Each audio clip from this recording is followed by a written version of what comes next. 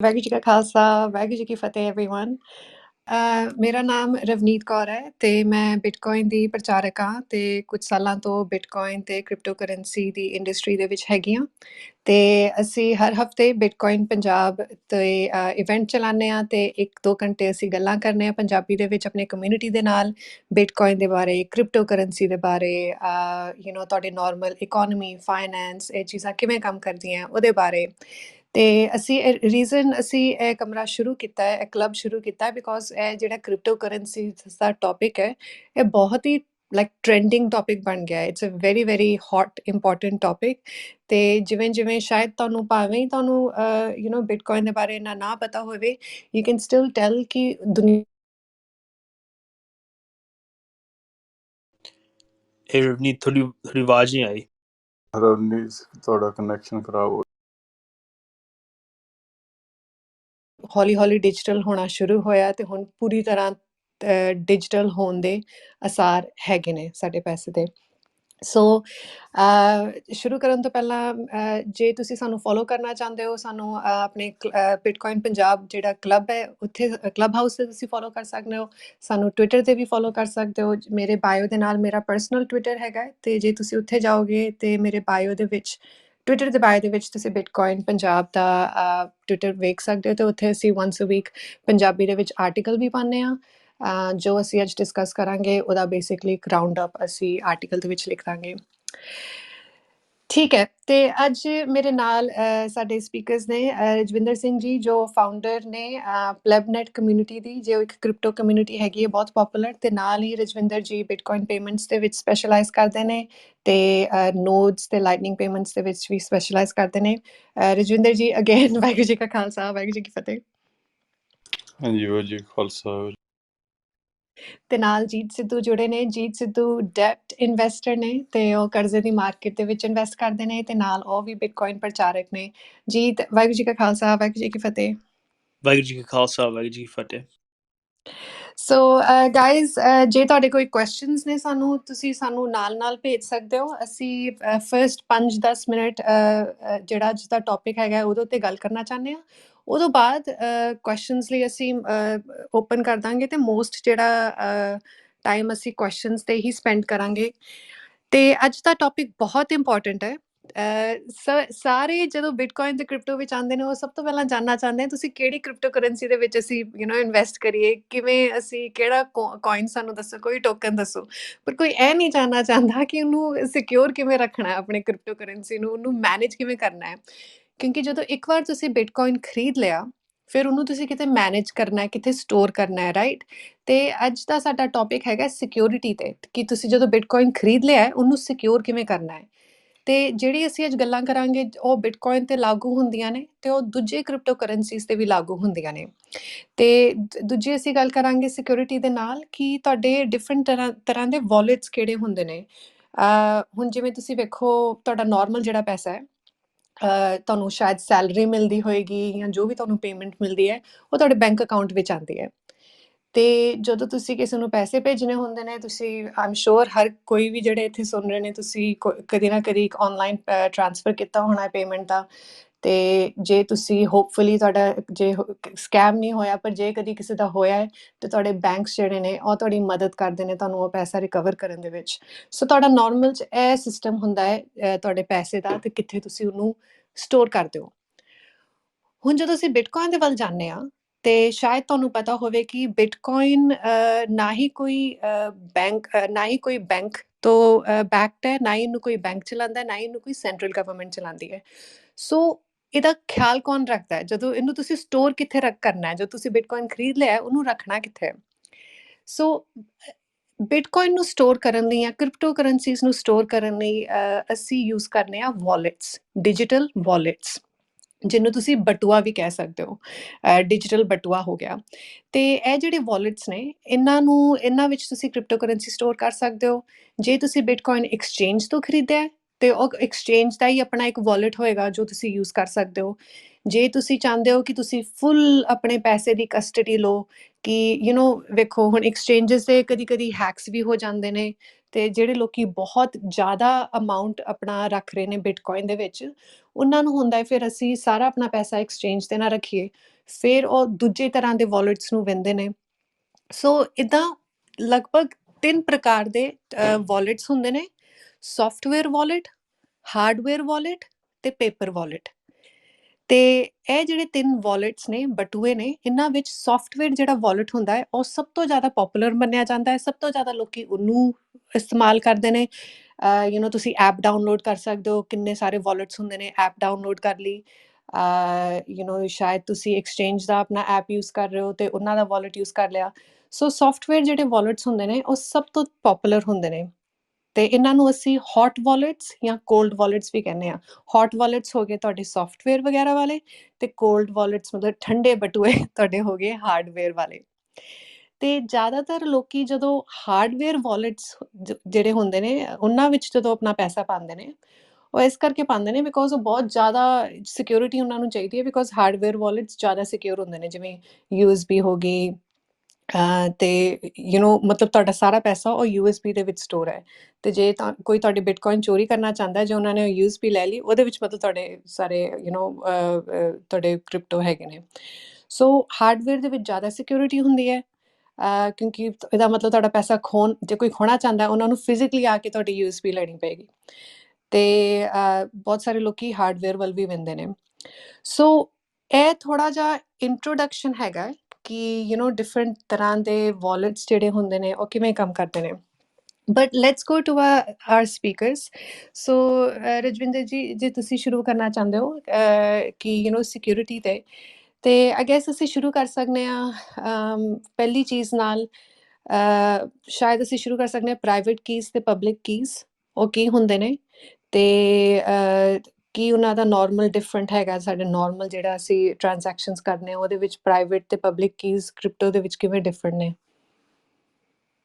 It's ਏਸਿਮੈਟ੍ਰਿਕ ਕ੍ਰਿਪਟੋਗ੍ਰਾਫੀ ਜਿਹੜਾ technical ਚੀਜ਼ ਹੈਗੀ ਹੈ, ਉਹਦਾ ਮਤਲਬ ਇਹ ਹੈਗਾ ਕਿ ਇਹ ਜਿਹੜੀ ਪ੍ਰਾਈਵੇਟ ਕੀ ਹੈਗੀ ਹੈ ਤੁਹਾਡੀ, ਉਹ ਇੱਕ ਕਾਫੀ ਵੱਡਾ ਅੰਕੜਾ ਹੁੰਦਾ, ਇਟਸ ਬਿਗ ਨੰਬਰ। ਸੋ ਉਹਦੇ ਨਾਲ ਤੁਸੀਂ ਡਿਜੀਟਲ ਸਿਗਨੇਚਰ ਜਨਰੇਟ ਕਰ ਸਕਦੇ ਹੋ, ਵਿਚ ਇਜ਼ ਅਨਦਰ ਨੰਬਰ। ਸਾਰੀਆਂ ਚੀਜ਼ਾਂ ਜਿਹੜੀਆਂ ਗੱਲ ਕਰ ਰਹੇ ਨਾ ਆਪਾਂ, ਇਹ ਸਾਰੇ ਹੈਗੇ ਨੇ ਅੰਕੜੇ ਹੈਗੇ ਨੇ, ਨੰਬਰਸ ਹੈਗੇ ਨੇ, ਵੈਰੀ ਸਪੈਸੀਫਿਕ ਨੰਬਰਸ। ਤੇ ਹਰੇਕ ਪ੍ਰਾਈਵੇਟ ਕੀ ਨਾਲ ਤੁਸੀਂ ਪਬਲਿਕ ਕੀ ਤੇ ਬਿਟਕੋਇਨ ਐਡਰੈਸ ਜਨਰੇਟ ਕਰ ਸਕਦੇ ਹੈਗੇ, ਠੀਕ ਹੈ। ਪਰ ਬਿਟਕੋਇਨ ਐਡਰੈਸ ਤੋਂ ਪਬਲਿਕ ਕੀ ਤੇ ਪਬਲਿਕ ਕੀ ਤੋਂ ਪ੍ਰਾਈਵੇਟ ਕੀ ਨਹੀਂ ਜਨਰੇਟ ਕੀਤੀ ਜਾ ਸਕਦੀ। So this is one way cryptographic signatures, one way cryptographic functions. So ਉਹਦੇ ਕਰਕੇ ਜਦੋਂ ਵੀ ਤੁਸੀਂ ਕਿਸੇ ਵੀ ਐਡਰੈਸ 'ਤੇ ਜਿਹੜੇ ਬਿਟਕੋਇਨ ਹੈਗੇ ਨੇ, ਔਰ ਬਿਟਕੋਇਨ ਦਾ ਸਿਸਟਮ ਜਿਹੜਾ ਹੈਗਾ ਇਹ ਸਾਰਾ ਐਡਰੈਸਿਸ ਨਾਲ ਹੀ ਹੈਗਾ, ਅਨਸਪੈਂਟ ਟ੍ਰਾਂਜੈਕਸ਼ਨ ਆਊਟਪੁੱਟਸ UTXO। ਇਹਦੇ ਵਿੱਚ ਕੋਈ ਅਕਾਊਂਟਸ ਨਹੀਂ ਹਨ, ਕੋਈ ਖਾਤੇ ਨਹੀਂ ਹਨ ਜਿਨ੍ਹਾਂ ਨੂੰ ਜੋੜ ਕੇ ਤੇ ਸਾਰਾ ਟੋਟਲ ਲਾਇਆ ਜਾ ਸਕੇ ਜੀ ਆਹ ਦੇਖੋ ਇੰਨੇ ਬਿਟਕੋਇਨ ਸਾਰੀ ਦੁਨੀਆ 'ਚ ਹੈਗੇ। ਨਹੀਂ, ਇਹ ਸਾਰੇ UTXOs ਹੁੰਦੇ ਨੇ। ਹਰੇਕ UTXO ਨੂੰ ਸਪੈਂਡ ਕਰਨ ਲਈ, ਖਰਚਣ ਲਈ ਪ੍ਰਾਈਵੇਟ ਕੀ ਦੀ ਲੋੜ ਹੁੰਦੀ ਹੈਗੀ ਹੈ। ਸੋ ਜਿਹੜੇ ਤੁਹਾਡੇ ਬਿਟਕੋਇਨ ਨੇਗੇ ਤੁਹਾਡੇ ਆਪਣੇ ਕਬਜ਼ੇ ਹੇਠ, ਉਹ ਤੁਹਾਡੇ ਬਿਟਕੋਇਨ ਐਡਰੈਸ 'ਤੇ ਹੈਗੇ ਨੇ, ਔਰ ਤੁਹਾਡੇ ਬਿਟਕੋਇਨ ਐਡਰੈਸ ਨੂੰ ਜਨਰੇਟ ਕੀਤਾ ਗਿਆ ਤੁਹਾਡੀ ਪ੍ਰਾਈਵੇਟ ਕੀ ਨਾਲ। ਤੇ ਪ੍ਰਾਈਵੇਟ ਕੀ ਤੋਂ ਪਬਲਿਕ ਕੀ ਜਨਰੇਟ ਹੁੰਦੀ, ਪਬਲਿਕ ਕੀ ਤੋਂ ਐਡਰੈਸ। ਸੋ ਉਹਨੂੰ ਖਰਚਣ ਲਈ ਤੁਹਾਡੇ ਪ੍ਰਾਈਵੇਟ ਕੀ ਦੀ ਲੋੜ ਹੈਗੀ ਹੈ। ਤੁਹਾਡੀ ਪ੍ਰਾਈਵੇਟ ਕੀ ਜਿਹੜੀ ਹੈਗੀ ਆ, ਉਹ ਨੰਬਰ ਜਿਹੜਾ ਹੈਗਾ ਉਸ ਦੇ ਨਾਲ ਸਿਗਨੇਚਰਸ, ਡਿਜੀਟਲ ਸਿਗਨੇਚਰਸ ਬਣਾ ਕੇ ਖਰਚ ਕੀਤਾ ਜਾ ਸਕਦਾ ਉਹ UTXO, ਉਹ ਤੋਂ ਬਿਨਾਂ ਨਹੀਂ ਹੋ ਸਕਦਾ। ਸੋ ਜੇ ਤੁਹਾਡੇ ਪ੍ਰਾਈਵੇਟ ਕੀ ਗੁੰਮ ਹੋ ਗਈ ਸਮਝ ਲਓ, ਤਾਂ ਜਿਹੜਾ ਬਿਟਕੋਇਨ ਤੁਹਾਡੇ ਐਡਰੈਸ 'ਤੇ ਪਿਆ ਉਹਨੂੰ ਕਦੇ ਵੀ ਕੋਈ ਵੀ ਖਰਚ ਨਹੀਂ ਕਰ ਸਕੇਗਾ। ਜੇ ਤੁਹਾਡੀ ਪ੍ਰਾਈਵੇਟ ਕੀ ਜਿਹੜਾ ਨੰਬਰ ਹੈਗਾ ਉਹ ਚੋਰੀ ਹੋ ਗਿਆ, ਕਿਸੇ ਨੇ ਕਾਪੀ ਕਰ ਲਿਆ ਕਿਸੇ ਤਰ੍ਹਾਂ, ਕੋਈ ਕਿਸੇ ਹੈਕਰ ਨੇ ਤੁਹਾਡੇ ਐਪ ਤੋਂ ਜਾਂ ਤੁਹਾਡੇ ਲੈਪਟਾਪ ਤੋਂ ਚੁਰਾ ਲਿਆ, ਤਾਂ ਉਹ ਤੁਹਾਡਾ ਬਿਟਕੋਇਨ ਜਿਹੜਾ ਹੈਗਾ ਖਰਚ ਕਰ ਸਕਦੇ ਨੇਗੇ। ਸੋ ਸਭ ਤੋਂ ਵੱਡੀ ਜ਼ਰੂਰੀ ਗੱਲ ਜਿਹੜੀ ਹੈਗੀ ਹੈ ਉਹ ਹੈਗੀ ਹੈ ਪ੍ਰਾਈਵੇਟ ਕੀ ਸਿਕਿਉਰਿਟੀ। ਪ੍ਰਾਈਵੇਟ ਕੀ ਨੂੰ ਕਿਸ ਤਰ੍ਹਾਂ ਸਾਂਭ ਕੇ ਰੱਖਣਾ ਹੈ। ਤੁਸੀਂ ਆਖਿਆ ਸੀਗਾ ਹੌਟ ਵਾਲਟਸ। ਹੌਟ ਵਾਲਟ ਦਾ ਮਤਲਬ ਹੈਗਾ ਕਿ ਜਿਹੜੀ ਵੀ ਐਪ ਹੈਗੀ ਹੈ, ਵਾਲਟ ਐਪ ਜਾਂ ਜਿਸ ਤਰ੍ਹਾਂ ਦਾ ਵੀ ਤੁਹਾਡਾ ਸਟੋਰ ਕੀਤਾ ਹੋਇਆ ਤੁਸੀਂ ਆਪਦਾ ਪ੍ਰਾਈਵੇਟ ਕੀ ਨੂੰ, ਉਹ ਨੈਟਵਰਕ ਰਾਹੀਂ, ਇੰਟਰਨੈਟ ਰਾਹੀਂ ਜੇ ਕੋਈ ਉਹਨੂੰ ਪਹੁੰਚ ਕੇ ਚੁਰਾ ਸਕਦਾ ਹੈਗਾ, ਪਹੁੰਚ ਕੇ ਮਤਲਬ ਐਕਸੈਸ ਕਰ ਸਕਦਾ ਹੈਗਾ, ਤਾਂ ਉਹਨੂੰ ਕਹਿੰਦੇ ਹੌਟ ਵਾਲਟ। ਕੋਲਡ ਵਾਲਟ ਹੈਗਾ ਜਿਹੜਾ ਕਿ ਉਹ ਨੰਬਰ, ਉਹ ਪ੍ਰਾਈਵੇਟ ਕੀ ਤੁਹਾਡੀ ਕਿਸੇ ਵੀ ਢੰਗ ਨਾਲ ਨੈਟਵਰਕ ਤੋਂ ਨਹੀਂ ਐਕਸੈਸ ਕੀਤੀ ਜਾ ਸਕਦੀ। ਸੋ ਜਾਂ ਤਾਂ ਉਹ 에ਅਰ ਗੈਪ ਕੰਪਿਊਟਰ ਹੋਇਆ ਉਹਦੇ 'ਤੇ ਹੈਗੀ ਹੈ, ਜਾਂ ਫਿਰ ਪੇਪਰ ਵਾਲਟ ਕਹਿੰਦੇ ਨੇ ਕਿ ਜੀ ਤੁਸੀਂ ਉਹ ਕਾਗਜ਼ 'ਤੇ ਲਿਖ ਕੇ ਰੱਖਿਆ ਹੋਇਆ ਨੰਬਰ। ਐਕਚੁਅਲੀ ਇਹ ਨੰਬਰ ਨਹੀਂ ਹੁੰਦਾ, ਇਹਨੂੰ ਥੋੜ੍ਹਾ ਸੌਖਾ ਕਰਨ ਲਈ BIP 139 ਕਰਕੇ ਇੱਕ ਡਾਕੂਮੈਂਟ ਹੈਗਾ, ਬਿਟਕੋਇਨ ਇੰਪਰੂਵਮੈਂਟ ਪ੍ਰਪੋਜ਼ਲ 139, ਅਤੇ ਉਹਦੇ ਮੁਤਾਬਕ ਤੁਸੀਂ 12 ਜਾਂ 24 ਸ਼ਬਦ ਮੇਨਲੀ ਅੰਗਰੇਜ਼ੀ ਦੇ ਵਰਤੀਦੇ ਨੇ, ਪਰ ਹੋਰ ਬੋਲੀਆਂ 'ਚ ਵੀ ਵਰਤੇ ਜਾ ਸਕਦੇ ਨੇਗੇ।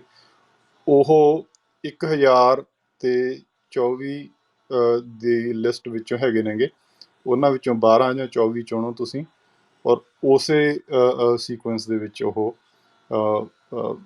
ਕਿਸੇ ਸਪੈਸੀਫਿਕ ਸੀਕੁਐਂਸ ਦੇ ਵਿੱਚ ਤੁਸੀਂ 12 ਜਾਂ 24 ਸ਼ਬਦ ਚੁਣੋ, ਤਾਂ ਉਹ ਤੁਹਾਡੀ ਪ੍ਰਾਈਵੇਟ ਕੀ ਨੂੰ ਰਿਪਰੈਜ਼ੈਂਟ ਕਰ ਸਕਦੇ ਨੇਗੇ। ਤਾਂ ਕਿ ਜਦੋਂ ਤੁਹਾਡੇ 12 ਜਾਂ 24 ਸ਼ਬਦ ਤੁਸੀਂ ਕੈਲਕੂਲੇਟ ਕੀਤਾ ਉਹਨਾਂ ਨਾਲ ਆਪਦਾ ਨੰਬਰ, ਤਾਂ ਉਹ ਤੁਹਾਡਾ ਪ੍ਰਾਈਵੇਟ ਕੀ ਵਾਲਾ ਨੰਬਰ ਹੀ ਹੋਏਗਾ ਸਾਹਮਣੇ। So that you pick at random, ਉਹ ਰੈਂਡਮਲੀ ਜਨਰੇਟਡ ਹੁੰਦਾ ਤਾਂ ਕਿ ਕੋਈ ਉਦੋਂ ਖੁਦ ਨਾ ਕੈਲਕੂਲੇਟ ਕਰ ਸਕੇ, ਠੀਕ ਹੈ। ਸੋ ਪ੍ਰਾਈਵੇਟ ਕੀ ਜਿਹੜੀ ਹੈਗੀ ਹੈ, ਜਦੋਂ ਤੁਸੀਂ ਉਹ ਚਾਹੇ ਨੰਬਰ ਹੈ, ਚਾਹੇ ਉਹ 12 ਜਾਂ 24 ਸ਼ਬਦ ਹੈਗੇ ਨੇਗੇ, ਜੇ ਕਿਸੇ ਕੰਪਿਊਟਰ 'ਤੇ ਸਟੋਰ ਕੀਤੇ ਹੋਏ ਨੇ ਜਾਂ ਫੋਨ 'ਤੇ, ਜਿੱਥੇ ਉਹ ਨੈਟਵਰਕ ਰਾਹੀਂ ਉਹਨਾਂ 'ਤੇ ਪਹੁੰਚ ਕੀਤੀ ਜਾ ਸਕਦੀ ਹੈਗੀ ਹੈ, ਦੈਟਸ ਅ ਹੌਟ ਵਾਲਟ, ਉਹਨੂੰ ਕਹਿੰਦੇ ਹੌਟ ਵਾਲਟ। ਅਤੇ ਜੇ ਨੈਟਵਰਕ ਰਾਹੀਂ ਨਹੀਂ ਉਹ 'ਤੇ ਪਹੁੰਚ ਕੀਤੀ ਜਾ ਸਕਦੀ, ਜੇ ਪੇਪਰ ਵਾਲਟ ਹੈਗਾ, ਜਾਂ ਤੁਸੀਂ ਆਪਣਾ ਆਫਲਾਈਨ ਕੰਪਿਊਟਰ, 에ਅਰ ਗੈਪਡ ਕੰਪਿਊਟਰ ਕਹਿੰਦੇ ਨੇ ਉਹਨੂੰ, ਉਹਦੇ 'ਤੇ ਰੱਖੇ ਹੋਏ ਨੇਗੇ, ਤਾਂ ਉਹਨੂੰ ਕਹਿੰਦੇ ਕੋਲਡ ਵਾਲਟ। ਅਤੇ ਉਹਦੀ ਖਾਤਰ ਹਾਰਡਵੇਅਰ USB ਕੀ ਵਰਗੇ, ਮਤਲਬ USB ਥੰਬ ਡਰਾਈਵ ਵਰਗੇ ਹੁੰਦੇ ਦੇਖਣ ਨੂੰ, ਹਾਰਡਵੇਅਰ ਵਾਲਟਸ ਵੀ ਕਹਿੰਦੇ ਨੇਗੇ, ਅਤੇ ਉਹਨਾਂ ਦੀਆਂ ਗੱਲਾਂ ਆਪਾਂ ਹੋਰ ਵਿਸਥਾਰ ਨਾਲ ਕਰ ਲਵਾਂਗੇ। ਅਤੇ ਸੋ ਜਿਹੜੇ ਚੌਖੀ ਰਕਮ ਹੈਗੀ ਹੈ, ਚੰਗੇ ਵਾਹਵਾ ਪੈਸੇ ਹੈਗੇ ਨੇਗੇ ਬਿਟਕੋਇਨ ਦੇ, ਉਹ ਹਮੇਸ਼ਾ ਕੋਲਡ ਵਾਲਟ 'ਤੇ ਰੱਖਣੇ ਚਾਹੀਦੇ, ਤਾਂ ਕਿ ਉਹਨਾਂ ਨੂੰ ਕੋਈ ਚੁਰਾ ਨਾ ਸਕੇ। ਅਤੇ ਜਿਹੜਾ ਤੁਹਾਡਾ ਕੋਲਡ ਵਾਲਟ ਹੈਗਾ, ਚਾਹੇ ਪੇਪਰ ਵਾਲਟ ਹੈ, ਚਾਹੇ 에ਅਰ ਗੈਪਡ ਕੰਪਿਊਟਰ ਹੈ, ਚਾਹੇ ਹਾਰਡਵੇਅਰ ਵਾਲਟ ਹੈਗਾ, ਉਹਨੂੰ ਸਾਂਭ ਕੇ ਰੱਖਣਾ ਬਹੁਤ ਜ਼ਰੂਰੀ ਹੈ। ਕਿਉਂਕਿ ਜੇ ਉਹ ਗੁੰਮ ਹੋ ਗਿਆ ਤਾਂ ਤੁਹਾਡੇ ਪੈਸੇ ਗਏ ਸਾਰੇ। ਗਏ ਨਹੀਂ ਮਤਲਬ ਤੁਸੀਂ ਉਹਨਾਂ ਨੂੰ ਖਰਚ ਨਹੀਂ ਸਕਦੇ, ਉਹ ਹੈਗੇ ਤਾਂ ਹਨ ਅਜੇ ਵੀ UTXOs, ਪਰ ਤੁਸੀਂ ਉਹਨਾਂ ਨੂੰ ਖਰਚ ਨਹੀਂ ਸਕਦੇ। Thank you for that Rajwinder ਜੀ। ਐਬਸੋਲੂਟਲੀ। ਸੋ ਜੇ ਮੈਂ ਜੋ ਰਜਵਿੰਦਰ ਜੀ ਨੇ ਕਿਹਾ ਉਹੀ ਮੈਂ ਜੇ ਤੁਹਾਨੂੰ ਦੂਜੇ ਸ਼ਬਦਾਂ ਦੇ ਵਿੱਚ ਸਮਝਾਵਾਂ, ਤੇ ਜਦੋਂ ਜਿਹੜਾ ਤੁਹਾਡਾ ਵਾਲਟ ਹੁੰਦਾ ਹੈ ਕ੍ਰਿਪਟੋ ਦੇ, ਉਹਦੇ ਦੋ ਮੇਨ ਚਾਬੀਆਂ ਹੁੰਦੀਆਂ ਨੇ, ਕੀਜ਼। ਤੇ ਇਹ ਬਹੁਤ ਇੰਪੋਰਟੈਂਟ ਚੀਜ਼ ਹੈ ਗਾਇਜ਼, ਬਿਕੋਜ਼ ਬਹੁਤ ਸਾਰੇ ਲੋਕੀ ਫਟਾਫਟ ਕ੍ਰਿਪਟੋ ਵਾਲਟਸ ਡਾਊਨਲੋਡ ਕਰ ਦਿੰਦੇ ਨੇ ਕਿ ਮੈਂ ਇਹ ਕੋਇਨ ਖਰੀਦਾਂ, ਮੈਂ ਇਹ ਕ੍ਰਿਪਟੋ ਕਰੰਸੀ ਖਰੀਦਾਂ, ਪਰ ਉਹ ਇਹ ਜਿਹੜੀ ਬਹੁਤ ਇੰਪੋਰਟੈਂਟ ਚੀਜ਼ਾਂ ਹੁੰਦੀਆਂ ਨੇ, ਸਟੈਪਸ ਸਿਕਿਉਰਿਟੀ ਦੇ, ਉਹ ਸਕਿਪ ਕਰ ਦਿੰਦੇ ਨੇ। ਤੇ ਮੈਂ ਜੇ ਤੁਹਾਨੂੰ ਦੱਸਾਂ ਨਾ, ਜੇ 2009 ਤੋਂ ਬਿਟਕੋਇਨ ਦੀ ਸਥਾਪਨਾ ਕੀਤੀ ਗਈ ਹੈ, ਤੇ ਉਦੋਂ ਤੋਂ ਲੈ ਕੇ ਹੁਣ ਤੱਕ ਕਿੰਨੇ ਸਾਰੇ ਬਿਟਕੋਇਨ ਤੇ ਦੂਜੀਆਂ ਕ੍ਰਿਪਟੋ ਕਰੰਸੀਆਂ ਲੋਕਾਂ ਨੇ ਉਹਨਾਂ ਨੇ ਐਕਸੈਸ ਖੋਲਿਆ ਹੈ। ਕੁਝ ਲੋਕਾਂ ਕੋਲ 10,000 ਬਿਟਕੋਇਨ ਪਏ ਨੇ, ਤੇ ਤੁਸੀਂ ਆਪ ਵੇਖ ਸਕਦੇ ਹੋ, ਜੇ ਤੁਸੀਂ ਹੁਣੇ ਪ੍ਰਾਈਸ ਵੇਖੋ ਇੱਕ ਬਿਟਕੋਇਨ ਦਾ, ਉਹਨਾਂ ਨੇ ਕਿੰਨੇ ਖੋਲੇ ਹੈ। ਤੇ ਉਹ ਇਹਨਾਂ ਨੇ ਇਸ ਕਰਕੇ ਖੋਏ ਨੇ ਬਿਕੋਜ਼ ਇੱਕ ਤੇ ਮਤਲਬ ਜੇ ਉਹਨਾਂ ਨੇ ਕੋਈ USB ਵਗੈਰਾ ਵਿੱਚ ਪਾਈ ਹੋਈ ਸੀ ਹਾਰਡਵੇਅਰ ਵਾਲਟ ਵਿੱਚ, ਉਹ ਹੀ ਗਵਾਚ ਗਿਆ, ਸੋ ਉਹਨਾਂ ਨੂੰ ਉਹ ਹੀ ਨਹੀਂ ਲੱਭ ਰਿਹਾ। ਤੇ ਕੁਝ ਲੋਕਾਂ ਕੋਲ ਮਤਲਬ ਸੌਫਟਵੇਅਰ ਵਾਲਟ ਹੈਗਾ, ਉਹਨਾਂ ਨੇ ਆਪਣੀ ਪ੍ਰਾਈਵੇਟ ਚਾਬੀ ਗਵਾ ਲਈ ਹੈ, ਤੇ ਉਸ ਕਾਰਨ ਉਹਨਾਂ ਦੇ ਬਿਟਕੋਇਨ ਉੱਥੇ ਬੈਠਾ ਹੋਇਆ ਹੈ, ਤੇ ਉਹ ਵੇਖਦੇ ਨੇ ਕਿ ਪ੍ਰਾਈਸ ਹੋਰ ਉੱਤੇ ਜਾ ਰਿਹਾ ਹੈ ਜਿਵੇਂ ਮਾਰਕੀਟ ਜਾ ਰਹੀ ਹੈ, ਪਰ ਉਹ ਉਹਨਾਂ ਨੂੰ ਐਕਸੈਸ ਨਹੀਂ ਕਰ ਸਕਦੇ, ਤੇ ਨਾ ਹੀ ਕਦੀ ਕਰ ਪਾਉਣਗੇ ਜੇ ਉਹਨਾਂ ਨੇ ਉਹ ਪ੍ਰਾਈਵੇਟ ਚਾਬੀ ਖੋਤੀ ਹੈ। ਸੋ ਇਹ ਜਿਹੜੀ ਪ੍ਰਾਈਵੇਟ ਚਾਬੀ ਹੁੰਦੀ ਹੈ, ਪ੍ਰਾਈਵੇਟ ਕੀ ਤੇ ਪਬਲਿਕ ਕੀ ਨੂੰ ਤੁਸੀਂ ਮੰਨੋ ਕਿ ਜਿਵੇਂ ਹੋ ਗਿਆ ਐਡਰੈਸ, ਜਿਵੇਂ ਤੁਹਾਡਾ ਹੁੰਦਾ ਨਾ bank account number, HDFC number India ਵਿੱਚ, ਤੇ ਜਦੋਂ ਕਿਸੇ ਨੇ ਤੁਹਾਨੂੰ ਪੈਸੇ ਭੇਜਣੇ ਹੁੰਦੇ ਆ, ਤੁਸੀਂ ਆਪਣੀ ਅਕਾਊਂਟ ਡਿਟੇਲਸ ਉਹਨਾਂ ਨਾਲ ਸ਼ੇਅਰ ਕਰ ਦਿਓ। ਇੱਦਾਂ ਹੀ ਬਿਟਕੋਇਨ ਦੇ ਵਿੱਚ ਕਨਸੈਪਟ ਹੁੰਦਾ ਹੈ ਪਬਲਿਕ ਕੀਜ਼ ਦਾ, ਜਿਹਨੂੰ ਅਸੀਂ ਵਾਲਟ ਐਡਰੈਸ ਵੀ ਕਹੀਦਾ ਹੈ।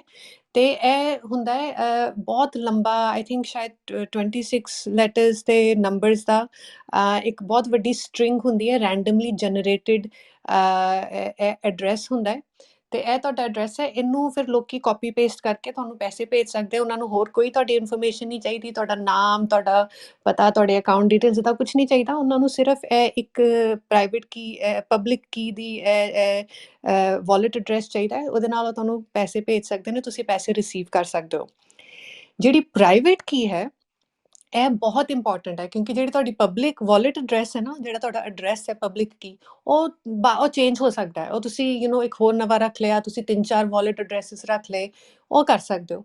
ਪਰ ਜਿਹੜਾ ਤੁਹਾਡਾ ਪ੍ਰਾਈਵੇਟ ਕੀ ਹੈ, ਇਹ ਉਦੋਂ ਜਨਰੇਟ ਹੁੰਦਾ ਹੈ ਜਦੋਂ ਤੁਸੀਂ ਉਹ ਵਾਲਟ ਨੂੰ ਬਣਾ ਰਹੇ ਹੁੰਦੇ ਹੋ। ਜਿਵੇਂ ਤੁਸੀਂ ਐਪ ਡਾਊਨਲੋਡ ਕੀਤੀ, ਹੁਣ ਤੁਸੀਂ ਬਿਟਕੋਇਨ ਦਾ ਆਪਣਾ ਵਾਲਟ ਬਣਾ ਰਹੇ ਹੋ, ਉਹ ਉਦੋਂ ਜਨਰੇਟ ਹੁੰਦਾ ਹੈ। ਤੇ ਇਹ ਪ੍ਰਾਈਵੇਟ ਤੇ ਇਹ ਜਿਹੜਾ ਪ੍ਰਾਈਵੇਟ ਕੀ ਹੁੰਦਾ ਹੈ, ਇਹ ਜਦੋਂ ਜਨਰੇਟ ਹੋ ਰਿਹਾ ਨਾ, ਤੁਸੀਂ ਐਪ ਡਾਊਨਲੋਡ ਕਰ ਰਹੇ ਹੋ, ਹੁਣ ਉਹਨਾਂ ਨੇ ਤੁਹਾਡੀ ਸਕਰੀਨ ਤੇ ਤੁਹਾਨੂੰ ਵਿਖਾਣਗੇ, ਜਿਵੇਂ ਰਜਵਿੰਦਰ ਜੀ ਨੇ ਕਿਹਾ 12 ਤੋਂ 24 ਸ਼ਬਦ ਹੋਣਗੇ, ਰੈਂਡਮ ਵਰਡਸ ਹੋਣਗੇ, ਜਿਵੇਂ ਐਪਲ, ਟਰੀ, ਜ਼ੀਬਰਾ, ਇੰਡੀਆ, ਇੱਦਾਂ 12 ਤੋਂ ਲੈ ਕੇ 24 ਰੈਂਡਮ ਵਰਡਸ ਹੋਣਗੇ। ਤੇ ਜਦੋਂ ਤੁਸੀਂ ਉਹ ਸਟੇਜ ਤੇ ਹੋਵੋਗੇ, ਤੁਸੀਂ ਕੀ ਕਰਨਾ ਹੈ ਕਿ ਤੁਸੀਂ ਉਹ ਸਾਰੇ ਇੱਕ ਪੇਪਰ ਤੇ ਲਿਖਣੇ ਨੇ। ਹੁਣ ਜਿਹੜੇ ਬੜੇ ਪ੍ਰੋ ਲੋਕੀ ਹੁੰਦੇ ਨੇ, ਉਹ ਕੀ ਕਰਦੇ ਨੇ, ਉਹ ਮਲਟੀਪਲ ਥਾਵਾਂ ਤੇ ਲਿਖਦੇ ਨੇ ਆਪਣੀ ਜਿਹੜੀ ਪ੍ਰਾਈਵੇਟ ਕੀਜ਼ ਨੇ ਨਾ। ਉਹ ਲਾਈਕ ਇੱਕ ਜਿਹੜੀ ਮਿਸਟੇਕ ਹੈ, ਉਹ ਬਹੁਤ ਲੋਕੀ ਕਰਦੇ ਨੇ, ਉਹ ਆਪਣੀ ਜਿਹੜੀ ਪ੍ਰਾਈਵੇਟ ਕੀਜ਼ ਹੁੰਦੀਆਂ ਨੇ ਨਾ, ਉਹ ਆਨਲਾਈਨ ਲਿਖ ਲੈਣਗੇ, ਗੂਗਲ ਡਰਾਈਵ ਤੇ ਲਿਖ ਲਿਆ, ਕਿਤੇ ਜੇ ਤੁਸੀਂ ਆਪਣੇ ਫੋਨ ਤੇ ਨੋਟਸ ਦੀ ਐਪ ਯੂਜ਼ ਕਰਦੇ ਹੋ, ਉੱਥੇ ਲਿਖ ਲਿਆ। ਤੇ ਉਹ ਵੀ ਬਹੁਤ ਗਲਤ ਕੰਮ ਹੈ, ਬਿਕੋਜ਼ ਜੇ ਤੁਹਾਡਾ ਕਿਤੇ ਫੋਨ ਹੈਕ ਹੋ ਗਿਆ, ਡਿਜੀਟਲ ਸਪੇਸ ਹੈ, nothing is prone to not being hacked, ਕੁਝ ਵੀ ਹੈਕ ਹੋ ਸਕਦਾ ਹੈ। ਤੇ ਜੇ ਕਿਸੇ ਨੇ ਹੈਕਰ ਨੇ ਤੁਹਾਡੀ ਕੀਜ਼ ਲੱਭ ਲਈਆਂ, ਵਾਲਟ ਐਡਰੈਸ, ਆਰਾਮ ਨਾਲ ਤੁਹਾਡਾ ਸਾਰਾ ਵਾਲਟ ਖਾਲੀ ਕਰ ਸਕਦੇ ਨੇ। ਸੋ ਬਹੁਤ ਇੰਪੋਰਟੈਂਟ ਹੁੰਦਾ ਹੈ ਕਿ ਜਦੋਂ ਤੁਸੀਂ ਆਪਣਾ ਡਾਊਨਲੋਡ ਕਰ ਰਹੇ ਹੋ ਨਾ ਵਾਲਟ, ਤੁਸੀਂ ਵਾਲਟ ਦੀ ਸਥਾਪਨਾ ਕਰ ਰਹੇ ਹੋ, ਜੋ ਤੁਹਾਨੂੰ ਪ੍ਰਾਈਵੇਟ ਕੀਜ਼ ਤੁਸੀਂ ਵਹਿੰਦੇ ਹੋ, ਤੁਸੀਂ ਕਲੀਅਰਲੀ ਉਹ ਵਰਡਸ ਨੂੰ ਪੇਪਰ ਦੇ ਉੱਤੇ ਲਿਖੋ, ਤੇ ਉਹਨਾਂ ਨੂੰ 3-4 ਪੇਪਰਸ ਦੇ ਉੱਤੇ ਲਿਖੋ, 3-4 ਪੀਸਿਸ ਆਫ ਪੇਪਰ। ਤੇ ਮੈਂ ਕੀ ਕਰਨੀ, ਹੁਣ ਮੈਨੂੰ ਦੱਸਣਾ ਨਹੀਂ ਚਾਹੀਦਾ ਬਿਕੋਜ਼ ਇਹ ਮੇਰੀ ਸਿਕਿਉਰਿਟੀ ਹੈ, ਪਰ ਮੈਂ ਆਪਣੇ don't ਠੀਕ ਹੈ, ਮੈਂ ਇੰਨਾ ਜਜ਼ਬਾਤੀ ਹੋ ਕੇ ਮੈਂ ਹੁਣ ਇਹ ਨਹੀਂ ਦੱਸਾਂਗੀ ਕਿ ਮੈਂ ਐਗਜ਼ੈਕਟ ਸਟ੍ਰੈਟਜੀ ਕੀ ਹੁੰਦੀ ਹੈ, ਪਰ ਹਰ ਕਿਸੇ ਦੀ ਆਪਣੀ ਸਟ੍ਰੈਟਜੀ ਹੁੰਦੀ ਹੈ। ਤੇ ਉਹ ਤੁਸੀਂ ਪੇਪਰਸ ਨੂੰ ਰੱਖ ਸਕਦੇ ਹੋ ਡਿਫਰੈਂਟ ਥਾਵਾਂ ਤੇ, ਰਾਈਟ, ਤੇ ਉਹਨਾਂ ਨੂੰ ਸੰਭਾਲ ਸਕਦੇ ਹੋ, ਤੇ ਉਹ ਫਿਜ਼ੀਕਲ ਰੱਖੋ। ਤੇ ਇਹ ਹੁੰਦਾ ਤੁਹਾਡਾ ਪ੍ਰਾਈਵੇਟ ਤੇ ਪਬਲਿਕ ਕੀ। ਪ੍ਰਾਈਵੇਟ ਕੀਜ਼ ਤੁਹਾਡੀ ਬਦਲ ਨਹੀਂ ਸਕਦੀਆਂ ਫॉर दैट ਪਾਰਟਿਕੂਲਰ ਵਾਲਟ। ਜੇ ਨਵਾਂ ਵਾਲਟ ਚਲਾਓਗੇ, ਉਹਦੇ ਨਵੇਂ ਪ੍ਰਾਈਵੇਟ ਕੀਜ਼ ਹੋਣਗੀਆਂ। ਤੇ ਇਹ ਜਿਹੜੀ ਹੈ ਨਾ, ਇਹ ਤੁਹਾਡੀ ਚਾਬੀ ਹੈ। ਤੁਹਾਡੇ ਵਾਲਟ ਦੇ ਵਿੱਚ ਮੰਨ ਲਓ 3 ਬਿਟਕੋਇਨ ਪਏ ਨੇ, 4 ਬਿਟਕੋਇਨ ਜਾਂ $10,000 ਜੋ ਵੀ ਪਏ ਨੇ, ਇਹ ਜਿਹੜੇ ਪ੍ਰਾਈਵੇਟ ਕੀ ਹੈ ਨਾ, ਇਹ ਜਿਹੜੇ ਵਰਡਸ ਨੇ 12 ਤੋਂ 24, ਇਹ ਉਹਨੂੰ ਖੋਲਣ ਦੀ ਚਾਬੀ ਹੈ, ਕਿ ਤੁਸੀਂ ਉਹਨੂੰ ਖੋਲ ਕੇ ਹੁਣ ਐਕਸੈਸ ਕਰ ਸਕਦੇ ਹੋ, ਉਹਨੂੰ ਭੇਜ ਸਕਦੇ ਹੋ ਕਿਤੇ ਹੋਰ, ਪੈਸਾ ਰਿਸੀਵ ਜੋ ਵੀ, ਉਹ ਉਹਦੇ ਲਈ ਹੈਗਾ। ਸੋ ਪ੍ਰਾਈਵੇਟ ਕੀਜ਼ ਬਹੁਤ ਇੰਪੋਰਟੈਂਟ ਨੇ। ਇਹ ਸਟੈਪ ਲੋਕੀ ਬਹੁਤ ਮਿਸ ਕਰਦੇ ਨੇ। ਤੇ ਜੇ ਅੱਜ ਤੁਸੀਂ ਇਹ ਕਾਲ, ਇਹ ਕਲੱਬ ਹਾਊਸ ਸੁਣ ਕੇ ਜਦੋਂ ਜਾਓਗੇ, ਮੈਂ ਚਾਹੁੰਦੀ ਹਾਂ ਕਿ ਤੁਸੀਂ ਜੇ ਇੱਕ ਚੀਜ਼ ਯਾਦ ਰੱਖੋਗੇ, ਔਰ ਇਹ ਯਾਦ ਰੱਖਿਓ ਕਿ ਆਪਣੇ ਪ੍ਰਾਈਵੇਟ ਕੀਜ਼ ਹਮੇਸ਼ਾ ਲਿਖ ਕੇ ਸੇਫ ਥਾਂ ਤੇ ਰੱਖੋ। ਆਨਲਾਈਨ ਉਹਨੂੰ ਨਾ ਸਟੋਰ ਕਰੋ, ਕਿਤੇ WhatsApp ਤੇ ਸਟੋਰ ਕਰ ਲਿਆ ਜਾਂ ਮੈਸੇजेस ਵਗੈਰਾ ਤੇ, ਉਹਨੂੰ ਇਦਾਂ ਨਾ ਕਰੋ, ਹਮੇਸ਼ਾ ਉਹਨੂੰ ਲਿਖੋ। ਜੇ ਤੁਹਾਡੀ ਪ੍ਰਾਈਵੇਟ ਕੀਜ਼ ਗੁੰਮ ਗਈਆਂ, then it's very very hard, almost impossible to recover ਜਿਹੜੇ ਤੁਹਾਡੇ ਕ੍ਰਿਪਟੋ ਕਰੰਸੀਜ਼ ਉਸ ਵਾਲਟ ਦੇ ਵਿੱਚ ਹੈਗੇ ਨੇ।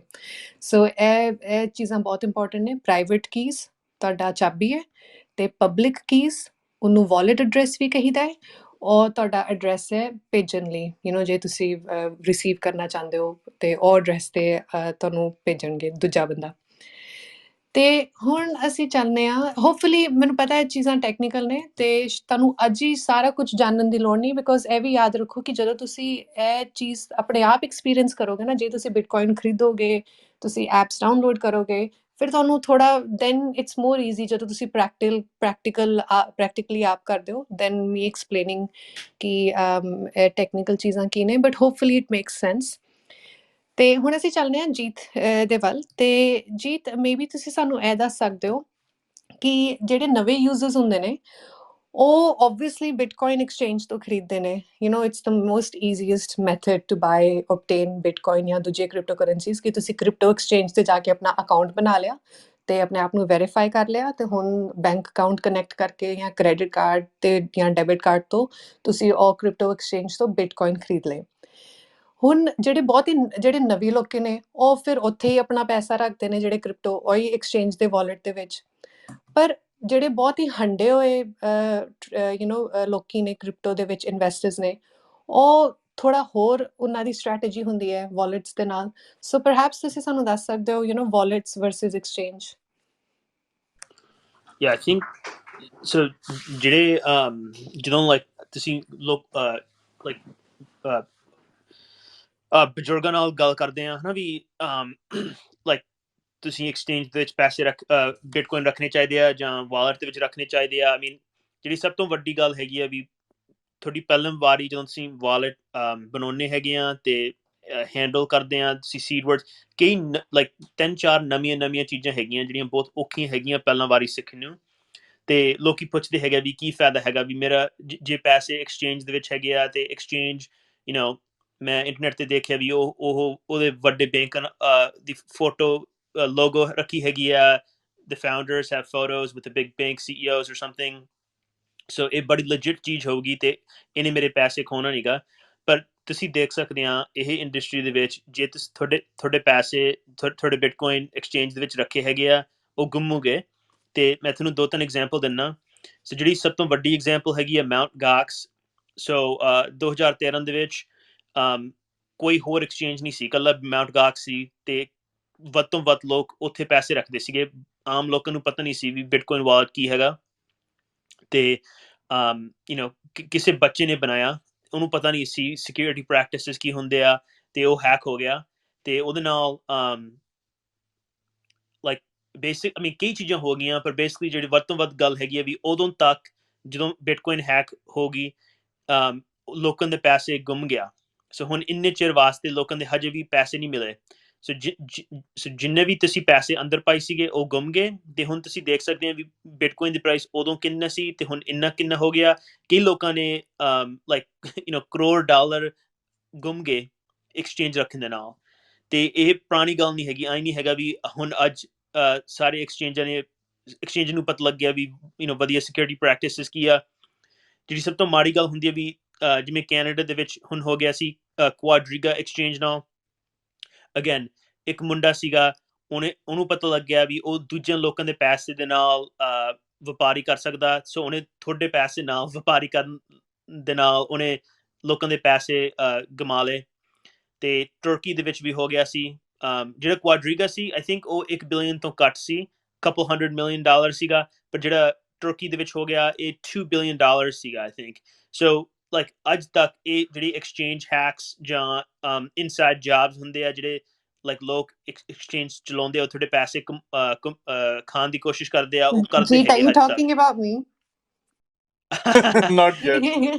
yeah not yet ਜੀਤ ਮੇਰੇ ਤੇ ਮਿਹਣੇ ਮਾਰ ਰਹੇ ਨੇ ਕਿਉਂਕਿ ਮੈਂ ਵੀ ਐਕਸਚੇਂਜ ਚਲਾਨੀ ਆ See, but so it's a funny ਚੀਜ਼ ਹੈਗੀ ਆ because it's like even ਜੇ ਰਵਨੀਤ ਤੇ ਕਈ ਜਿਹੜੇ ਲਾਈਕ ਵਧੀਆ ਲੋਕੀ ਹੈਗੇ ਜਿਹੜੇ ਐਕਸਚੇਂਜ ਚਲਾਉਂਦੇ ਆ ਲਾਈਕ ਜੈਮਿਨਾਈ ਔਰ ਕੋਇਨਬੇਸ ਔਰ ਹੂਐਵਰ ਰਾਈਟ ਜਿਹੜੀ ਸਭ ਤੋਂ ਵੱਡੀ ਚੀਜ਼ ਹੁੰਦੀ ਆ ਵੀ ਜਦੋਂ ਇਨਸਾਈਡ ਜੌਬ ਹੁੰਦਾ ਜੇ ਤੁਸੀਂ ਕਿਸੇ ਇੰਜੀਨੀਅਰ ਨੂੰ ਰੱਖਿਆ ਹੈਗਾ ਉਹ ਇੰਜੀਨੀਅਰ ਉਹਦੀ ਪੇ ਘੱਟ ਹੋਊਗੀ ਜਿੰਨੇ ਲਾਈਕ ਕੰਪੇਅਰ ਟੂ ਜਿੰਨੇ ਪੈਸੇ ਖੋ ਸਕਦਾ ਸੋ ਹਰ ਬੰਦਾ ਇਹ ਇੰਡਸਟਰੀ ਦੇ ਵਿੱਚ ਦੀ ਇਨਸੈਂਟਿਵ ਹੈਗੀ ਵੀ ਲੋਕਾਂ ਦੇ ਪੈਸੇ ਲੈਣ ਨੂੰ ਤੇ ਦੂਜੀ ਗੱਲ even if you have ਜੇ ਤੁਹਾਡੇ ਹਜੇ ਥੋੜੇ ਘੱਟ ਬਿਟਕੋਇਨ ਹੈਗੇ ਆ ਜੇ ਜੇ ਬਿਟਕੋਇਨ ਦੀ ਪ੍ਰਾਈਸ ਜੇ ਬਿਟਕੋਇਨ ਦੀ ਕੀਮਤ 10 ਗੁਣਾ ਹੁੰਦਾ ਫਿਰ ਇੱਕਦਮ ਜਿਹੜਾ ਥੋੜਾ ਘੱਟ ਪੈਸਾ ਸੀ ਵੱਧ ਪੈਸਾ ਬਣ ਸਕਦਾ ਤੇ ਇਹ ਅਸੀਂ ਵੇਖੀਏ ਵੀ ਬਹੁਤ ਵਾਰੀ ਐਵੇਂ ਹੀ ਹੁੰਦਾ ਵੀ ਲੋਕੀ ਸੋਚਦੇ ਸੀਗੇ ਵੀ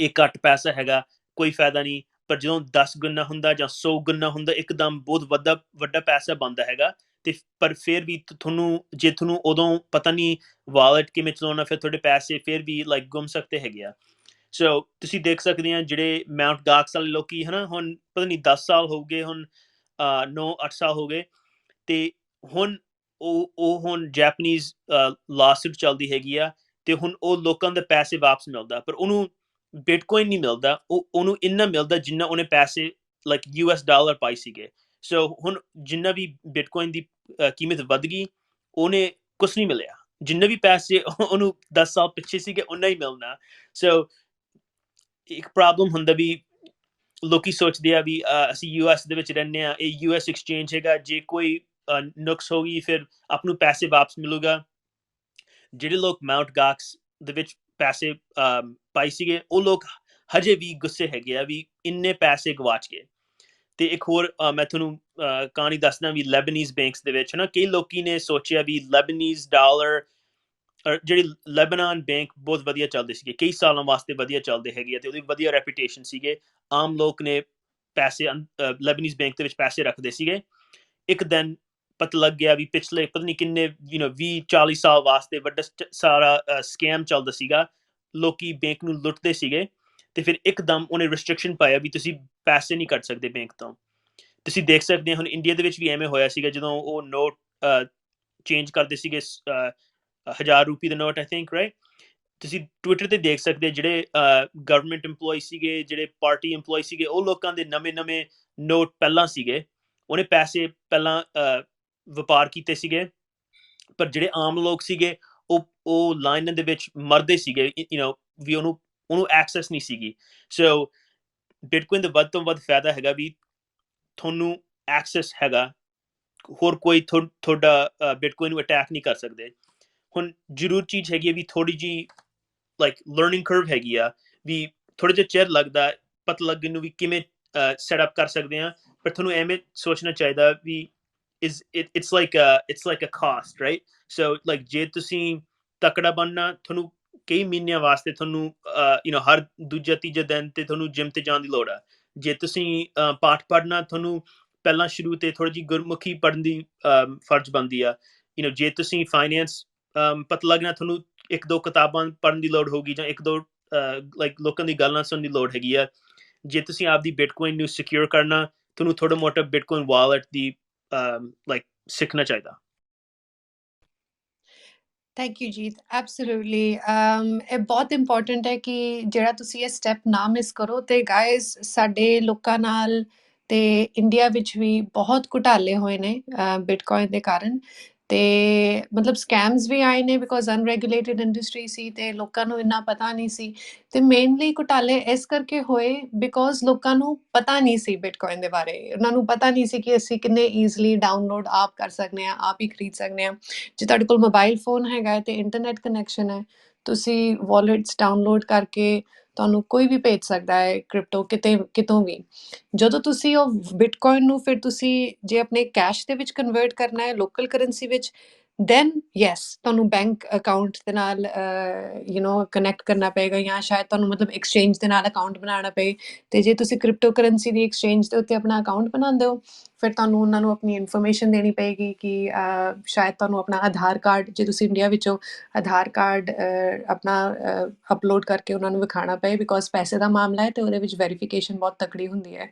ਸੋ ਜਦੋਂ ਤੁਸੀਂ ਕਨਵਰਟ ਕਰਨਾ ਹੁੰਦਾ ਨਾ ਬਿਟਕੋਇਨ ਨੂੰ ਪੈਸੇ INR ਦੇ ਵਿੱਚ, ਉਦੋਂ ਐਕਸਚੇਂਜਿਸ ਦੀ ਲੋੜ ਪੈਂਦੀ ਹੈ, ਕਿਉਂਕਿ ਉਹ ਐਕਸਚੇਂਜਿਸ ਤੁਹਾਨੂੰ ਲਿਕੁਇਡਿਟੀ ਦੇਣਗੇ, ਉਹ ਤੁਹਾਡੇ ਬੈਂਕ ਅਕਾਊਂਟ ਦੇ ਵਿੱਚ ਉਹ ਪੈਸਾ ਪਾਉਣਗੇ, ਰੁਪਏ।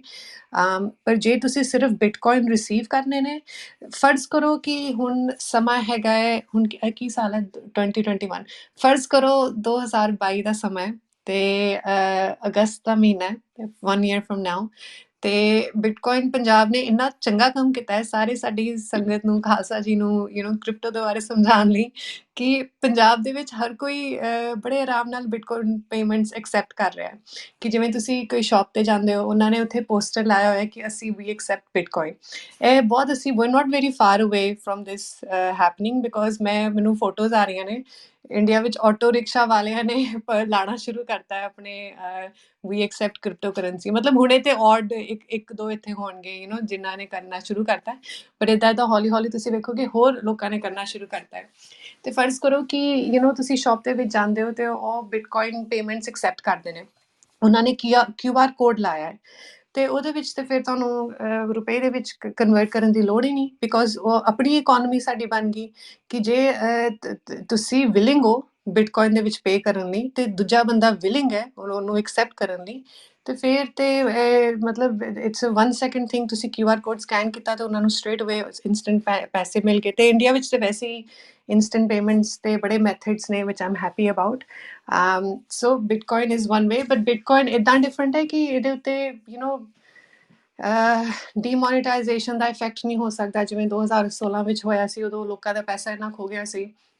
ਹੁਣ ਜੇ ਉਹ ਲੋਕਾਂ ਦਾ ਪੈਸਾ ਬਿਟਕੋਇਨ ਦੇ ਵਿੱਚ ਹੁੰਦਾ, ਉਹ ਗਵਰਨਮੈਂਟ ਕਦੀ ਜ਼ਬਤ ਹੀ ਨਹੀਂ ਕਰ ਸਕਦੀ, ਉਹ ਕਦੀ ਵੀ ਬਿਟਕੋਇਨ ਜ਼ਬਤ ਨਹੀਂ ਕਰ ਸਕਦੇ। ਉਹ ਭਾਵੇਂ ਕਹਿ ਵੀ ਦੇਣ ਨਾ ਜੇ ਬਿਟਕੋਇਨ ਦੇ ਉੱਤੇ ਬੈਨ ਹੈ ਇੰਡੀਆ ਵਿੱਚ, ਜੋ ਮਤਲਬ ਹੁਣੇ ਆਈ ਡੋਂਟ ਥਿੰਕ ਕਰਨਗੇ, ਜਿਵੇਂ ਹਜੇ ਅਸਾਰ ਲੱਗ ਰਹੇ ਨੇ, ਲੱਗਦਾ ਨਹੀਂ ਕਰਨਗੇ। ਪਰ ਜੇ ਉਹ ਕਰ ਵੀ ਦੇਣ ਨਾ, ਉਹਨੂੰ ਐਗਜ਼ੀਕਿਊਟ ਕਰਨ ਲਈ ਉਹਨਾਂ ਨੂੰ they will have to monitor every single computer in the ਦੇਸ਼, and that is just not possible ਕਿ ਉਹਨਾਂ ਕੋਈ ਵੀ ਦੇਸ਼ ਕੋਲ ਇੰਨੇ ਰਿਸੋਰਸਿਸ ਨਹੀਂ ਹੈਗੇ ਕਿ ਦੁਨੀਆ ਦਾ ਹਰ ਇੱਕ ਕੰਪਿਊਟਰ ਨੂੰ ਮੋਨੀਟਰ ਕਰਨ। ਸੋ ਇਹ ਗੱਲਾਂ ਨੌਲੇਜ ਇਜ਼ ਯੋਰ ਫਰੈਂਡ, ਤੇ ਜਿੰਨਾ ਤੁਹਾਨੂੰ ਹੋਰ ਪਤਾ ਲੱਗੇ ਉਨਾ ਹੀ ਤੁਹਾਨੂੰ ਹੋਰ ਆਪਣੀ ਸੋਵਰਨਟੀ ਨੂੰ ਪੰਜਾਬੀ 'ਚ ਕੀ ਕਹਿੰਦਾ ਰਜਵਿੰਦਰ ਜੀ? ਸੁਤੰਤਰਤਾ ਸੁਤੰਤਰਤਾ, ਸੁਤੰ- ਸੁਤੰਤਰਤਾ, ਸਵੈ ਤੁਹਾਨੂੰ ਤੁਹਾਨੂੰ ਆਪਣਾ ਸੁਤੰਤਰਤਾ ਦੇ ਬਾਰੇ ਹੋਰ ਪਤਾ ਲੱਗੇਗਾ ਕਿ ਜਿਹੜਾ ਬਿਟਕੋਇਨ ਹੈ ਇਹਨੂੰ ਸੁਤੰਤਰਤਾ ਦਾ ਪੈਸਾ ਮੰਨਿਆ ਜਾਂਦਾ ਹੈ। ਬਿਕੋਜ਼ ਗਾਇਜ਼ ਜੇ ਤੁਸੀਂ ਸੋਚੋ, ਪੈਸਾ ਇਹ ਪੂਰੀ ਦੁਨੀਆ ਨੂੰ ਚਲਾਉਂਦਾ ਹੈ। ਪੈਸੇ ਦੇ ਨਾਲ ਪਾਵਰ ਆਉਂਦੀ ਹੈ, ਇੰਸਟੀਟਿਊਸ਼ਨਲ ਪਾਵਰ, ਲਾਈਕ ਪੈਸਾ ਜੇ ਕਲਯੁਗੀ ਦੁਨੀਆ ਵਿੱਚ ਪੈਸਾ ਸਾਰਾ ਕੁਝ ਹੈ, ਰਾਈਟ? ਸੋ ਜੇ ਤੁਹਾਡਾ ਗਵਰਨਮੈਂਟ ਤੇ ਬੈਂਕਸ ਦਾ ਤੁਹਾਡੇ ਪੈਸੇ ਦੇ ਉੱਤੇ ਕੰਟਰੋਲ ਨਹੀਂ ਹੈਗਾ, ਤੇ ਸੋਚੋ what that means for freedom. it's a very powerful thing ਜੇ ਤੁਸੀਂ use cases ਦੇ ਬਾਰੇ ਸੋਚਣਾ ਸ਼ੁਰੂ ਕਰ ਦਿਓ। ਸੋ Yeah, ਜੀਤ ਜੀ ਇੱਕਦਮ ਹਾਂਜੀ। yeah, ਮੈਂ ਇਹਦੇ ਬਾਰੇ ਥੋੜੀ ਮੋਟੀ ਗੱਲ ਕਰਨੀ ਸੀਗੀ। So how do you say sovereignty ਇੱਕ ਵਾਰੀ ਬੁਲਾ ਸਕਦੇ ਹਾਂ? ਸੁਤੰਤਰ ਮੇਰੇ ਤੋਂ ਵੀ ਨਹੀਂ ਬੋਲਿਆ। ਸੁਤੰਤਰਤਾ। ਸੁਤੰਤਰਤਾ। So yeah, so I mean ਜਿਹੜੀ ਤੁਸੀਂ ਦੇਖ ਸਕਦੇ ਹੋ ਹੁਣ ਲਾਈਕ ਕਿਹੜੇ ਦੇਸ਼ਾਂ ਦੇ ਵਿੱਚ ਬਿਟਕੋਇਨ ਦੀ ਬਹੁਤ ਚੱਲਦਾ ਹੈਗਾ ਹਨਾ, ਲਾਈਕ ਲੋਕੀ ਬਹੁਤ ਗੱਲਾਂ ਕਰਦੇ ਆ ਤੇ ਪਰਚੇਸ ਕਰਦੇ ਹੈਗੇ ਆ। ਕਈ ਕੈਟੇਗਰੀਜ਼ ਹੈਗੀਆਂ। ਸੋ ਜਿਹੜੀ ਸਭ ਤੋਂ ਪਹਿਲਾਂ ਜਿਹੜੇ ਲੋਕਾਂ ਨੇ ਪਹਿਲਾਂ ਬਿਟਕੋਇਨ ਲਏ ਸੀਗੇ, ਇਹ ਸਾਈਫਰਪੰਕ ਲੋਕ ਸੀਗੇ ਜਿਹੜੇ ਪਿਛਲੇ 20 ਸਾਲ ਵਾਸਤੇ ਇਹ ਸੋਚਦੇ ਸੀਗੇ ਵੀ ਅਸੀਂ ਗਵਰਨਮੈਂਟ ਦੇ ਪੈਸੇ ਔਰ ਗਵਰਨਮੈਂਟ ਦੀ ਕੰਟਰੋਲ ਕਿਵੇਂ ਘਟਾ ਸਕਦੇ ਹਾਂ। ਜਿਹੜੀ ਇਹਦੀ ਡਰ ਸੀਗੀ ਵੀ ਤੁਸੀਂ ਦੇਖ ਸਕਦੇ ਹੋ ਹੁਣ ਇੰਟਰਨੈਟ ਹਨਾ, ਜੇ ਸਾਰੇ ਲੋਕ ਇੰਟਰਨੈਟ ਤੇ ਚੱਲਦੇ ਹੈਗੇ ਆ ਤੇ ਗਵਰਨਮੈਂਟ ਦੀ ਬਿਜਲੀ ਦੀ ਕੰਟਰੋਲ ਹੈਗੀ ਆ ਤੇ ਡਿਜੀਟਲ ਕੰਟਰੋਲ ਹੈਗੀ ਆ, ਫਿਰ ਇੱਕ ਡਰ ਹੈਗਾ ਵੀ ਜਿਹੜੇ ਲੋਕ ਜਿਹੜਾ ਵੀ ਬੰਦਾ ਨੇ ਗਵਰਨਮੈਂਟ ਦੀ ਕੰਟਰੋਲ ਦੇ ਵਿੱਚ ਆ ਗਿਆ, ਉਹ ਲੋਕਾਂ ਦੀ ਸੋਚ ਕੰਟਰੋਲ ਕਰ ਸਕਦੇ ਸੀ। ਸੋ ਇਹ ਲੋਕਾਂ ਦੀ ਬਹੁਤ ਵੱਡੀ ਡਰ ਸੀਗੀ ਵੀ ਅਸੀਂ ਆਹ ਕਿਵੇਂ ਹਟਾ ਸਕਦੇ ਹਾਂ, ਦੂਜੇ ਲੋਕਾਂ ਨੇ ਆਪਣੀ ਸੋਚ ਨੂੰ ਕਿਵੇਂ ਹਟਾ ਸਕਦੇ ਹਾਂ ਕੰਟਰੋਲ ਕਰਨ ਦੇ। ਤੇ ਉਹਨੇ ਪਿਛਲੇ 20 ਸਾਲ 30 ਸਾਲ ਪਿੱਛੇ ਉਹਨੇ ਲਾਈਕ ਇਨਕ੍ਰਿਪਸ਼ਨ ਦੇ ਬਾਰੇ ਬਹੁਤ ਵੱਡੀ ਲੜਾਈ ਕੀਤੀ। ਸੋ ਇਨਕ੍ਰਿਪਸ਼ਨ ਇਹੀ ਚੀਜ਼ ਹੈਗੀ ਹੈ ਜਿਹੜੇ ਰਜਿੰਦਰ ਨੇ ਗੱਲ ਸ਼ੁਰੂ ਕੀਤੀ ਸੀਗੀ ਵੀ ਤੁਸੀਂ ਇੱਕ secret how do you say secret? Well, ਤੁਸੀਂ ਇੱਕ sorry, go ahead. ਗੁਪਤ। ਤੁਸੀਂ ਆਪਦੀ ਸੋਚਾਂ ਨੂੰ ਗੁਪਤ ਕਿਵੇਂ ਰੱਖ ਸਕਦੇ ਆ। ਸੋ ਜਿਹੜੇ ਇਹ ਲੋਕੀ ਸੀਗੇ, ਇਹ ਰਿਸਰਚਰ ਸੀਗੇ ਹਨਾ, ਯੂਨੀਵਰਸਿਟੀ ਪ੍ਰੋਫੈਸਰ ਸੀਗੇ, ਉਹ ਇੱਕ ਦੂਜੇ ਨੂੰ ਮੈਸੇਜ ਭੇਜਦੇ ਸੀਗੇ ਈਮੇਲ ਦੇ ਨਾਲ, ਤੇ ਇਹਦੀ ਸਭ ਤੋਂ ਵੱਡੀ ਗੋਲ ਸੀਗੀ ਵੀ ਅਸੀਂ ਆਪਣੇ ਇੱਕ ਦੂਜੇ ਦੇ ਮੈਸੇजेस ਗੁਪਤ ਕਿਵੇਂ ਰੱਖ ਸਕਦੇ ਹਾਂ ਗਵਰਨਮੈਂਟ ਤੋਂ। ਤੇ ਉਹ ਤੋਂ ਬਾਅਦ ਤੁਸੀਂ ਦੇਖ ਸਕਦੇ ਆ ਵੀ ਤੇ ਉਹ ਲੋਕਾਂ ਨੇ ਜਿੱਤਿਆ। ਗਵਰਨਮੈਂਟ ਨੂੰ ਉਹਨੂੰ ਪਹਿਲਾਂ ਕਿਹਾ ਸੀਗਾ ਵੀ ਤੁਸੀਂ ਸਾਰੇ ਲਾਈਕ ਈਮੇਲ ਮੈਸੇजेस ਦੇ ਜੇ ਤੁਸੀਂ ਇੱਕ ਦੂਜੇ ਨੂੰ ਗੁਪਤ ਭੇਜਦੇ ਹੈਗੇ ਆ, ਇਹਦਾ ਮਤਲਬ ਤੁਸੀਂ ਐਂਟੀ ਨੈਸ਼ਨਲ ਲੋਕੀ ਹੈਗੇ ਆ। ਸੋ ਕਈ ਸਾਲਾਂ ਵਾਸਤੇ ਕੋਰਟ ਕੇਸਿਸ ਚੱਲਦੇ ਸੀਗੇ, ਪਰ ਇਹ ਲੋਕਾਂ ਨੇ ਇਹ ਕੋਰਟ ਕੇਸ ਜਿੱਤ ਗਏ ਸੀਗੇ। ਤੇ ਹੁਣ ਉਹ ਲੋਕਾਂ ਨੇ ਉਹ ਸਭ ਤੋਂ ਪਹਿਲਾਂ ਮਾਰਕੀਟ ਸੀਗਾ ਬਿਟਕੋਇਨ ਦਾ, ਤੇ ਫਿਰ ਉਸ ਤੋਂ ਬਾਅਦ ਤੁਸੀਂ ਦੇਖ ਸਕਦੇ ਹੁਣ ਕਿੰਨਾ ਵੱਡਾ ਹੋ ਗਿਆ। ਪਰ ਅਮਰੀਕਾ ਦੇ ਵਿੱਚ ਹੁਣ obviously ਆਮ ਲੋਕੀ ਪਰਚੇਸ ਕਰਦੇ ਆ, ਜਿਹੜੇ ਯੰਗ ਕਾਲਜ ਸਟੂਡੈਂਟਸ ਇਹਦੇ ਨਾਲ ਵਪਾਰੀ ਕਰਨ ਦੀ ਕੋਸ਼ਿਸ਼ ਕਰਦੇ। ਇਹ ਮਾੜੀ ਚੀਜ਼ ਹੈਗੀ ਆ, ਪਰ ਇਹ ਸਭ ਲਾਈਕ ਬਹੁਤ ਵੱਡੀ ਯੂਜ਼ ਕੇਸ ਹੈਗੀ ਆ। ਤੇ ਇੱਕ ਹੋਰ ਯੂਜ਼ ਕੇਸ ਹੈਗੇ ਵੀ ਜਿਹੜੇ ਵੱਡੇ ਇੰਸਟੀਟਿਊਸ਼ਨਸ ਹੈਗੇ ਆ, ਸੋ ਜਿਹੜੇ ਯੂਨੀਵਰਸਿਟੀ ਇੰਡਾਊਮੈਂਟ ਹੈਗੇ ਆ, ਜਿਹੜੇ ਫੈਮਿਲੀ ਆਫਿਸਿਸ ਹੈਗੇ ਆ, ਲੋਕੀ ਸੋਚਦੇ ਹੈਗੇ ਵੀ ਅਸੀਂ ਆਪਦੀ ਪੈਸੇ ਦੀ ਕੀਮਤ ਕਿਵੇਂ ਰੱਖ ਸਕਦੇ ਹਾਂ। ਤੁਸੀਂ ਦੇਖ ਸਕਦੇ ਜੇ ਤੁਸੀਂ US ਡਾਲਰ ਦੇ ਵਿੱਚ ਰੱਖਿਆ, ਤੁਹਾਨੂੰ ਬੈਂਕ ਤੋਂ ਵਿਆਜ ਕੁਛ ਨਹੀਂ ਮਿਲਦਾ। ਜੇ ਤੁਸੀਂ ਰੀਅਲ ਅਸਟੇਟ ਦੇ ਵਿੱਚ ਪਾਉਂਦੇ ਆ ਜਾਂ ਸਟਾਕਸ ਦੇ ਵਿੱਚ ਪਾਉਂਦੇ ਆ ਹਨਾ, ਰੀਅਲ ਅਸਟੇਟ ਤੇ ਸਟਾਕਸ ਦੇ ਪ੍ਰਾਈਸ ਅਮਰੀਕਾ ਦੇ ਵਿੱਚ ਬਹੁਤ ਵੱਧ ਗਏ, ਤੇ ਲੋਕੀ ਦਾ ਡਰ ਹੈਗਾ ਵੀ ਹੁਣ ਜੇ ਇਹ ਹੁਣ ਬਾਲੇ ਹੋਰ ਵੱਧ ਨਹੀਂ ਸਕਦੇ ਹਨਾ, ਤੇ ਸਾਰਾ ਸਿਸਟਮ ਜਿਸ ਖਰਾਬ ਹੀ ਲੱਗਦਾ। ਸੋ ਇਹਦੇ ਨਾਲ ਬਿਟਕੋਇਨ ਪਰਚੇਸ ਕਰਨ ਦੇ ਨਾਲ ਐਵੇਂ ਹੀ ਹੈਗਾ ਜਿਵੇਂ ਲੋਕੀ ਸੋਨਾ ਪਰਚੇਸ ਕਰਦੇ ਆ, ਥੋੜੇ ਜਿਹੇ ਡਰਦੇ ਹੈਗੇ ਵੀ ਜੇ ਸਿਸਟਮ ਦੇ ਥੋੜਾ ਜਿਹਾ ਥੱਲੇ ਆ ਗਿਆ ਫਿਰ ਤੁਸੀਂ ਪਰਚੇਸ ਕਰ ਸਕਦੇ ਆ। ਪਰ ਹੋਰ ਦੇਸ਼ਾਂ ਦੇ ਵਿੱਚ ਤੁਸੀਂ ਦੇਖ ਸਕਦੇ ਆ ਇਹ ਲੋਕਾਂ ਦੀ ਇਹ ਸੋਚ ਜਮਾ ਨਹੀਂ ਹੈਗੀ ਵੀ ਸਟਾਕਸ ਦੇ ਜਾਂ ਰੀਅਲ ਅਸਟੇਟ ਦੇ ਹਨਾ, ਉੱਥੇ ਸਟਾਕਸ ਅਵੇਲੇਬਲ ਨਹੀਂ ਹੈਗਾ, US ਸਟਾਕਸ ਅਵੇਲੇਬਲ ਨਹੀਂ ਹੈਗਾ, ਤੇ US ਰੀਅਲ ਅਸਟੇਟ ਅਵੇਲੇਬਲ ਨਹੀਂ ਹੈਗਾ। ਸੋ ਉਹ ਲੋਕਾਂ ਦਾ ਕੀ ਫਾਇਦਾ ਹੈਗਾ ਵੀ ਉਹਦੀ ਇਨਫਲੇਸ਼ਨ ਦੇ ਨਾਲ ਉਹਦੇ ਗਵਰਨਮੈਂਟ ਦੇ ਪੈਸੇ ਬਹੁਤ ਘੱਟਦੇ ਹੈਗੇ ਆ। ਸੋ ਨਾਈਜੀਰੀਆ ਦੇ ਵਿੱਚ ਤੁਸੀਂ ਦੇਖ ਸਕਦੇ ਆ ਹਨਾ, ਹਰ ਦੇਸ਼ ਦੇ ਵਿੱਚ ਐਂ ਹੁੰਦਾ ਵੀ ਆਮ ਗਵਰਨਮੈਂਟ ਲਾਈਕ ਲੋਕਾਂ ਦੇ ਪੈਸੇ ਲੁੱਟਦੇ ਹੈਗੇ ਆ, ਤੇ ਉਹ ਕੁਛ ਕਰਦੇ ਨਹੀਂ ਹੈਗੇ, ਲਾਈਕ ਫੰਕਸ਼ਨਲ ਇੰਸਟੀਟਿਊਸ਼ਨਸ ਬਣਾਉਂਦੇ, ਲਾਈਕ ਵਧੀਆ ਇੰਸਟੀਟਿਊਸ਼ਨਸ ਬਣਾਉਂਦੇ ਨਹੀਂ ਹੈਗੇ। ਤੇ ਫਿਰ ਜਦੋਂ ਕੁਛ ਚੀਜ਼ ਟੁੱਟ ਗਈ ਜਾਂ ਕੁਛ ਚੀਜ਼ ਹੋ ਗਿਆ ਹਨਾ, ਉਹ ਲੋਕਾਂ ਐਵੇਂ ਸੋਚਦੇ ਆ ਵੀ ਅਸੀਂ ਹੁਣ ਇੱਥੇ ਲੁੱਟਣ ਵਾਸਤੇ ਆਏ ਆ, ਇਹ ਸੋਸਾਇਟੀ ਨੂੰ ਠੀਕ ਕਰਨ ਨੂੰ ਹੋ ਸਕਦਾ 10 ਸਾਲ 20 ਸਾਲ 25 ਸਾਲ ਦੀ ਗੱਲ ਹੈਗੀ ਆ, ਤੇ ਉਹ ਲੋਕਾਂ ਦੇ ਇਕੱਲੇ ਆਫਿਸ ਦੇ ਵਿੱਚ ਹੋਗੇ 2-3 ਸਾਲ ਵਾਸਤੇ। ਸੋ ਉਹ ਸੋਚਦੇ ਆ ਅਸੀਂ ਮੈਂ 20 ਸਾਲ ਦੀ ਗੱਲ ਸ਼ੁਰੂ ਕਰ ਸਕਦਾ, ਜਾਂ ਮੈਂ ਨੋਟ ਚਾਪਣ ਦਾ ਬਟਨ ਨੱਪਾਂ। ਸੋ ਹਰ ਵਾਰੀ ਕੀ ਹੁੰਦੇ ਆ, ਉਹ ਨੋਟ ਚਾਪਦੇ ਹੈਗੇ ਆ, ਤੇ ਜਦੋਂ ਨੋਟ ਚਾਪਦੇ ਹੈਗੇ, ਜਿਹੜੇ ਲੋਕਾਂ ਦੇ ਪਹਿਲਾਂ ਨੋਟ ਸੀਗੇ ਉਹਦੀ ਕੀਮਤ ਥੱਲੇ ਜਾਂਦੀ ਹੈਗੀ ਆ। ਹੁਣ ਨਾਈਜੀਰੀਆ ਦੇ ਵਿੱਚ ਇਹ ਇਨਫਲੇਸ਼ਨ ਕਹਿੰਦੇ ਹੈਗੇ ਆ। ਸੋ ਜੇ ਤੁਹਾਡਾ ਜੇ ਤੁਹਾਡਾ ਪੈਸਾ ਪਹਿਲਾਂ 100 I don't know 100 cup like 100 cup purchase ਕਰ ਸਕਦੇ ਸੀਗੇ, ਹੁਣ 1 ਸਾਲ ਤੋਂ ਬਾਅਦ 70 ਕੱਪਸ ਪਰਚੇਸ ਕਰ ਸਕਦੇ ਆ। ਸੋ ਕੀਮਤ ਥੱਲੇ ਜਾਂਦੀ ਹੈਗੀ ਆ। ਨਾਈਜੀਰੀਆ ਦੇ ਵਿੱਚ 30% ਇਨਫਲੇਸ਼ਨ ਹੈਗੀ ਆ। ਸੋ 30% ਇਨਫਲੇਸ਼ਨ ਦੇ ਨਾਲ ਲਾਈਕ ਤੁਹਾਨੂੰ ਲੱਗਦਾ ਵੀ ਪੈਸੇ ਤੁਹਾਡੇ ਹੱਥ ਦੇ ਵਿੱਚ ਖੁਰਦਾ ਹੈਗਾ। ਸੋ ਨਾਈਜੀਰੀਆ ਦੇ ਵਿੱਚ ਪਹਿਲਾਂ 600 ਮਿਲੀਅਨ per month volume ਸੀਗਾ ਬਿਟਕੋਇਨ ਦਾ, ਹੁਣ ਕਈ ਬਿਲੀਅਨ ਡਾਲਰਸ ਹੋ ਗਿਆ, like I think 10 billion dollars the volume ਹੈਗਾ monthly or something crazy। ਤੇ it's like ਹੁਣ ਉਹ ਲੋਕਾਂ ਨੂੰ ਚਾਹੀਦਾ ਬਿਟਕੋਇਨ ਨੂੰ, ਹਨਾ। same thing with El Salvador, right? ਉਹ ਲੋਕਾਂ ਨੂੰ ਬਿਟਕੋਇਨ ਚਾਹੀਦਾ, ਉਹਦੀ ਆਪਦੀ ਕਰੰਸੀ ਚੱਲਦੀ ਨਹੀਂ ਹੈਗੀ। ਵੈਨੇਜ਼ੁਏਲਾ ਦੇ ਵਿੱਚ ਮੇਰੇ ਕਈ ਦੋਸਤ ਹੈਗੇ ਆ ਜਿਹੜੇ ਵੈਨੇਜ਼ੁਏਲਾ ਤੋਂ ਆਏ ਹੈਗੇ ਆ, ਤੇ ਉੱਥੇ ਲੋਕੀ ਲਾਈਕ ਨੋਟਾਂ ਨਾਲ ਲਾਈਕ ਖੇਡਦੇ ਹੈਗੇ, ਜਿਵੇਂ ਅਸੀਂ ਬੱਚੇ ਪਰਚੀ ਨਾਲ ਲਾਈਕ ਪੇਪਰ ਨਾਲ ਬੋਟ ਬਣਾਉਂਦੇ ਹੁੰਦੇ ਆ, ਹਨਾ। ਜਦੋਂ ਬਾਹਰ ਮੀਂਹ ਹੁੰਦਾ ਤੁਸੀਂ ਪੇਪਰ ਦੇ ਨਾਲ ਬੋਟ ਬਣਾ ਸਕਦੇ ਆ, ਉਹ ਲੋਕੀ ਆਪਦੇ ਗਵਰਨਮੈਂਟ ਨੋਟਾਂ ਨਾਲ ਐਵੇਂ ਖੇਡਦੇ ਹੈਗੇ ਆ, ਬਿਕਾਜ਼ ਉਹਦੀ ਕੀਮਤ ਇੰਨੀ ਥੱਲੇ ਜਾਈ ਹੈਗੀ ਆ। ਸੋ ਬਿਟਕੋਇਨ ਦੀ ਪ੍ਰਾਈਸ ਉੱਪਰ ਥੱਲੇ ਜ਼ਰੂਰ ਜਾਂਦੀ ਹੈਗੀ ਆ, ਪਰ ਇਹ ਲੋਕਾਂ ਬੈਂਕ ਦੇ ਵਿੱਚ ਪੈਸੇ ਨਹੀਂ ਪਾ ਸਕਦੇ। ਜੇ ਬੈਂਕ ਦੇ ਵਿੱਚ ਪਾ ਲਿਆ, ਜਿਵੇਂ ਮੈਂ ਤੁਹਾਨੂੰ ਦੱਸਿਆ ਲੈਬਨਾਨ ਦੇ ਵਿੱਚ ਹੋਇਆ ਵੀ ਗਵਰਨਮੈਂਟ ਨੇ ਰਿਸਟ੍ਰਿਕਸ਼ਨ ਪਾਈਆਂ, ਐਵੇਂ ਹੀ ਹੁੰਦਾ। ਉਹ ਪੈਸੇ ਦੇ ਵਿੱਚ ਨਹੀਂ ਪਾ ਸਕਦੇ, ਉਹਦੀ ਕੀਮਤ ਖੁਰਦੀ ਹੈਗੀ ਆ। ਉਹ ਰੀਅਲ estate ਦੇ ਵਿੱਚ ਨਹੀਂ ਪਾ ਸਕਦੇ, ਜਿਵੇਂ ਹੁਣ ਇੰਡੀਆ ਦੇ ਵਿੱਚ ਹੈਗਾ, ਹਨਾ। ਕੋਈ ਪ੍ਰੋਪਰਟੀ ਰਾਈਟਸ ਨਹੀਂ ਹੈਗਾ। ਜੇ ਕੋਈ ਵੱਡਾ ਪੋਲੀਟੀਸ਼ੀਅਨ ਨੇ ਤੁਹਾਡਾ ਲਾਈਕ ਪਲਾਟ ਨੂੰ ਕਬਜ਼ਾ ਕੀਤਾ, ਤੁਸੀਂ ਕੁਛ ਨਹੀਂ ਕਰ ਸਕਦੇ। ਇਹ ਅਲੱਗ ਚੀਜ਼ ਹੈਗਾ ਵੈਨੇਜ਼ੁਏਲਾ ਦੇ ਵਿੱਚ, ਨਾਈਜੀਰੀਆ ਦੇ ਵਿੱਚ, ਇਹ ਵਰਗੇ ਥਾਂ ਦੇ ਵਿੱਚ। ਸੋ ਕਿਹੜੀ ਚੀਜ਼ ਹੈਗੀ ਆ, ਜੇ ਤੁਸੀਂ ਇੰਨੀ ਕੰਮ ਕਰਦੇ ਆ, ਹਨਾ, 40 ਘੰਟੇ ਕਰਦੇ ਆ, 80 ਘੰਟੇ ਕਰਦੇ ਆ ਹਰ ਹਫਤਾ, ਤੁਸੀਂ ਤੁਹਾਡੇ ਲਾਈਕ ਜਿਹੜੀ ਐਫਰਟ ਕਿਵੇਂ ਸੇਵ ਕਰ ਸਕਦੇ ਆ। ਜੇ ਤੁਸੀਂ ਬਿਟਕੋਇਨ ਦੇ ਵਿੱਚ ਪਾਈ ਆ, ਹੋ ਸਕਦਾ ਕੀਮਤ 20% ਇੱਕ ਦਿਨ ਥੱਲੇ ਜਾਂਦੀ ਆ, 20% ਅਗਲੇ ਦਿਨ ਉੱਪਰ ਜਾਂਦੀ ਆ, ਪਰ ਹੋਰ ਤੁਹਾਡੇ ਤਰੱਕੀ ਖੋ ਨਹੀਂ ਸਕਦਾ। ਸੋ ਇਹ ਇਹਦਾ ਵੱਡਾ ਵੈਲਿਊ ਹੈਗਾ। ਹਾਂਜੀ ਜੀਤ, ਐਬਸੋਲੂਟਲੀ। ਇਨਫੈਕਟ ਮੈਂ ਸਭ ਨੂੰ ਦੱਸਣਾ ਚਾਹਾਂਗੀ ਕਿ ਮੈਂ ਬਿਟਕੋਇਨ ਦੇ ਵਿੱਚ 2017 ਤੋਂ ਹਾਂ। ਮੈਂ ਜੂਨ ਦੇ ਵਿੱਚ ਇਨਵੈਸਟ ਕਰਨਾ ਸ਼ੁਰੂ ਕੀਤਾ ਸੀ, ਤੇ 2017 ਤੋਂ ਲੈ ਕੇ ਹੁਣ ਤੱਕ ਬੀਬੀ ਕ੍ਰਿਪਟੋ ਦੇ ਵਿੱਚ ਹੀ ਰਹੀ ਹੈ। ਤੇ ਕ੍ਰਿਪਟੋ ਨੇ ਕੀ ਕਹਿੰਦੇ ਨੇ ਮੇਰੇ ਖਰਚੇ ਚਲਾਏ ਨੇ। ਤੇ ਜੇ ਮੈਂ ਉਹ ਜਿਹੜਾ ਪੈਸਾ, ਜੇ ਤੁਸੀਂ ਮੰਨੋ 3-4 ਸਾਲ ਹੋ ਗਏ ਹੁਣ, 4 ਸਾਲ ਦੇ ਵਿੱਚ ਜੋ ਮੈਨੂੰ ਸੈਲਰੀ ਆਈ ਹੈ, ਰਾਈਟ, ਜੋ ਵੀ ਮੈਂ ਪ੍ਰੋਜੈਕਟਸ ਜਾਂ ਕੰਪਨੀ ਲਈ ਕੰਮ ਕੀਤਾ, ਜਿੱਥੋਂ ਵੀ ਮੈਨੂੰ ਪੈਸਾ ਆਇਆ, ਉਹ ਜਿਹੜਾ ਪੈਸਾ ਮੈਂ ਜੇ ਬੈਂਕ ਦੇ ਵਿੱਚ ਰੱਖਦੀ ਨਾ, ਤੇ ਮੈਂ ਤੁਹਾਨੂੰ ਦੱਸ ਸਕਦੀ ਹਾਂ 4 ਸਾਲ ਦੇ ਵਿੱਚ ਉਹ ਪੈਸੇ ਤੇ ਮੈਂ ਸਰਵਾਈਵ ਨਹੀਂ ਕਰਨਾ ਸੀ। ਕਿਉਂਕਿ ਜਦੋਂ ਜਿਵੇਂ ਮੈਂ ਕ੍ਰਿਪਟੋ ਕਰੰਸੀ ਜੁਆਇਨ ਕੀਤਾ, ਤੇ ਮੈਂ ਆਪਣੀ ਫੁੱਲ ਟਾਈਮ ਜੌਬ ਛੱਡਤੀ ਸੀ, ਤੇ ਮੈਂ ਫਿਰ ਟਰੈਵਲ ਕਰਨਾ ਬਹੁਤ ਸ਼ੁਰੂ ਕਰਤਾ ਸੀ, ਬਿਕੋਜ਼ ਕ੍ਰਿਪਟੋ ਉਦੋਂ ਨਵਾਂ ਸੀ, ਤੇ ਤੁਹਾਨੂੰ ਇਵੈਂਟਸ ਬੜੇ ਅਟੈਂਡ ਕਰਨੇ ਪੜਦੇ ਸੀ। ਮੈਂ ਬਹੁਤ ਸਾਊਥ ਕੋਰੀਆ, ਸਿੰਗਾਪੁਰ, ਡਿਫਰੈਂਟ ਥਾਵਾਂ ਤੇ ਜਾਂਦੀ ਸੀ, ਤੇ ਉਹ ਖਰਚੇ ਵਗੈਰਾ ਬਹੁਤ ਸੀਗੇ। ਤੇ ਮੈਂ ਆਪਣਾ ਸਾਰਾ ਜਿਹੜਾ ਪੈਸਾ ਹੈ ਨਾ, ਮੈਂ ਬਿਟਕੋਇਨ 'ਚ ਪਾਤਾ ਸੀ। ਪਰ ਆਫ ਕੋਰਸ ਹਰ ਕਿਸੇ ਦੀ ਆਪਣੀ ਰਿਸਕ ਐਪੇਟਾਈਟ ਹੁੰਦੀ ਹੈ। ਮਤਲਬ ਮੇਰੇ ਫੈਮਿਲੀ, ਜਿਵੇਂ ਮੇਰੇ ਲਾਈਕ ਮੈਰਿਡ ਨਹੀਂ ਆ, ਮੇਰੇ ਬੱਚੇ ਨਹੀਂ, ਸੋ ਮੇਰੇ ਇੰਨੇ ਰਿਸਪੋਂਸਿਬਿਲਿਟੀਜ਼ ਨਹੀਂ ਹੈਗੀ। ਮੈਂ ਮਤਲਬ ਇਹ ਵੱਡੇ ਰਿਸਕ ਲੈ ਸਕਦੀ ਹਾਂ ਕਿ ਮੈਂ ਸਾਰਾ ਪੈਸਾ ਪਾਤਾ। ਤੇ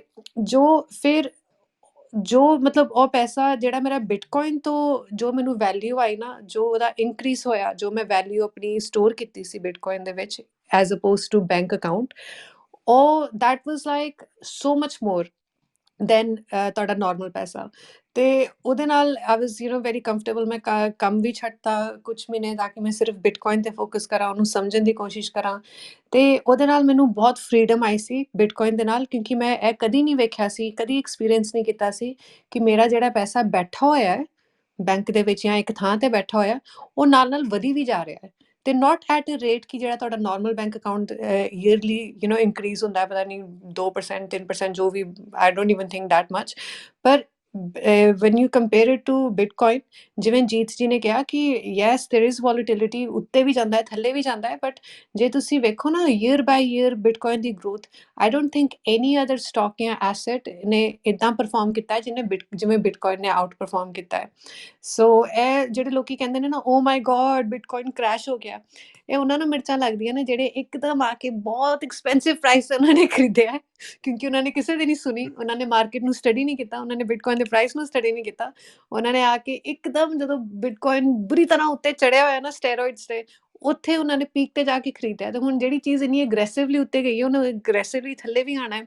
ਸੋ ਇਹ ਬਹੁਤ ਇੰਪੋਰਟੈਂਟ ਹੁੰਦਾ ਹੈ ਕਿ ਤੁਸੀਂ ਥੋੜ੍ਹੇ ਥੋੜ੍ਹੇ ਪੈਸੇ ਪਾ ਕੇ ਬਿਟਕੋਇਨ ਦੇ ਨਾਲ ਥੋੜ੍ਹਾ ਟਾਈਮ ਸਪੈਂਡ ਕਰੋ, ਜਿਵੇਂ ਜੀਤ ਨੇ ਕਿਹਾ ਉਹਨੂੰ ਸਮਝਣ ਦੀ ਕੋਸ਼ਿਸ਼ ਕਰੋ। ਤੁਹਾਨੂੰ muscle you have to develop that muscle, ਇੱਕ ਹੁੰਦੀ ਨਾ ਸਾਡੀ ਮਸਲ ਲਾਈਕ ਫਿਜ਼ੀਕਲ, ਕੋਈ ਤੁਸੀਂ ਨਵਾਂ ਸਕਿੱਲ ਕਰ ਰਹੇ ਹੋ, ਸੋ ਦਿਸ ਇਹ ਇਨਵੈਸਟਮੈਂਟ ਦੀ ਮਸਲ ਨੂੰ ਥੋੜ੍ਹਾ ਗਰੋ ਕਰੋ ਤੇ ਇਹ ਸਮਝਣ ਦੀ ਕੋਸ਼ਿਸ਼ ਕਰੋ ਕਿ ਬਿਟਕੋਇਨ ਬਿਹੇਵ ਕਿਵੇਂ ਕਰਦਾ ਹੈ, ਉਹ ਮਾਰਕੀਟ ਦੇ ਵਿੱਚ ਬਿਹੇਵ ਕਿਵੇਂ ਕਰਦਾ ਹੈ, ਤੇ ਥੋੜ੍ਹੀ ਹੋਰ ਇਨਵੈਸਟਰ ਸਾਈਕੋਲੋਜੀ ਸਮਝਣ ਦੀ ਕੋਸ਼ਿਸ਼ ਕਰੋ ਕਿ ਜਦੋਂ ਥੱਲੇ ਜਾਂਦਾ ਹੈ ਉਹਨੂੰ ਪੈਨਿਕ ਕਰਕੇ ਵੇਚੋ ਨਾ, ਫੜੇ ਰੱਖੋ ਤੇ ਹੋਲਡ ਕਰਕੇ ਰੱਖੋ। ਸੋ ਬਹੁਤ ਇੱਦਾਂ ਗੱਲਾਂ ਹੁੰਦੀਆਂ ਨੇ। ਸੋ ਗਾਇਜ਼ ਮੈਂ ਫਟਾਫਟ ਕਮਰਾ ਰੀਸੈਟ ਕਰ ਦਿੰਦੀ ਹਾਂ ਕਿਉਂਕਿ ਕੁਝ ਨਵੇਂ ਸਾਡੇ ਨਾਲ ਲਿਸਨਰਸ ਜੁੜੇ ਨੇ ਤੇ ਅਸੀਂ ਇਹ ਬਿਟਕੋਇਨ ਪੰਜਾਬ ਦਾ ਵੀਕਲੀ ਰੂਮ ਹੈਗਾ ਤੇ ਅਸੀਂ ਪੰਜਾਬੀ ਦੇ ਵਿੱਚ ਗੱਲਾਂ ਕਰਨੇ ਆ ਓਪਨ ਐਂਡਡ ਬਿਟਕੋਇਨ ਦੇ ਬਾਰੇ, ਕ੍ਰਿਪਟੋ ਕਰੰਸੀਜ਼ ਦੇ ਬਾਰੇ ਤੇ ਕੀ ਚੱਲ ਰਿਹਾ ਇਸ ਇੰਡਸਟਰੀ ਦੇ ਵਿੱਚ, ਤੇ ਨਾਲ ਅਸੀਂ ਕਮਿਊਨਿਟੀ ਦੇ ਨਾਲ ਗੱਲਾਂ ਵੀ ਕਰਨੇ ਆ ਤੇ ਕੁਐਸਚਨਸ ਲਾਈਵ ਆਨਸਰ ਕਰਨੇ ਆ। ਤੇ ਅੱਜ ਦਾ ਸਾਡਾ ਟੌਪਿਕ ਹੈਗਾ ਹੈ ਸਿਕਿਉਰਿਟੀ ਤੇ ਵਾਲੇਟਸ, ਤੇ ਕਿਵੇਂ ਤੁਸੀਂ ਬਿਟਕੋਇਨ ਜਦੋਂ ਖਰੀਦ ਲਿਆ ਉਹਨੂੰ ਸਿਕਿਉਰ ਕਿਵੇਂ ਰੱਖਣਾ ਹੈ। ਤੇ ਮੈਂ ਹੁਣ ਗੱਲ ਕਰਨਾ ਚਾਹੁੰਦੀ ਸੀ, ਸੌਰੀ ਅੱਜ ਹੁਣ ਸਾਡੇ ਨਾਲ ਜੁੜੇ ਨੇ ਅਮਰਿੰਦਰ ਜੀ ਤੇ ਗੁਰਮੀਤ ਜੀ, ਤੇ ਅਭੀ ਜੀ ਮੈਂ ਤੁਹਾਨੂੰ ਆਪ ਹੀ ਇਨਵਾਈਟ ਕੀਤਾ ਸੀ ਸਟੇਜ ਤੇ, so I don't think you have a question. I don't have a question. ਨਹੀਂ ਉਹਦਾ ਮੈਂ ਵਾਹਿਗੁਰੂ ਜੀ ਕਾ ਖਾਲਸਾ ਵਾਹਿਗੁਰੂ ਜੀ ਕੀ ਫਤਿਹ। I can ਜਿੰਨੀ ਸਪੋਰਟ ਮੈਂ ਮੇਰੇ ਪਰਸਪੈਕਟਿਵ ਤੋਂ ਦੇ ਸਕਦਾ ਮੈਂ ਦਊਂਗਾ। ਥੈਂਕ ਯੂ ਅਭੀ ਜੀ। ਸੋ ਅਮਰਿੰਦਰ ਜੀ ਤੁਹਾਡੇ ਵੱਲ ਚੱਲਦੇ ਨੇ, ਤੁਹਾਡਾ ਕੋਈ ਕੁਐਸਚਨ ਜਾਂ ਕਮੈਂਟ ਪਲੀਜ਼ ਸ਼ੇਅਰ ਕਰੋ। ਹੈਲੋ, ਹਾਂਜੀ ਆਵਾਜ਼ ਆਉਂਦੀ ਹੈ ਜੀ? ਹਾਂਜੀ ਜੀ, ਫਤਿਹ ਜੀ। ਹਾਂਜੀ, ਵਾਹਿਗੁਰੂ ਜੀ ਕਾ ਖਾਲਸਾ ਵਾਹਿਗੁਰੂ ਜੀ ਕੀ ਫਤਿਹ ਜੀ।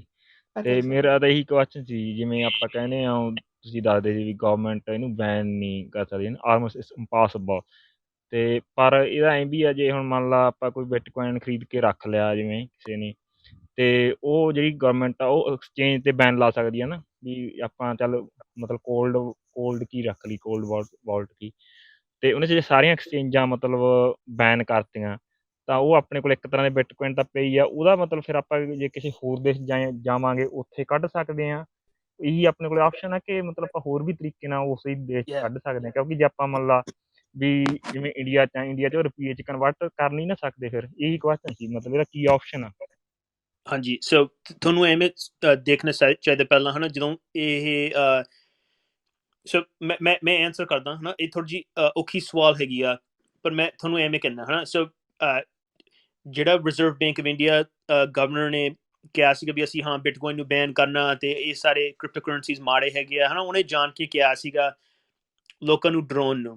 ਅਤੇ ਜਦੋਂ ਤੁਸੀਂ ਇੰਡੀਅਨ ਅਸੀਂ ਟਵਿੱਟਰ ਸਪੇਸਿਸ ਜਾਂ ਕਲੱਬ ਹਾਊਸ ਦੇ ਵਿੱਚ ਲਾਈਕ ਇੰਡੀਅਨ ਲਾਈਕ ਦੇਸੀ ਨਾਨ ਪੰਜਾਬੀ ਲੋਕਾਂ ਨਾਲ ਗੱਲ ਕਰਦੇ ਹੈਗੇ ਆ ਵੀ ਤੁਸੀਂ ਕੀ ਕੀਤਾ ਸੀ ਉਦੋਂ, ਹੈ ਨਾ, ਉਹ ਆਪ ਨੂੰ ਸਮਝਾਉਂਦੇ ਹੈਗੇ ਆ ਵੀ ਪਹਿਲਾਂ ਅਸੀਂ ਬਿਟਕੋਇਨ ਦੇ ਵਿੱਚ ਇਨਵੈਸਟਡ ਸੀਗੇ, ਜਦੋਂ ਗਵਰਨਮੈਂਟ ਨੇ ਕਿਹਾ ਵੀ ਇਹ ਮਾੜੀ ਗੱਲ ਹੈਗੀ ਅਸੀਂ ਡਿਸਇਨਵੈਸਟਡ ਹੋ ਗਏ, ਅਤੇ ਉਹ ਲੋਕਾਂ ਨੂੰ ਸਮਝ ਨਹੀਂ ਸੀ ਵੀ ਕਈ ਵਾਰੀ ਲਾਈਕ ਇਹ ਲੀਗਲ ਚੀਜ਼ ਨਹੀਂ ਸੀ, ਉਹਨੇ ਵੈਸੇ ਗੱਲ ਕੀਤੀ ਆ।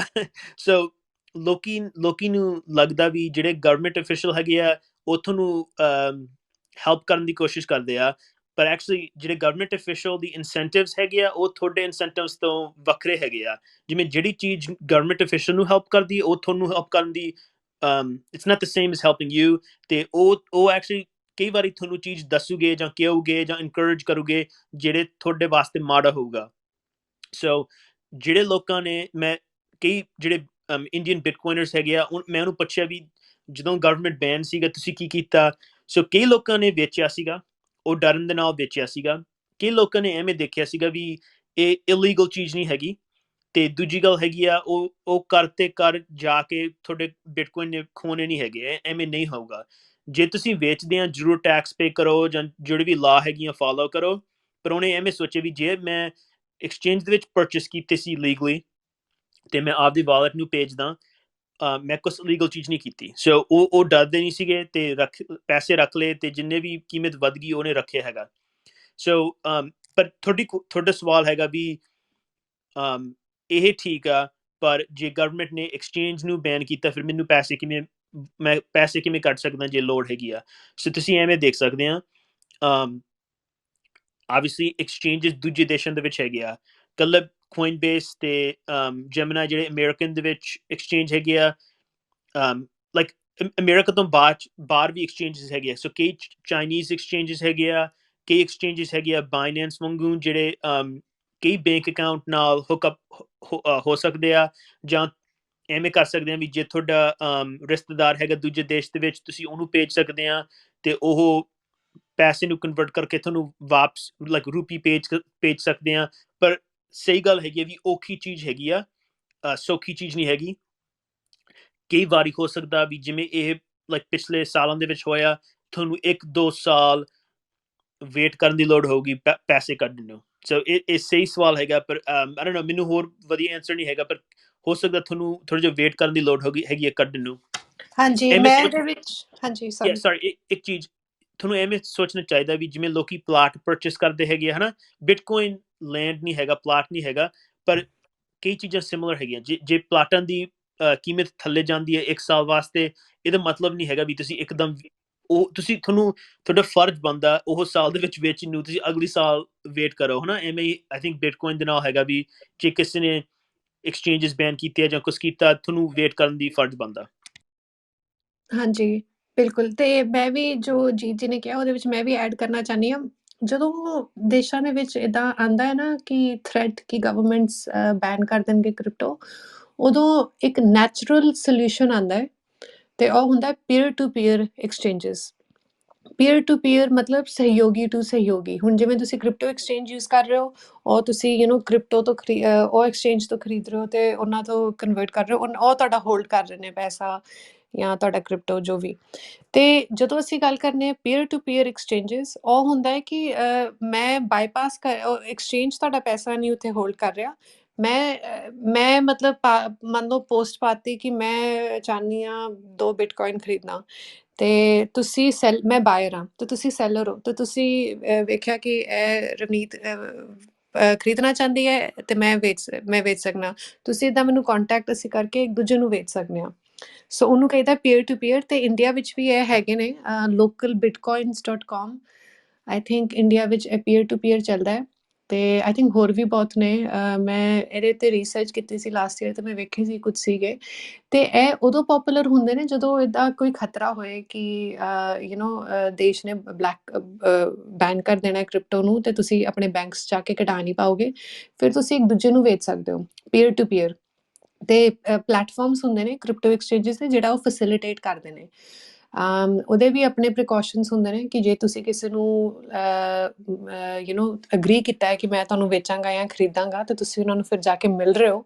ਤੇ ਪਬਲਿਕ ਸਪੇਸ ਦੇ ਵਿੱਚ ਮਿਲੋ ਜਾ ਕੇ ਕਿਤੇ ਪੁਰਾਣੀ ਕੋਈ ਸਟਰੀਟ ਦੇ ਵਿੱਚ ਰਾਤ ਨੂੰ 2 ਵਜੇ ਨਾ ਮਿਲੋ ਤੇ ਉਹਦੇ ਵਿੱਚ ਵੀ ਆਪਣੇ ਪ੍ਰੀਕਾਸ਼ਨਸ ਹੁੰਦੇ ਨੇ ਪਰ ਜਿਵੇਂ ਜੀਤ ਨੇ ਕਿਹਾ ਕਿ ਤੁਸੀਂ ਪੰਜਾਬ ਇੰਨੀ ਗਲੋਬਲਾਈਜ਼ਡ ਸਟੇਟ ਹੈ ਇੰਡੀਆ ਦੇ ਵਿੱਚ ਤੇ ਸਾਡੇ ਸਾਰੇ ਮਾਮੇ ਚਾਚੇ ਦੇ ਬੱਚੇ ਵਗੈਰਾ ਬਾਹਰ ਬੈਠੇ ਹੋਏ ਨੇ ਆਮ ਸ਼ੋਰ ਤੇ ਤੁਸੀਂ ਉਹਨਾਂ ਨੂੰ ਵੀ ਭੇਜ ਸਕਦੇ ਹੋ ਬਿਟਕੋਇਨ ਤੇ ਉਹ ਫਿਰ ਆਪਣੇ ਕਰੰਸੀ ਵਿੱਚ ਕਨਵਰਟ ਕਰਕੇ ਤੁਹਾਨੂੰ ਬੈਂਕ ਅਕਾਊਂਟ ਦੇ ਵਿੱਚ ਭੇਜ ਸਕਦੇ ਨੇ ਉਹ that is also a very popular option but peer to peer is also like a last resort ਜਿਹੜਾ ਇੱਕ ਆਪਣੇ ਆਪ ਨੈਚੁਰਲ ਤਰੀਕਾ ਆ ਜਾਂਦਾ ਹੈ ਹਾਂਜੀ ਥੈਂਕ ਯੂ ਜੀ ਮੈਂ ਇੱਕ ਚੀਜ਼ ਐਡ ਕਰਨੀ ਸੀ ਹਾਂਜੀ ਜਬਰਜਨ ਜੀ ਇੱਕ ਮਿੰਟ ਗੁਰਮੀਤ ਜੀ ਤੁਸੀਂ ਇੱਥੇ ਸੀ ਪਹਿਲਾਂ ਤੁਹਾਡਾ ਕੁਐਸਚਨ ਹੈਗਾ ਜਾਂ ਕਮੈਂਟ ਇਸ ਰਿਗਾਰਡਿੰਗ ਦੱਸਣਾ ਹਾਂਜੀ ਮੇਰਾ ਕੁਐਸਚਨ ਹੈਗਾ ਮੈਂ ਬੰਦਾ ਦੇਸੀ ਹਾਂ ਬਿਲਕੁਲ ਪਿੰਡੂ ਤੇ ਮੈਨੂੰ ਬਹੁਤ ਇੰਗਲਿਸ਼ ਵੀ ਨਹੀਂ ਆਉਂਦੀ ਤੇ ਬਹੁਤਾ ਇਹਨਾਂ ਚੀਜ਼ਾਂ ਬਾਰੇ ਪਤਾ ਨਹੀਂ ਪਰ ਮੈਂ ਇਹਦੇ ਵਿੱਚ ਇੰਟਰਸਟ ਰੱਖਦਾ ਰੁਚੀ ਰੱਖਦਾ ਮੈਂ ਇਹਨਾਂ ਦੇ ਵਿੱਚ ਕਿਉਂਕਿ ਮੇਰੇ 1-2 ਫਰੈਂਡ ਹੈਗੇ ਨੇ USA ਬੈਠੇ ਉਹ ਮੈਨੂੰ ਕਹਿੰਦੇ ਨੇ ਤੂੰ ਸ਼ੇਅਰ ਬਾਏ ਕਰ ਜਿੱਦਾਂ ਆਪਣੇ ਇਹਨਾਂ ਦੇ ਇਲੋਨ ਮਸਕ ਦੇ ਜਾਂ SpaceX ਜਾਂ ਟੈਸਲਾ ਦੇ ਜਾਂ ਆਉਣ ਵਾਲੇ ਟਾਈਮ ਦੇ ਵਿੱਚ ਇਲੈਕਟ੍ਰਿਕ ਗੱਡੀਆਂ ਆ ਰਹੀਆਂ ਜਾਂ ਇੱਦਾਂ ਦਾ ਸਾਰਾ ਆ ਰਿਹਾ ਆਵਾਜਾਈ ਦਾ ਜਾਂ ਰਿਚਾਰਜ ਸਟੇਸ਼ਨ ਆ ਰਹੇ ਆ ਤੇ ਜਾਂ ਆ ਬਿਟਕੋਇਨ ਆ ਮੈਨੂੰ ਉਹਨਾਂ ਨੇ ਆਖਿਆ ਤੂੰ ਇਹਦੇ ਵਿੱਚ ਇਨਵੈਸਟ ਕਰ ਕੁਛ ਮਤਲਬ ਇਹ ਵਿੱਚ ਫਾਇਦਾ ਹੁੰਦਾ ਪਤਾ ਹੁੰਦਾ ਪਰ ਮੈਂ ਜਿਵੇਂ ਪੇਂਡੂ ਬੰਦਾ ਮੈਨੂੰ ਇੰਗਲਿਸ਼ ਨਹੀਂ ਆਉਂਦੀ ਜਾਂ ਇਹ ਮਾਰਕੀਟ ਬਾਰੇ ਮੈਨੂੰ ਗਿਆਨ ਨਹੀਂ ਬਹੁਤਾ, ਥੋੜ੍ਹਾ ਥੋੜ੍ਹਾ ਪਤਾ ਲੱਗਣ ਲੱਗਾ ਹੈ ਮੈਨੂੰ, ਜਿਵੇਂ ਮੈਂ ਹੁਣ ਤੁਹਾਡੀਆਂ ਗੱਲਾਂ ਸੁਣੀਆਂ ਸਾਰਿਆਂ ਦੀਆਂ, ਰਵਨੀਤ ਦੀਆਂ, ਜੀਤ ਦੀਆਂ, ਮੈਨੂੰ ਇਹਨਾਂ ਵਿੱਚੋਂ ਜਾਣਕਾਰੀ ਮਿਲੀ ਹੈ ਕਾਫੀ। ਤੇ ਮੈਂ ਇਹ ਪੁੱਛਣਾ ਚਾਹੁੰਦਾ ਵੀ ਜੇ ਮੈਂ ਬਿਟਕੋਇਨ ਬਾਏ ਕਰਦਾ, ਖਰੀਦਦਾ ਆ, ਤੇ ਮਤਲਬ ਮੈਨੂੰ ਇਹਦਾ ਦੱਸੋ ਮਾੜਾ ਜਿਹਾ ਪ੍ਰੋਸੀਜਰ ਪਲੀਜ਼। ਹਾਂਜੀ ਗੁਰਮੀਤ ਜੀ, ਤੁਹਾਡਾ ਕੁਐਸਚਨ ਬਹੁਤ ਚੰਗਾ ਹੈ ਤੇ ਆਈ ਥਿੰਕ ਬਹੁਤ ਸਾਰੇ ਲੋਕਾਂ ਦੇ ਇਹ ਖਿਆਲ ਹੈਗਾ, ਬਿਕੋਜ਼ ਸਾਡੀ ਜਿਹੜੀ ਕਮਿਊਨਿਟੀ ਹੈ ਉਹਦੇ ਵਿੱਚ ਮੈਂ ਨੋਟ ਕੀਤਾ ਹੈ ਕਿ ਬਹੁਤ ਰੈਂਡਮਲੀ ਇੱਕ ਇੱਥੇ ਜਾਂ ਉੱਥੇ ਤੁਹਾਨੂੰ ਕੋਈ ਮਿਲ ਜਾਂਦੇ ਨੇ ਜਿਹੜਾ ਕ੍ਰਿਪਟੋ ਨੂੰ ਚੰਗੀ ਤਰ੍ਹਾਂ ਸਮਝਦੇ ਨੇ, ਬਿਟਕੋਇਨ ਨੂੰ ਸਮਝਦੇ ਨੇ ਬਹੁਤ, ਬਟ ਇਹ ਇੰਨਾ ਜ਼ਿਆਦਾ ਸਾਡੀ ਕਮਿਊਨਿਟੀ ਵਿੱਚ ਹੁਣੇ ਆਇਆ ਨਹੀਂ। ਪਰ ਜੇ ਤੁਸੀਂ ਨਾਈਜੀਰੀਆ ਵੇਖੋ ਨਾ, ਨਾਈਜੀਰੀਅਨ ਕਮਿਊਨਿਟੀ, ਉਹਨਾਂ ਦੀ ਲਾਈਕ ਉਹ ਇੰਨੇ ਸਟਰੋਂਗ ਨੇ ਕ੍ਰਿਪਟੋ ਟ੍ਰੇਡਿੰਗ ਵਗੈਰਾ ਵਿੱਚ, ਮਤਲਬ ਉਹ ਬਹੁਤ ਉਹ ਮਾਰਕੀਟ ਦੇ ਵਿੱਚ ਇਨਵੈਸਟਡ ਨੇ, ਨਾਈਜੀਰੀਆ, ਵੈਨੇਜ਼ੁਏਲਾ। ਤੇ ਤੁਸੀਂ ਪਹਿਲਾਂ ਇਹ ਵੇਖੋ ਕਿ ਸਟਾਕ ਤੇ ਬਿਟਕੋਇਨ ਦੇ ਵਿੱਚ ਬਹੁਤ ਡਿਫਰੈਂਟ ਬਹੁਤ ਦੋਨੋਂ ਡਿਫਰੈਂਟ ਚੀਜ਼ਾਂ ਨੇ। ਜਦੋਂ ਲੋਕੀ ਯੂਜੂਅਲੀ ਸਟਾਕ ਦੇ ਵਿੱਚ ਆਪਣਾ ਪੈਸਾ ਪਾ ਰਹੇ ਨੇ ਜਾਂ ਸ਼ੇਅਰਸ ਦੇ ਵਿੱਚ, ਉਹ ਇਹ ਮੰਨ ਕੇ ਕੀਤਾ ਜਾਂਦਾ ਹੈ ਕਿ ਤੁਸੀਂ ਫਾਇਦਾ ਹੋਏਗਾ, ਮੁਨਾਫਾ ਹੋਏਗਾ, ਤੇ ਤੁਸੀਂ ਆਪਣਾ ਇਨਵੈਸਟਮੈਂਟ ਕਰ ਰਹੇ ਹੋ ਇੱਕ ਤਰ੍ਹਾਂ ਦੀ। ਤੇ most of the time stock ਦੇ ਵਿੱਚ ਲੋਕੀ ਸਾਰਾ ਪੈਸਾ ਨਹੀਂ ਪਾਉਂਦੇ, ਬਿਕੋਜ਼ ਐਕਸਪੈਰੀਮੈਂਟਲ ਹੁੰਦਾ ਹੈ, ਕਿਉਂਕਿ ਹਰ ਚੀਜ਼ ਦੀ ਹੁਣ ਗਾਰੰਟੀ ਤੇ ਹੁੰਦੀ ਨਹੀਂ ਕਿ ਇਹ ਸਟਾਕ ਨੇ ਉੱਤੇ ਜਾਣਾ ਹੀ ਜਾਣਾ ਹੈ। ਸੋ ਲੋਕੀ ਉਹ ਪੈਸਾ ਪਾਉਂਦੇ ਨੇ ਜੋ ਇਨਵੈਸਟ ਕਰ ਸਕਦੇ ਨੇ, ਕਿ ਜੇ ਕ੍ਰੈਸ਼ ਹੋ ਗਿਆ, ਪੈਸਾ ਉਹਨਾਂ ਦਾ ਖੋ ਗਿਆ, ਤੇ ਉਹਨਾਂ ਦੀ ਲਾਈਫ ਨਹੀਂ ਰੁਕੇਗੀ, ਐਕਸਪੈਰੀਮੈਂਟਲ ਹੈ। ਹੁਣ ਬਿਟਕੋਇਨ ਜਦੋਂ ਅਸੀਂ ਵੇਖਦੇ ਆ ਨਾ, ਬਿਟਕੋਇਨ ਇੱਕ ਸਿਰਫ ਕੱਲਾ ਸਟਾਕ ਵਾਂਗੂ ਪਰਫਾਰਮ ਨਹੀਂ ਕਰਦਾ ਕਿ ਉੱਥੇ ਤੁਸੀਂ ਸਿਰਫ ਮੁਨਾਫੇ ਲਈ ਹੋ, ਉਹ ਇੱਕ ਬੈਂਕ ਅਕਾਊਂਟ ਵਾਂਗੂ ਵੀ ਪਰਫਾਰਮ ਕਰਦਾ ਹੈ। ਤੇ ਇਹ ਇੱਕ ਬਹੁਤ ਹੀ ਸਮਝਣ ਵਾਲੀ ਲੋੜ ਹੈ, ਗੱਲ ਸਮਝਣ ਦੀ ਲੋੜ ਹੈ ਕਿ ਲੋਕੀ ਇਹਨੂੰ ਕਿਉਂ ਬੈਂਕ ਵਾਂਗੂ ਸਮਝਦੇ ਨੇ। ਬਿਕੋਜ਼ ਹੁਣ ਮੈਂ ਪਹਿਲਾਂ ਵੇਖਾਂ ਇੱਥੇ ਕੋਈ IT ਸੈੱਲ ਵਾਲਾ ਤੇ ਨਹੀਂ, ਠੀਕ ਹੈ, ਕਿਉਂਕਿ ਇਹਦੇ ਉੱਤੇ ਗਵਰਨਮੈਂਟ ਦਾ ਕੰਟਰੋਲ ਨਹੀਂ ਹੁੰਦਾ ਤੇ ਨਾ ਹੀ ਉਹਦੇ ਤੇ ਬੈਂਕਸ ਤੁਹਾਡੇ ਤੋਂ ਖੋ ਨਹੀਂ ਸਕਦੇ। ਹੁਣ ਜਿਵੇਂ ਅਸੀਂ ਐਗਜ਼ਾਮਪਲ ਦੇ ਰਹੇ ਸੀ ਡੀਮੋਨੇਟਾਈਜੇਸ਼ਨ ਦਾ, ਜਿਹੜਾ ਇੰਡੀਆ ਵਿੱਚ ਹੋਇਆ ਸੀ 2016 ਵਿੱਚ, ਤੇ ਕਿੰਨੇ ਲੋਕਾਂ ਦਾ ਪੈਸਾ ਓਵਰਨਾਈਟ ਉਹ ਵੈਲਿਊ ਚਲੀ ਗਈ ਸੀ ਪੈਸੇ ਦੀ, ਸਪੈਸ਼ਲੀ ਜਿਹੜੇ ਪਿੰਡਾਂ ਵਿੱਚ ਸੀ, ਜਿਨ੍ਹਾਂ ਕੋਲ ਆਧਾਰ ਕਾਰਡ ਵਗੈਰਾ ਵੀ ਨਹੀਂ ਸੀ, ਉਹਨਾਂ ਨੇ ਪੈਸੇ ਜਿਹੜੇ ਜੋੜੇ ਹੋਏ ਸੀ ਇੰਨੇ ਟਾਈਮ ਤੋਂ, ਉਹ ਪੈਸੇ ਦੀ ਵੈਲਿਊ ਮੁੱਲ ਹੀ ਇੱਕਦਮ ਚਲਾ ਗਿਆ। ਤੇ ਇਹਨੂੰ ਅਸੀਂ ਜਿਵੇਂ ਇੰਗਲਿਸ਼ ਵਿੱਚ ਕਹਿੰਦੇ ਹਾਂ ਹੈਜ ਅਗੇਂਸਟ ਇਨਫਲੇਸ਼ਨ ਤੇ ਗਵਰਨਮੈਂਟ। ਜੇ ਮੈਂ ਪੰਜਾਬੀ ਵਿੱਚ ਕਹਾਂ ਕਿ ਜਿਹੜਾ ਇਨਫਲੇਸ਼ਨ ਹੁੰਦੀ ਹੈ ਨਾ, ਮਹਿੰਗਾਈ, ਜਿਹੜਾ ਬੈਂਕਸ ਹਰ ਸਾਲ ਜਾਂ ਨਾਟ ਹਰ ਸਾਲ ਪਰ ਹਮੇਸ਼ਾ ਐਵਰੀ ਨਾਓ ਐਂਡ ਦੈਨ ਉਹ ਪੈਸਾ ਪ੍ਰਿੰਟ ਕਰੀ ਜਾਂਦੇ ਨੇ। ਤੇ ਜਿਹੜੀ 10 ਸਾਲ ਪਹਿਲਾਂ ਜਿਹੜੀ ਚੀਜ਼ ਤੁਹਾਨੂੰ 100 ਰੁਪਏ ਦੇ ਵਿੱਚ ਮਿਲ ਸਕਦੀ ਸੀ, ਉਹ ਹੁਣ ਸ਼ਾਇਦ ਤੁਹਾਨੂੰ 1000 ਰੁਪਏ ਦੇ ਵਿੱਚ ਮਿਲੇ। ਤੇ ਲੌਜਿਕ ਇਹ ਹੋਣਾ ਚਾਹੀਦਾ ਹੈ ਕਿ ਜਿਵੇਂ ਜਿਵੇਂ ਸਮਾਂ ਲੰਘਦਾ ਹੈ ਤਾਂ ਤੁਸੀਂ ਜੋ ਮੁੱਲ, ਜਿਹੜਾ ਤੁਸੀਂ ਜਿਹੜੀ ਚੀਜ਼ ਦੇ ਵਿੱਚ ਮੁੱਲ ਪਾਇਆ, ਜਿਵੇਂ ਸੋਨਾ ਹੁੰਦਾ ਹੈ, ਉਹ ਵਧੀ ਜਾਏ ਟਾਈਮ ਦੇ ਨਾਲ, ਨਾ ਕਿ ਘਟੇ। ਪਰ ਜਿਹੜਾ ਹੁਣੇ ਸਾਡੇ ਦੁਨੀਆ ਦਾ ਹੁਣੇ ਮੋਨੇਟਰੀ ਸਿਸਟਮ ਹੈਗਾ ਨਾ ਪੈਸੇ ਦਾ, ਉਹ ਇਦਾਂ ਡਿਜ਼ਾਈਨ ਹੋਇਆ ਕਿ ਉਹ ਮਤਲਬ ਜਿਵੇਂ ਜਿਵੇਂ ਟਾਈਮ ਜਾਏਗਾ ਤੁਸੀਂ ਆਪਣੇ ਪੁਸ਼ਤਾਂ ਨੂੰ ਅੱਗੇ ਕੁਝ ਦੇ ਹੀ ਨਹੀਂ ਸਕਦੇ, ਸਿਰਫ ਕਰਜ਼ੇ ਹੀ ਦੋਗੇ, ਜਿਵੇਂ ਹੁਣ ਇਹ ਸਿਸਟਮ ਸਾਰਾ ਬਣਿਆ ਹੈ। ਸੋ ਇਹ ਜਿਹੜਾ ਬਿਟਕੋਇਨ ਹੈ, ਇਹਨੂੰ ਬਿਕੋਜ਼ ਇਹ ਲਿਮਿਟਡ ਹੈ ਕੁਆਂਟੀਟੀ ਦੇ ਵਿੱਚ, ਜਿਹੜਾ ਤੁਹਾਡਾ ਪੈਸਾ ਹੈ ਨਾ, ਉਹ ਗਵਰਨਮੈਂਟਸ ਅਨਲਿਮਿਟਡ ਛਾਪਦੀਆਂ ਰਹਿੰਦੀਆਂ ਨੇ, ਅਨਲਿਮਿਟਡ ਛਾਪਦੀਆਂ ਨੇ। ਤੇ ਪਰ ਜਿਹੜਾ ਬਿਟਕੋਇਨ ਹੈ, ਉਹ ਸਿਰਫ 21 ਮਿਲੀਅਨ ਬਿਟਕੋਇਨ ਹੋ ਸਕਦੇ ਨੇ ਸਰਕੂਲੇਸ਼ਨ ਦੇ ਵਿੱਚ, 21 ਮਿਲੀਅਨ। ਤੇ ਇਸ ਕਾਰਨ ਇਹਨੂੰ ਸੋਨੇ ਦੇ ਨਾਲ ਕੰਪੇਅਰ ਕੀਤਾ ਜਾਂਦਾ ਹੈ, ਤੇ ਬਿਟਕੋਇਨ ਨੂੰ ਡਿਜੀਟਲ ਗੋਲਡ ਵੀ ਕਿਹਾ ਜਾਂਦਾ ਹੈ, ਡਿਜੀਟਲ ਧਨ। ਤੇ ਉਹ ਕਿਉਂਕਿ ਉਹਦੇ ਵਿੱਚ ਸਿਮਿਲੈਰਿਟੀਜ਼ ਇਹ ਨੇ ਕਿ ਉਹਦੀ ਵੈਲਿਊ ਇਸ ਕਰਕੇ ਜ਼ਿਆਦਾ ਹੈ ਬਿਕੋਜ਼ ਉਹ ਸਮੇਂ ਦੇ ਨਾਲ, ਕਿਉਂਕਿ ਉਹ ਲਿਮਿਟਡ ਹੈ, ਉਹ ਅਨਲਿਮਿਟਡ ਨਹੀਂ ਹੈਗਾ। ਤੇ ਇਹਨੂੰ ਫਿਰ ਸਿਰਫ ਸਟਾਕ ਵਾਂਗੂ ਨਹੀਂ ਵੇਂਦੇ ਲੋਕੀ, ਇਹਨੂੰ ਬੈਂਕ ਅਕਾਊਂਟ ਵਾਂਗੂ ਵੀ ਵੇਂਦੇ ਨੇ।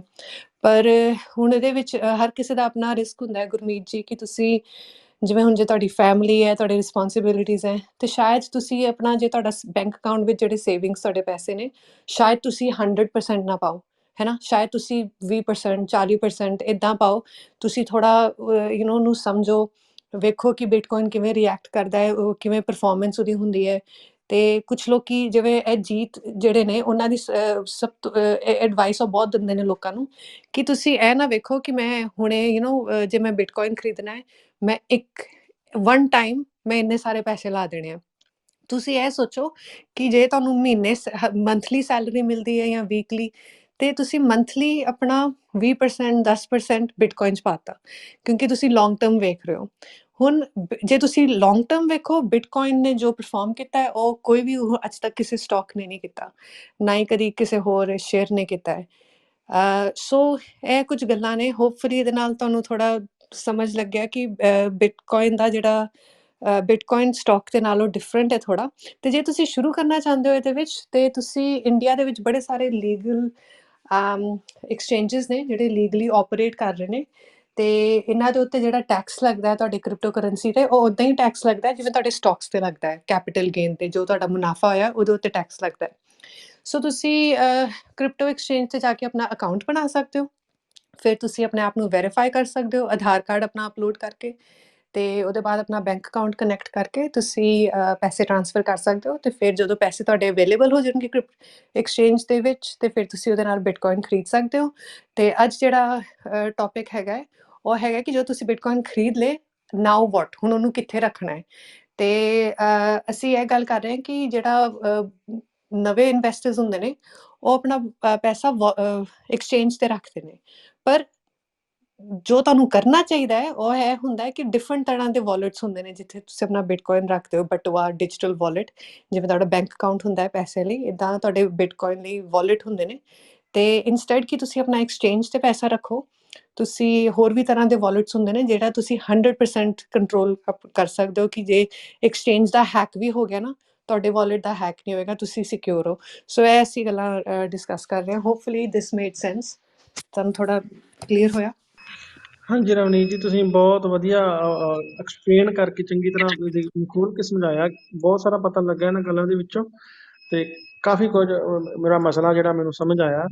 ਅਤੇ ਮੈਂ ਇੱਕ ਚੀਜ਼ ਹੋਰ ਪੁੱਛਣੀ ਆ ਵੀ ਕਿੰਨੇ ਮੰਨ ਲਓ ਜੇ ਇੱਕ ਬਿਟਕੋਇਨ ਖਰੀਦਣਾ ਹੈ, ਬਾਏ ਕਰਨਾ ਹੈ, ਤਾਂ ਮਤਲਬ ਕਿੰਨੀ ਕੁ ਰਾਸ਼ੀ ਹੁੰਦੀ ਹੈ? 8-10 ਲੱਖ ਜਾਂ ਕਿੰਨਾ ਹੁੰਦਾ ਇੰਡੀਆ ਦੀ ਜਿਹੜੀ ਆਪਣੀ ਹੁੰਦੀ ਆ? ਕਿੱਥੋਂ ਕੁ ਤੱਕ ਹੁੰਦੀ ਦੀ ਲਿਮਟ? ਇੱਕ ਦੋ ਦੀ ਜਾਂ? ਕਿਉਂ ਮੈਨੂੰ ਪਤਾ ਲੱਗਾ ਕਾਫੀ ਮਹਿੰਗੇ ਹੁੰਦੇ ਆ ਨਾ ਇਹ। ਹਾਂਜੀ, ਅਤੇ ਇਨਫੈਕਟ ਹੁਣ ਬਹੁਤ ਜ਼ਿਆਦਾ ਇਹਦੀ ਪ੍ਰਾਈਸ ਉੱਤੇ ਚਲੀ ਗਈ ਸੀ, ਅਤੇ ਹੁਣ ਰੀਸੈਂਟਲੀ ਫਿਰ ਬਹੁਤ ਉੱਤੇ ਚਲੀ ਗਈ ਸੀ, ਫਿਰ ਥੱਲੇ ਆਈ, ਅਤੇ ਹੁਣ ਫਿਰ ਪਰਫੋਰਮ ਕਰਨੀ ਸ਼ੁਰੂ ਕਰਤੀ। ਆਈ ਥਿੰਕ ਇੰਡੀਆ ਦੇ ਵਿੱਚ ਹੁਣ 29 ਲੱਖ ਦਾ ਹੈ ਇੱਕ ਬਿਟਕੋਇਨ। ਪਰ ਤੁਸੀਂ ਵੀਰੇ ਖਰੀਦ ਜਿੰਨੇ ਮਰਜ਼ੀ ਦਾ ਸਕਦੇ ਹੋ, ਚਾਹੇ ਥੋੜੇ ਤੋਂ ਥੋੜਾ, ਚਾਹੇ ਤੁਸੀਂ 10,000 ਦਾ ਚਾਹੇ 5,000 ਦਾ ਖਰੀਦ ਲਓ। ਉਹਦੇ 'ਚੋਂ ਸਤੋਸ਼ੀ ਹੁੰਦੇ ਨੇ ਮਿਨੀਮਮ, ਇੱਕ ਬਿਟਕੋਇਨ ਦੇ ਵਿੱਚ 2 ਕਰੋੜ ਸਤੋਸ਼ੀ ਹੁੰਦੇ ਨੇ ਸ਼ਾਇਦ, ਮੈਨੂੰ ਪੱਕਾ ਪਤਾ ਨਹੀਂ ਹੈਗਾ।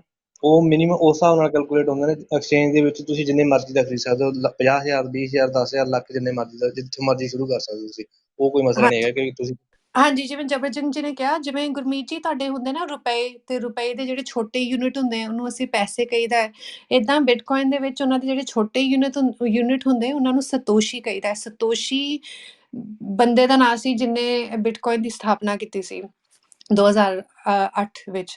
ਅਤੇ ਤੁਸੀਂ ਜਿਹੜੇ ਜ਼ਿਆਦਾਤਰ ਲੋਕੀ ਹੁੰਦੇ ਨੇ ਉਹ ਬਿਟਕੋਇਨ ਆ ਕੇ ਇੱਕਦਮ ਬਿਟਕੋਇਨ ਪੂਰਾ ਨਹੀਂ ਖਰੀਦਦੇ, ਬਿਕੋਜ਼ ਇਹ ਮੋਸਟ ਆਫ ਦਾ ਲੋਕਾਂ ਲਈ ਇੰਪੋਸੀਬਲ ਹੁੰਦਾ ਹੈ, ਕਿਉਂਕਿ ਬਿਟਕੋਇਨ ਦਾ ਪ੍ਰਾਈਸ ਜਿਵੇਂ ਸਾਰੇ ਕਹਿੰਦੇ ਨੇ ਮਹਿੰਗਾ ਹੈ, ਮੈਂ ਤਾਂ ਕਹਿੰਦੀ ਹਾਂ ਚੰਗਾ ਹੈ, ਕਿਉਂਕਿ ਉਹਦੇ ਨਾਲ ਮੇਰਾ ਪੈਸਾ ਵੱਧ ਰਿਹਾ ਹੈ। ਅਤੇ ਪਰ ਤੁਸੀਂ ਫਿਰ ਸਤੋਸ਼ੀ ਵੀ ਆ ਕੇ ਲੈ ਸਕਦੇ ਹੋ ਉਹਨਾਂ ਦੀ ਛੋਟੀ ਛੋਟੀ ਯੂਨਿਟਸ। ਤੁਸੀਂ ਵੇਖ ਸਕਦੇ ਹੋ ਕਿ ਤੁਸੀਂ 1,000 ਰੁਪਏ, 10,000 ਰੁਪਏ, ਇੱਦਾਂ ਵੀ ਤੁਸੀਂ ਵੇਖ ਸਕਦੇ ਹੋ। ਠੀਕ ਹੈ ਜੀ, ਧੰਨਵਾਦ ਜੀ, ਬਹੁਤ ਬਹੁਤ ਮੈਨੂੰ ਚੰਗੀ ਤਰ੍ਹਾਂ ਸਮਝ ਪੈ ਗਈ। ਮਤਲਬ ਰੁਪਈਆਂ ਪੈਸਿਆਂ ਨਾਲ ਤੋਂ ਸ਼ੁਰੂ ਹੋ ਕੇ ਤੇ ਗਾਂ ਫਿਰ ਜਿੱਦਾਂ ਆਪਣੇ ਪੈਨੀਆਂ ਤੋਂ ਗਾਂ ਪੌਂਡਾਂ ਤੱਕ ਜਾਂਦੀ ਗੱਲ, ਰੁਪਈਆਂ ਪੈਸਿਆਂ ਤੋਂ ਰੁਪਈਆਂ ਤੱਕ, ਉਹ ਚੀਜ਼ ਹੈ। ਠੀਕ ਹੈ ਜੀ, ਧੰਨਵਾਦ ਜੀ ਬਹੁਤ ਬਹੁਤ ਤੁਹਾਡਾ। ਤੁਸੀਂ ਬਹੁਤ ਵਧੀਆ ਤਰੀਕੇ ਨਾਲ ਮੇਰੇ ਜਿਹੜੇ ਆਪਣੇ ਹੱਲ ਕੀਤੇ ਸਵਾਲ। ਧੰਨਵਾਦ ਜੀ। ਥੈਂਕ ਯੂ ਜੀ ਗੁਰਮੀਤ ਜੀ। ਅਤੇ ਮੈਂ ਇੱਕ ਹੋਰ ਗੱਲ Ravneet, ਕਹਿਣਾ ਚਾਹੁੰਦੀ ਹਾਂ। ਹਾਂਜੀ ਅਭੀ ਜੀ। can I say something? ਹਾਂਜੀ ਪਲੀਜ਼। ਓਕੇ, ਜੀਤ ਭਾਜੀ ਨੇ ਥੋੜ੍ਹਾ ਜਿਹਾ ਆਪਾਂ ਨੂੰ ਡਿਸਕ੍ਰਾਈਬ ਕੀਤਾ ਸੀ ਜਿੱਦਾਂ ਸਿਕਿਉਰਿਟੀ ਬਾਰੇ ਕਿਉਂ ਇੰਪੋਰਟੈਂਟ ਹੈ ਬਿਟਕੋਇਨ, ਹੈ ਨਾ। ਅਤੇ ਕੰਪੈਰੀਸਨ ਵੀ ਅਸੀਂ ਬਣਾਏ ਆ ਸਟੋਕਸ ਨੂੰ ਜਾਂ ਹੋਰ ਕੋਈ ਐਸੈਟਸ ਨੂੰ, ਲੈਂਡ, ਕੁਛ ਵੀ ਹੋਵੇ। ਅਤੇ ਇੱਕ ਚੀਜ਼ ਮੈਂ ਤੁਹਾਨੂੰ ਲਾਈਕ ਸਾਰੇ ਕਮਿਊਨਿਟੀ ਨੂੰ ਦੱਸਣਾ ਚਾਹੁੰਦਾ ਹਾਂ, ਜਿੱਦਾਂ ਇੱਕ ਚੀਜ਼ ਹੁੰਦੀ ਆ ਬੇਅਰਰ ਐਸੈਟ ਕਹਿੰਦੇ ਆ, ਹੈ ਨਾ। ਤੁਸੀਂ ਗੂਗਲ 'ਤੇ ਸਰਚ ਕਰ ਲਓ ਬੇਅਰਰ ਐਸੈਟ, ਉਹ ਬੇਅਰਰ ਇੰਸਟਰੂਮੈਂਟ ਕੀ ਹੁੰਦਾ ਆ। ਉਹ ਚੀਜ਼ ਹੁੰਦੀ ਹੈ ਜਿੱਥੇ ਤੁਸੀਂ ਕਿਤੇ ਵੀ ਲਾਈਕ ਜਾ ਕੇ ਰਿਡੀਮ ਕਰ ਸਕਦੇ ਆ ਅਤੇ ਪ੍ਰੂਵ ਕਰ ਸਕਦੇ ਆ ਇਹ ਤੁਹਾਡਾ ਐਸੈਟ ਹੈਗਾ ਆ, ਅਤੇ ਮੈਨੂੰ ਫਿਰ ਜਿਹੜਾ ਵੀ ਮੇਰਾ ਕੀਮਤ ਬਣਦੀ ਆ ਮੈਨੂੰ ਦਿਓ। ਨੋਰਮਲੀ ਤੁਸੀਂ ਕਹਿ ਸਕਦੇ ਆ ਸਟੋਕਸ ਜਾਂ ਬੌਂਡਸ ਬੇਅਰਰ ਐਸੈਟਸ ਹੁੰਦੇ ਆ। ਹੁਣ ਬਿਟਕੋਇਨ ਸਭ ਤੋਂ ਵਧੀਆ ਬੇਅਰਰ ਇੰਸਟਰੂਮੈਂਟ, ਉਹ ਬੇਅਰਰ ਐਸੈਟ ਹੈਗੀ ਆ। ਕਿਉਂ? ਬਿਕੋਜ਼ ਉਹਦੀ ਸਿਕਿਉਰਿਟੀ ਬਹੁਤ ਹੈਗੀ ਆ। ਕੋਈ ਤੁਹਾਡੇ ਆਉਣ ਨੂੰ ਕੋਈ ਖੋ ਨਹੀਂ ਸਕਦਾ, ਕੋਈ ਗਵਰਨਮੈਂਟ ਜਾਂ ਬੈਡ ਐਕਟਰ ਕੋਈ ਤੁਹਾਨੂੰ ਲਾਈਕ ਸਟੀਲ ਨਹੀਂ ਕਰ ਸਕਦਾ। therefore ਜਿਹੜੀ ਇਹਦੀ ਸਿਕਿਉਰਿਟੀ ਬਣੀ ਆ ਇਹਦੀ kind of ਕਹਿ ਲਓ ਜਿਹੜੀ ਤੁਸੀਂ ਸੀਡ ਫਰੇਜ਼ ਹੈਗੀ ਆ ਤੁਸੀਂ ਜਿਹੜੇ ਪਾਸਵਰਡ ਬਣਾ ਸਕਦੇ ਹੋ ਉਹਦੇ ਉੱਤੇ ਇਹ therefore means one is the most important and secure asset ਜਿਹੜਾ ਕੋਈ ਆਮ ਬੰਦਾ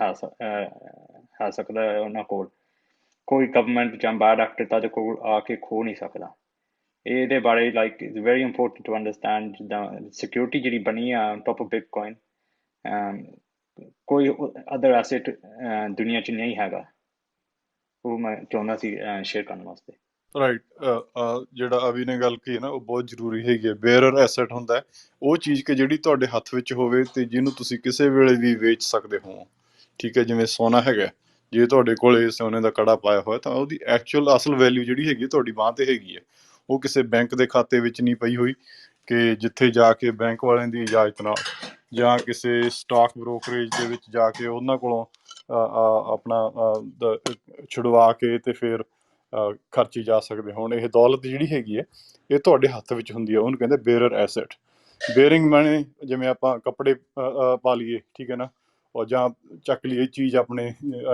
ਜੇਬ 'ਚ ਪਾ ਲਈਏ ਗੀਝੇ 'ਚ ਪਾ ਲਈਏ ਉਸ ਤਰ੍ਹਾਂ ਦੀ ਗੱਲ ਹੈਗੀ ਹੈ ਇਹ ਤੇ ਇਹ ਬੇਅਰਰ ਐਸੈਟ ਜਿਹੜਾ ਹੈਗਾ ਇਹਦੀ ਖਾਤਰ ਕਿਸੇ ਦੀ ਇਜਾਜ਼ਤ ਦੀ ਲੋੜ ਨਹੀਂ ਕਿਸੇ ਕੋਲ ਹੋਰ ਕੋਲ ਸੰਭਾਉਣ ਦੀ ਲੋੜ ਨਹੀਂ ਤੇ ਇਹਦੇ ਉੱਤੇ ਕਿਸੇ ਦਾ ਨਾਂ ਵੀ ਨਹੀਂ ਲਿਖਿਆ ਹੁੰਦਾ ਜਿਵੇਂ ਜ਼ਮੀਨ ਹੁੰਦੀ ਹੈ ਨਾ ਜ਼ਮੀਨ ਕਿਸੇ ਦੇ ਨਾਂ ਹੁੰਦੀ ਹੈਗੀ ਹੈ ਸੋ ਜ਼ਮੀਨ ਬੇਅਰਰ ਐਸੈਟ ਨਹੀਂ ਹੈਗੀ ਹੈ ਕਿਉਂਕਿ ਉਹਦਾ ਨਾਂ ਜਿਹੜਾ ਹੈਗਾ ਰਜਿਸਟਰੀ ਹੋਈ ਹੁੰਦੀ ਹੈ ਤੇ ਫਿਰ ਵੇਚਣ ਵੇਲੇ ਰਜਿਸਟਰੀ ਕਰਵਾਉਣੀ ਪੈਂਦੀ ਹੈ ਸਰਕਾਰੀ ਮਹਿਕਮੇ ਤੋਂ ਇਜਾਜ਼ਤ ਲੈਣੀ ਪੈਂਦੀ ਹੈ ਉਹਨਾਂ ਦੀਆਂ ਫੀਸਾਂ ਭਰਨੀਆਂ ਪੈਂਦੀਆਂ ਨੇਗੀਆਂ ਸੋ ਜ਼ਮੀਨ ਜਿਹੜੀ ਹੈਗੀ ਹੈ ਉਹ ਬੇਅਰਰ ਐਸੈਟ ਨਹੀਂ ਹੈਗੀ ਪਰ ਬਿਟਕੋਇਨ ਸੋਨਾ ਹੋਇਆ ਇਹ ਹੈਗੇ ਨੇਗੇ ਤੇ ਇਹ ਜਿਹੜਾ ਆਪਣਾ ਕਰੰਸੀ ਦੇ ਨੋਟ ਹੈਗੇ ਨੇ ਉਹ ਵੀ ਬੇਅਰਰ ਐਸੈਟ ਉਹਨਾਂ ਚਿਰ ਹੀ ਹੈਗੇ ਨੇ ਜਿੰਨਾ ਚਿਰ ਉਹਨਾਂ ਦੇ ਵਿੱਚ ਲੋਕਾਂ ਦਾ ਵਿਸ਼ਵਾਸ ਹੈਗਾ ਠੀਕ ਹੈ ਤੇ ਜੇ ਸਰਕਾਰ ਆਪਦੀਆਂ ਪਾਲਿਸੀਆਂ ਨਾਲ ਖਰਾਬੀ ਕਰਦੀ ਹੈ ਜਿਵੇਂ ਵੈਨਜ਼ੂਏਲਾ ਜ਼ਿੰਬਾਬਵੇ ਵਗੈਰਾ ਮੁਲਕਾਂ ਵਿੱਚ ਲੈਬਨਾਨ ਇਹਨਾਂ 'ਚ ਖਰਾਬੀ ਹੋਈ ਹੈਗੀ ਹੈ ਪੈਸੇ ਖੁਰ ਗਏ ਨੇ ਲੋਕਾਂ ਦੇ ਤਾਂ ਉਹ ਵੀ ਬੇਅਰਰ ਐਸੈਟ ਇੱਕ ਤਰ੍ਹਾਂ ਨਾਲ ਨਹੀਂ ਰਹਿੰਦਾ ਕਿਉਂਕਿ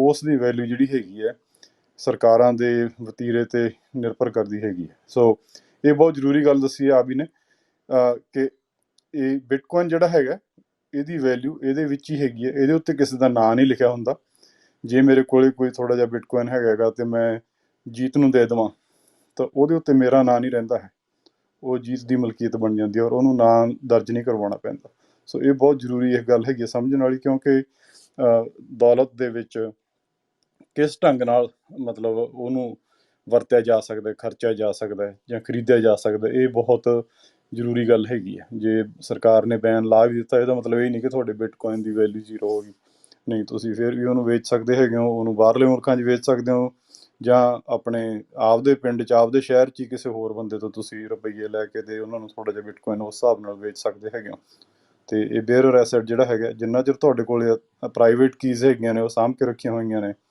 ਤੇ ਤੁਸੀਂ ਬਿਟਕੋਇਨ ਨੂੰ ਮਤਲਬ ਟ੍ਰਾਂਸਫਰ ਕਰ ਸਕਦੇ ਹੈਗੇ ਹੋ ਆਪਦੇ ਵਾਲਟ ਤੋਂ ਆਪਦੇ ਬਟੂਏ ਤੋਂ ਖਰੀਦਣ ਵਾਲੇ ਦੇ ਬਟੂਏ ਤਾਈਂ ਤਾਂ ਉਹਦੇ ਵਿੱਚ ਕੋਈ ਹੋਰ ਅੜਿੱਕਾ ਨਹੀਂ ਲਾ ਸਕਦਾ ਇਹ ਸੁਤੰਤਰਤਾ ਹੈਗੀ ਹੈ ਇਹ ਤੁਹਾਡੀ ਆਪਣਾ ਕਹਿੰਦੇ ਨੇ ਨਾ ਖੁਦ ਮੁਖਤਿਆਰੀ ਜਾਂ ਸਵੈ ਸੁਤੰਤਰਤਾ ਤੇ ਇਹਦੇ ਵਿੱਚ ਕੋਈ ਹੋਰ ਆ ਕੇ ਇਹ ਮੇਰਾ ਨਵਾਂ ਫੇਵਰਿਟ ਵਰਡ ਹੈ ਰਜਵਿੰਦਰ ਜੀ ਖੁਦ ਖੁਦ ਮੁਖਤਿਆਰੀ ਮੁਖਤਿਆਰੀ ਮੈਂ ਲਿਖ ਰਹੀ ਰਾਈਟ ਸੋ ਇਹ ਸਭ ਤੋਂ ਵੱਧ ਸਮਝਣ ਵਾਲੀ ਗੱਲ ਹੈਗੀ ਆ ਤੇ ਮੈਂ ਤੁਹਾਨੂੰ ਸਾਰਿਆਂ ਨੂੰ ਬੇਨਤੀ ਕਰਦਾ ਕਿ ਤੁਸੀਂ ਨਾ ਇੱਕ ਵਾਰੀ ਟਰਾਈ ਕਰਕੇ ਦੇਖੋ ਥੋੜ੍ਹਾ ਜਿਹਾ $2-4 ਦਾ 50-100 ਰੁਪਈਆਂ ਦਾ 200 ਰੁਪਈਆਂ ਦਾ ਬਿਟਕੋਇਨ ਜਿਹੜਾ ਹੈਗਾ ਤੁਸੀਂ ਖਰੀਦ ਕੇ ਤੇ ਥੋੜ੍ਹਾ ਮੋਟਾ ਆਪਦੇ ਲਿਹਾਜ਼ੀਆਂ ਨੂੰ ਭੈਣਾਂ ਭਰਾਵਾਂ ਨੂੰ ਆਪਦੇ ਫੈਮਿਲੀ ਮੈਂਬਰਸ ਨੂੰ ਟ੍ਰਾਂਸਫਰ ਕਰਕੇ ਦੇਖੋ ਤੇ ਇਹ ਦੇਖੋ ਕਿ ਇਹ ਕਿਸ ਤਰ੍ਹਾਂ ਸਿਸਟਮ ਚੱਲਦਾ ਹੈਗਾ ਇਹਦੇ 'ਚ ਕਿਸੇ ਬੈਂਕ ਅਕਾਊਂਟ ਦੀ ਲੋੜ ਨਹੀਂ ਹੈਗੀ ਇਹਦੇ 'ਚ ਕੋਈ ਸਟਾਕ ਬ੍ਰੋਕਰੇਜ ਵਗੈਰਾ ਦੀ ਲੋੜ ਨਹੀਂ ਹੈਗੀ ਕਿਸੇ ਨਾਲ ਨਹੀਂ ਵਾਹ ਪੈਂਦਾ ਸਿੱਧੀ ਤੁਹਾਡੇ ਕੋਲੇ ਹੱਥ 'ਚ ਚੀਜ਼ ਹੈਗੀ ਹੈ ਜਿਵੇਂ ਤੁਹਾਡੇ ਕੋਲ ਸੋਨਾ ਹੈਗਾ ਤੇ ਤੁਸੀਂ ਆਪਦਾ ਸੋਨੇ ਦਾ ਕਾਂਟਾ ਲਾ ਕੇ ਤੇ ਆਪਦੀ ਭੈਣ ਨੂੰ ਦੇ ਦਿੱਤਾ ਉਹਦੀ ਮਲਕੀਅਤ ਹੋ ਗਈ ਠੀਕ ਹੈ ਨਾ ਸੋ ਇਸੇ ਤਰ੍ਹਾਂ ਬਿਟਕੋਇਨ ਹੈਗਾ ਇਹਦੇ ਵਿੱਚ ਸਰਕਾਰਾਂ ਦਾ ਕੋਈ ਦਖਲ ਨਹੀਂ ਹੈਗਾ ਇਹਦੀ ਜਿਹੜੀ ਹੈਗੀ ਹੈ ਤਾਦਾਦ ਇਹਦੀ ਮਾਤਰਾ 2 ਕਰੋੜ 10 ਲੱਖ ਬਿਟਕੋਇਨ ਤੋਂ ਕਦੇ ਵੱਧ ਨਹੀਂ ਸਕਦੀ ਹੈਗੀ ਇਸ ਕਰਕੇ ਇਹਦੀ ਕੀਮਤ ਨੂੰ ਇਹਦੀ ਵੈਲਿਊ ਨੂੰ ਕਦੇ ਕੋਈ ਖੋਰਾ ਨਹੀਂ ਲੱਗ ਸਕਦਾ ਹੈਗਾ ਹੌਲੀ ਹੌਲੀ ਇਹ ਪਿਛਲੇ 12 ਸਾਲਾਂ ਦੇ ਵਿੱਚ ਜ਼ੀਰੋ ਤੋਂ ਚੜ੍ਹ ਕੇ ਹੁਣ ਤੁਸੀਂ ਦੇਖ ਲਓ ਕਿ 29 ਲੱਖ ਰੁਪਈਆਂ ਦਾ ਹੋ ਚੁੱਕਿਆ ਇਸ ਵੇਲੇ, ਤਕਰੀਬਨ 39,200 ਇਸ ਵੇਲੇ ਹੈਗਾ ਅਮਰੀਕਾ ਦੇ ਡਾਲਰ ਦਾ ਮੁਤਾਬਕ ਇਹਦਾ ਭਾਅ।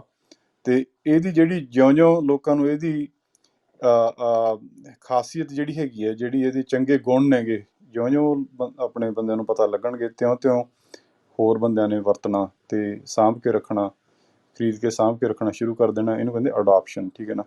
ਤੇ ਜਿਉਂ-ਜਿਉਂ ਇਹਨੂੰ ਵਰਤਣਗੇ ਵੱਧ ਲੋਕ, ਤਿਉਂ-ਤਿਉਂ ਇਹਦੀ ਵੈਲਿਊ ਹੋਰ ਵੱਧਦੀ ਜਾਏਗੀ, ਕਿਉਂਕਿ ਅਖੀਰ ਤੇ ਜਾ ਕੇ ਪੈਸੇ ਜਾਂ ਆਪਣਾ ਜੋ ਵੀ ਤੁਸੀਂ ਦੌਲਤ ਸਮਝਦੇ ਹੈਗੇ ਹੋ, ਸਿਉਣਾ, ਮਨੀ, ਨਾਟ ਰੀਅਲ ਐਸੈਟਸ, ਕਿ ਜਿਵੇਂ ਘਰ ਹੈ, ਘਰ ਦੇ ਵਿੱਚ ਤਾਂ ਤੁਸੀਂ ਰਹਿ ਸਕਦੇ ਹੋ, ਪਰ ਸਿਉਣੇ ਨੂੰ ਤੁਸੀਂ ਕੁਛ ਨਹੀਂ ਕਰ ਸਕਦੇ, ਰਾਈਟ। ਸਿਉਣੇ ਨੂੰ ਤੁਸੀਂ ਖਰੀਦ ਕੇ ਆਪਦੇ ਪਰਿਵਾਰ ਵਿੱਚ ਜੱਦੀ ਜਿਹੜਾ ਹੈਗਾ ਪੁਸ਼ਤਾਂ ਨੂੰ ਅੱਗੇ ਅੱਗੇ ਫੜਾ ਸਕਦੇ ਹੈਗੇ, ਆਪਦੀ ਦੌਲਤ ਸਾਂਭੀ ਹੋਈ। ਰੁਪਈਏ ਜਿੰਨੇ ਮਰਜ਼ੀ ਖੁਰਦੇ ਰਹਿਣ, ਸਿਉਣਾ ਘੱਟ ਖੁਰੇਗਾ। ਉਹਦਾ ਕਾਰਨ ਇਹ ਹੀ ਹੈ ਕਿ ਸਿਉਣਾ ਬਣਾਉਣਾ ਬਹੁਤ ਔਖਾ ਹੈਗਾ, ਪਰ ਹੁਣ ਤਾਂ ਹੀ ਸਭ ਤੋਂ ਤਕੜੀ ਟੈਕਨੋਲੋਜੀ ਸੇਵਿੰਗਸ ਖਾਤਰ, ਬੱਚਤ ਕਰਨ ਖਾਤਰ ਤੇ ਆਪਦੀਆਂ ਅਗਲੀਆਂ ਪੁਸ਼ਤਾਂ ਨੂੰ ਫੜਾਉਣ ਖਾਤਰ ਸਿਉਣਾ ਬਹੁਤ ਤਕੜੀ ਚੀਜ਼ ਰਹੀ ਹੈ। ਹੁਣ ਟੈਕਨੋਲੋਜੀ ਨਾਲ ਬਿਟਕੋਇਨ ਜਿਹੜਾ ਹੈਗਾ ਸਿਉਣੇ ਤੋਂ ਵੀ ਵਧੀਆ ਹੈਗਾ, ਪਰ ਇੱਕ ਗੱਲ ਹੈਗੀ ਹੈ ਕਿ ਬਿਟਕੋਇਨ ਥੋੜ੍ਹੀ ਨਵੀਂ ਚੀਜ਼ ਹੈਗੀ ਹੈ, ਇਸ ਕਰਕੇ ਲੋਕਾਂ ਦਾ ਇਹਦੇ ਵਿੱਚ ਇੰਨਾ ਅਜੇ ਯਕੀਨ ਭਰੋਸਾ ਨਹੀਂ ਹੈਗਾ। ਹੌਲੀ ਹੌਲੀ ਭਰੋਸਾ ਵੱਧਦਾ ਜਾ ਰਿਹਾ ਤੇ ਉਸੇ ਮੁਤਾਬਕ ਇਹਦੀ ਜਿਹੜੀ ਹੈਗੀ ਹੈ ਕੀਮਤ ਵੱਧਦੀ ਜਾ ਰਹੀ ਹੈਗੀ ਹੈ। ਹਾਂਜੀ, ਬਿਲਕੁਲ ਰਜਵਿੰਦਰ ਜੀ। ਤੇ ਮੈਂ ਇੱਕ ਗੱਲ ਕਹਿਣਾ ਚਾਹੁੰਦੀ ਹਾਂ, ਜਿਹੜਾ ਤੁਸੀਂ ਦੌਲਤ 'ਤੇ ਕਿਹਾ ਕਿ ਖਾਲਸਾ ਜੀ, ਸਾਨੂੰ ਸਿੱਖਾਂ ਨੂੰ ਮੰਨਿਆ ਜਾਂਦਾ ਹੈ ਵਾਰੀਅਰਸ, ਸਾਨੂੰ ਮੰਨਿਆ ਜਾਂਦਾ ਹੈ ਮਾਰਸ਼ਲ ਰੇਸ, ਇਹ ਸਾਡੀ ਆਈਡੈਂਟੀਟੀ ਹੈਗੀ ਹੈ ਨਾ, ਜੋ ਸਾਨੂੰ ਪਤਾ ਹੈ। ਪਰ ਅਸੀਂ ਆਪਣੀ ਆਈਡੈਂਟੀਟੀ ਭੁੱਲ ਗਏ ਹਾਂ ਕਿ ਅਸੀਂ ਐਮਪਾਇਰ ਬਿਲਡਰਸ ਹਾਂ, ਅਸੀਂ ਬਿਜ਼ਨਸਮੈਨ ਹਾਂ, ਅਸੀਂ ਪਾਵਰਫੁਲ ਇਕੋਨਮੀ ਬਿਲਡਰਸ ਹਾਂ, ਅਸੀਂ ਵੱਡੀ ਇਕੋਨਮੀਜ਼ ਖੜੀਆਂ ਕੀਤੀਆਂ ਹੋਈਆਂ ਨੇ ਹਿਸਟਰੀ ਦੇ ਵਿੱਚ। ਜਦੋਂ ਅਸੀਂ ਸਿੱਖ ਐਮਪਾਇਰ ਬਣਾਏ ਸੀ, ਦੁਨੀਆ ਦੇ ਵੱਡੇ ਅਫਸਰ ਸਾਡੀ ਇਕੋਨਮੀ ਦੇ ਵਿੱਚ ਆ ਕੇ ਪਾਰਟਿਸਿਪੇਟ ਕਰਦੇ ਸੀ, ਬਿਕੋਜ਼ ਅਸੀਂ ਇੰਨੇ ਵੱਡੇ ਸਟਰਕਚਰ ਖੜੇ ਕੀਤੇ ਸੀ। ਤੇ ਮੈਂ ਇਹ ਕਹਿਣਾ ਚਾਹੁੰਦੀ ਸੀ ਤੁਹਾਨੂੰ ਕਿ ਵਾਲ ਸਾਨੂੰ ਪਤਾ ਹੈ ਕਿ ਅਸੀਂ ਵਾਰੀਅਰਸ ਹਾਂ, ਅਸੀਂ ਮਾਰਸ਼ਲ ਰੇਸ ਹਾਂ, ਪਰ ਇਹ ਸਾਨੂੰ ਆਪਣੀ ਆਈਡੈਂਟੀਟੀ ਦੇ ਬਾਰੇ ਇਹ ਨਹੀਂ ਭੁੱਲਣਾ ਚਾਹੀਦਾ ਕਿ ਅਸੀਂ ਸਟਰੋਂਗ ਬਿਜ਼ਨਸਮੈਨ ਵੀ ਹਾਂ।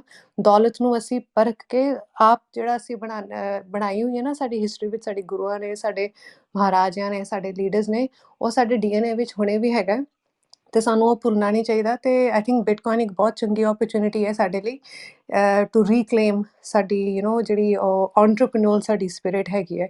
ਤੇ ਇਹ ਵੀ ਇੱਕ ਰੀਜ਼ਨ ਹੈ ਜੋ ਮੈਂ ਚਾਹੁੰਦੀ ਹਾਂ ਕਿ ਸਾਡਾ ਕਮਿਊਨਿਟੀ ਹੋਰ ਇਹਦੇ ਵੱਲ ਵੇਖਣ। ਤੇ ਜਬਰ ਜੰਗ ਜੀ, ਤੁਸੀਂ ਬਹੁਤ ਦੇਰ ਤੋਂ ਵੇਟ ਕਰ ਰਹੇ ਹੋ, ਸੌਰੀ ਅਬਾਊਟ ਦੈਟ, ਬਟ ਹੁਣ ਪਲੀਜ਼ ਤੁਸੀਂ ਆਪਣਾ ਕੁਐਸਚਨ ਜਾਂ ਕਮੈਂਟ ਪੁੱਛੋ। ਕੋਈ ਗੱਲ ਨਹੀਂ ਜੀ, ਮੈਂ ਸੁਣ ਰਿਹਾ ਸੀ ਵੈਸੇ। ਤੇ ਇੱਕ ਤਾਂ ਮੈਂ ਅਮਰਿੰਦਰ ਵੀਰੇ ਦੀ ਗੱਲ ਤੇ ਇੱਕ ਕਮੈਂਟ ਕਰਨਾ ਚਾਹੁੰਦਾ ਕਿ ਉਹ ਵੀਰੇ ਨੇ ਪੁੱਛਿਆ ਕਿ ਜੇ ਬਾਈ ਚਾਂਸ ਸਾਰੀਆਂ ਐਕਸਚੇਂਜਾਂ ਬੰਦ ਹੋ ਜਾਣ ਤਾਂ ਕੀ ਹੋਊਗਾ। ਉਹ ਆਲਰੇਡੀ ਮੈਂ ਤੁਹਾਨੂੰ ਦੱਸਦਾ ਕਿ ਇੰਡੀਆ ਦੇ ਵਿੱਚ ਮੈਂ ਘੱਟ ਤੋਂ ਘੱਟ, ਮਤਲਬ ਕਿ ਆਪਣੇ ਪੰਜਾਬ ਤੇ ਹਰਿਆਣਾ, ਸਿਰਫ 2 ਸਟੇਟਾਂ ਦੇ ਵਿੱਚ ਮੈਂ ਘੱਟੋ ਤੋਂ ਘੱਟ 500 ਬੰਦੇ ਨੂੰ ਜਾਣਦਾ ਜਿਹੜਾ ਆਲਰੇਡੀ ਬਿਟਕੋਇਨ ਤੇ ਇਥੀਰੀਅਮ ਖਰੀਦ ਰਿਹਾ ਤੇ ਉਹਦੇ ਵਿੱਚ ਕੰਮ ਕਰ ਰਿਹਾ ਹੈ ਨਾ। ਬਹੁਤ ਸਾਰੀਆਂ MLM ਕੰਪਨੀਆਂ ਨੇ ਜਿਹੜੀਆਂ ਕਿ ਬਿਟਕੋਇਨ ਤੇ ਇਥੀਰੀਅਮ ਦੇ ਵਿੱਚ ਹੀ ਕੰਮ ਕਰ ਰਹੀਆਂ ਨੇਗੀਆਂ ਇਸ ਟਾਈਮ। ਵੀ ਕੰਮ ਘੱਟੋ ਘੱਟ 500 ਬੰਦੇ ਨੂੰ ਮੈਂ ਪਰਸਨਲੀ ਜਾਣਦਾ ਜਿਹੜਾ ਇਹਦੇ ਵਿੱਚ ਕੰਮ ਕਰ ਰਿਹਾ ਬਿਟਕੋਇਨ ਤੇ ਇਥੀਰੀਅਮ ਦੇ ਵਿੱਚ। ਪਰ ਉਹ ਸਾਰੇ ਬੰਦੇ ਇੰਡੀਆ ਦੇ ਵਿੱਚ ਇੱਕ ਮੈਂਟੈਲਿਟੀ ਹੈ ਕਿ ਉਹ ਕਿਸੇ ਵੀ ਆਨਲਾਈਨ, ਜਿਵੇਂ ਉਹਨਾਂ ਨੂੰ ਇਹ ਤਾਂ ਸਮਝ ਆ ਗਿਆ ਕਿ ਹਾਂ ਵੀ ਬਿਟਕੋਇਨ ਵਧੀਆ ਚੀਜ਼ ਹੈ ਨਾ, ਬਿਟਕੋਇਨ ਸਾਂਭ ਕੇ ਰੱਖਣ ਵਾਲੀ ਚੀਜ਼ ਹੈ, ਇਹ ਵੱਧਦੀ ਹੈ, ਇਹ ਸਾਰਾ ਕੁਛ ਹੈ, ਪਰ ਫਿਰ ਵੀ ਉਹ ਕਿਸੇ ਵੀ ਨਵੀਂ ਐਕਸਚੇਂਜ ਦੇ ਉੱਤੇ ਜਾ ਕੇ ਖਰੀਦਣ ਦੀ ਬਜਾਏ ਉਹ ਕੋਸ਼ਿਸ਼ ਕਰਦੇ ਨੇ, ਜਿਵੇਂ ਤੁਸੀਂ ਪੀਅਰ ਟੂ ਪੀਅਰ ਵਾਲੀ ਗੱਲ ਦੱਸੀ ਸੀ, ਉਹ ਕੋਸ਼ਿਸ਼ ਇਹੀ ਕਰਦੇ ਨੇ ਕਿ ਕਿਸੇ ਬੰਦੇ ਤੋਂ ਖਰੀਦਿਆ ਜਾਵੇ। ਸੋ ਇੱਥੇ ਚੰਡੀਗੜ੍ਹ ਦੇ ਮੋਹਾਲੀ ਦੇ ਵਿੱਚ ਬਹੁਤ ਵੱਡੇ ਟਰੇਡਰ ਬੈਠੇ ਨੇ ਜਿਹੜੇ ਰੋਜ਼ ਦਾ ਮਤਲਬ ਕਿ ਘੱਟੋ ਘੱਟ 5-7 ਬਿਟਕੋਇਨ ਡੇਲੀ ਦੇ ਇੱਧਰ ਤੋਂ ਉੱਧਰ ਕਰਦੇ ਨੇ। ਉਹ ਬੰਦਿਆਂ ਦਾ ਸਿਰਫ ਉੱਤੇ ਥੋੜ੍ਹਾ ਜਿਹਾ ਕਮਿਸ਼ਨ ਲੈਂਦੇ ਨੇ। ਉਹ ਮੰਨ ਕੇ ਚਲੋ ਵੀ ਇੱਕ ਬਿਟਕੋਇਨ ਦੇ ਉੱਤੇ ₹1,00,000 ਉਹਨਾਂ ਦਾ ਫਿਕਸ ਹੈਗਾ ਕਿ ਜੇ ਵੇਚਣਾ ਤਾਂ ਵੀ, ਵੇਚਣ ਵਾਲੇ ਨੂੰ ਕੋਈ ਪੈਸਾ ਨਹੀਂ ਦੇਣਾ। ਜੇ ਤੁਸੀਂ ਖਰੀਦਣ ਆਏ ਤਾਂ ਤੁਹਾਨੂੰ ₹1,00,000 ਜੋ ਵੀ ਮਾਰਕੀਟ ਰੇਟ ਹੈਗਾ ਉਹ ਤੋਂ ₹1,00,000 ਮਹਿੰਗਾ ਮਿਲਦਾ ਹੈ। ਤੋ ਇਹ ਚੀਜ਼ਾਂ ਹੈਗੀਆਂ ਨੇ ਆਲਰੇਡੀ ਮਾਰਕੀਟ ਇੰਡੀਆ ਦੇ ਵਿੱਚ, ਪੰਜਾਬ ਹਰਿਆਣੇ ਦੇ ਵਿੱਚ ਆਲਰੇਡੀ ਮਾਰਕੀਟ ਬਿਲਡ ਹੋ ਚੁੱਕੀ ਹੈ ਜਿਹੜੀ ਕਿ ਬਿਨਾਂ ਐਕਸਚੇਂਜਾਂ ਤੋਂ ਕੰਮ ਕਰ ਰਹੀ ਹੈ। ਲੋਕ ਬਹੁਤ ਜ਼ਿਆਦਾ ਐਕਸੈਪਟ ਕਰ ਰਹੇ ਨੇ, ਦੇਖਣ ਵਾਲਾ ਨਹੀਂ ਹੈਗਾ। ਜੇ ਤੁਸੀਂ ਥੋੜ੍ਹੀ ਜਿਹੀ ਕਿਸੇ ਚੀਜ਼ ਦੇ ਪਿੱਛੇ ਪੈਣ ਲੱਗ ਜਾਓ ਤਾਂ ਤੁਹਾਨੂੰ ਉਹ ਚੀਜ਼ ਦਿਖਣ ਲੱਗ ਜਾਂਦੀ ਹੈ। ਜੇ ਤੁਸੀਂ ਥੋੜ੍ਹਾ ਜਿਹਾ ਧਿਆਨ ਨਾਲ ਦੇਖੋਗੇ ਤੁਹਾਡੇ ਆਸੇ ਪਾਸੇ ਬਹੁਤ ਸਾਰੇ ਲੋਕ ਨੇ, ਜੇ ਤੁਸੀਂ ਇਹਨੂੰ ਆਪ ਡਾਊਨਲੋਡ ਕਰਕੇ ਥੋੜ੍ਹਾ ਵਰਤੋਂ, ਥੋੜ੍ਹਾ ਯੂਜ਼ ਕਰੋ, ਥੋੜ੍ਹਾ ਖਰੀਦੋ ਤੇ ਵੇਚੋ ਜਾਂ ਇੱਕ ਦੂਜੇ ਨੂੰ ਸੈਂਡ ਕਰੋ ਤਾਂ ਤੁਹਾਨੂੰ ਦਿਖਣ ਲੱਗ ਜਾਣਗੇ ਲੋਕ ਜਿਹੜੇ ਬਿਟਕੋਇਨ, ਤੁਸੀਂ ਕਿਸੇ ਨਾਲ ਬਿਟਕੋਇਨ ਬਾਰੇ ਗੱਲ ਕਰੋਗੇ ਤਾਂ ਤੁਹਾਨੂੰ ਇਹ ਦੱਸੂਗਾ, ਬੰਦਾ ਦੱਸੂਗਾ ਕਿ ਹਾਂ ਯਾਰ ਮੇਰੇ ਨਾਲ ਫਲਾਣਾ ਦੋਸਤ ਹੈਗਾ ਉਹ ਕਰ ਰਿਹਾ ਬਿਟਕੋਇਨ ਦੇ ਵਿੱਚ ਕੰਮ। ਜੇ ਮੈਂ ਇਹਨੂੰ ਪੁੱਛੂੰਗਾ, ਮੈਂ ਤਾਂ ਕਿਉਂਕਿ 2 ਸਾਲ ਤੋਂ 2.5 ਸਾਲ ਤੋਂ ਫੀਲਡ ਦੇ ਵਿੱਚ ਕੰਮ ਕਰ ਰਿਹਾ, ਤਾਂ ਮੇਰੇ ਤਾਂ ਘੱਟੋ ਘੱਟ 500 ਬੰਦਾ ਮੈਨੂੰ ਜਾਣ ਰਿਹਾ ਇਸ ਟਾਈਮ ਜਿਹੜਾ ਬਿਟਕੋਇਨ ਦੇ ਵਿੱਚ ਕੰਮ ਕਰ ਰਿਹਾ। ਸੋ ਇਹ ਕੋਈ ਇਸ਼ੂ ਨਹੀਂ ਹੈਗਾ ਕਿ ਗਵਰਨਮੈਂਟ ਬੰਦ ਕਰ ਦੂਗੀ ਤਾਂ ਵੇਚੋਗੇ ਕਿੱਥੇ। ਜਦੋਂ ਮਰਜ਼ੀ ਮੇਰੇ ਕੋਲ ਚਾਹੇ 10 ਬਿਟਕੋਇਨ ਲੈ ਕੇ ਆ ਜਾਓ, ਚਾਹੇ ਅੱਧੀ ਰਾਤ ਨੂੰ 12:30 ਵਜੇ ਫੋਨ ਮਾਰ ਦਿਓ, ਮੈਂ ਤੁਹਾਡਾ 5 ਮਿੰਟਾਂ ਦੇ ਵਿੱਚ ਰੇਟ ਫਿਕਸ ਕਰਵਾ ਦੂੰਗਾ। ਇਹ 'ਚ ਕੋਈ ਐਸੀ ਗੱਲ ਨਹੀਂ ਹੈ। ਮੇਰੇ ਵਰਗੇ ਘੱਟੋ ਘੱਟ 100 ਬੰਦਾ ਚੰਡੀਗੜ੍ਹ ਮੋਹਾਲੀ ਦੇ ਏਰੀਏ ਦੇ ਵਿੱਚ ਬੈਠਾ ਜਿਹੜਾ ਇਹ ਕੰਮ ਕਰ ਰਿਹਾ। ਤੇ ਦੂਜਾ ਮੇਰਾ ਸਵਾਲ ਸੀਗਾ ਕਿ ਜਿਹੜਾ ਤੁਸੀਂ ਟੌਪਿਕ ਰੱਖਿਆ ਸੀ ਅੱਜ ਭੈਣ ਜੀ, ਇਹਦੇ ਬਾਰੇ ਦੇ ਵਿੱਚ ਇੱਕ ਨਾ ਆਫਲਾਈਨ ਆਉਂਦਾ ਹੈਗਾ ਲੈਜਰ ਜਿਹਨੂੰ ਕਹਿੰਦੇ ਨੇ, ਉਹਦੇ ਬਾਰੇ ਥੋੜ੍ਹਾ ਜਿਹਾ ਤੁਸੀਂ ਦੱਸ ਦਿਓ। ਤੇ ਵਾਲਟ ਕਿਹੜੇ ਕਿਹੜੇ ਵਧੀਆ ਨੇ, ਜੇ ਆਪਾਂ ਟੌਪਿਕ ਦੇ ਹਿਸਾਬ ਨਾਲ ਹੀ ਗੱਲ ਕਰਦੇ ਹਾਂ ਤਾਂ ਵਾਲਟ ਕਿਹੜੇ ਕਿਹੜੇ ਹਾਂਜੀ ਵਧੀਆ ਨੇ, ਲੈਜਰ ਜਿਹੜੀ ਆਫਲਾਈਨ ਆਉਂਦੀ ਆ ਉਹਦੇ ਬੈਨੀਫਿਟਸ, ਉਹਦੀ ਡਿਟੇਲਸ ਬਾਰੇ ਥੋੜ੍ਹਾ ਜਿਹਾ ਦੱਸ ਦਿਓ ਤਾਂ ਧੰਨਵਾਦ। ਹਾਂਜੀ ਜ਼ਰੂਰ। ਅਮਰਿੰਦਰ ਜੀ, ਆਈ ਥਿੰਕ ਤੁਹਾਨੂੰ ਜਬਰਜੰਗ ਜੀ ਨੂੰ ਫੋਲੋ ਕਰਨਾ ਚਾਹੀਦਾ ਹੈ, ਜਸਟ ਇਨ ਕੇਸ ਤੁਸੀਂ ਬਿਟਕੋਇਨ ਖਰੀਦਣਾ ਚਾਹੁੰਦੇ ਹੋ, ਤੁਸੀਂ ਇੱਦਾਂ ਹੀ ਖਰੀਦ ਸਕਦੇ ਹੋ ਇਫ ਯੂ ਵਾਂਟ। ਬਟ ਮੈਂ ਬਸ ਇੱਕ ਕਹਿਣਾ ਚਾਹੁੰਦੀ ਸੀ, ਪਹਿਲਾਂ ਮੈਂ ਵਾਲਟਸ ਦੇ ਵਿੱਚ ਜਾਵਾਂ ਕਿ 20 ਮਿੰਟਾਂ ਦੇ ਵਿੱਚ ਅਸੀਂ ਇੱਕ ਰੂਮ ਕਲੋਜ਼ ਕਰ ਦਾਂਗੇ। ਤੇ ਥੈਂਕ ਯੂ ਕਿ ਜਿਨ੍ਹਾਂ ਨੇ ਇੰਨਾ ਇੰਟਰਸਟ ਸ਼ੋਅ ਕੀਤਾ ਹੈ ਤੇ ਕੁਐਸਚਨਸ ਪੁੱਛ ਰਹੇ ਹਾਂ। ਪਰ ਫਟਾਫਟ ਅਸੀਂ ਜਾਂਦੇ ਹਾਂ ਵਾਲਟਸ ਤੇ। Rajwinder ji, do you want to take this one, ledger ਦਾ ਤੇ ਕਿਹੜੇ ਵਾਲਟਸ ਤੁਸੀਂ ਰეკਮੈਂਡ ਕਰੋਗੇ, ਕਿਉਂਕਿ Sure. ਇਹਦੇ ਵਿੱਚ ਤੁਸੀਂ ਸਪੈਸ਼ਲਾਈਜ਼ ਕਰਦੇ ਹੋ?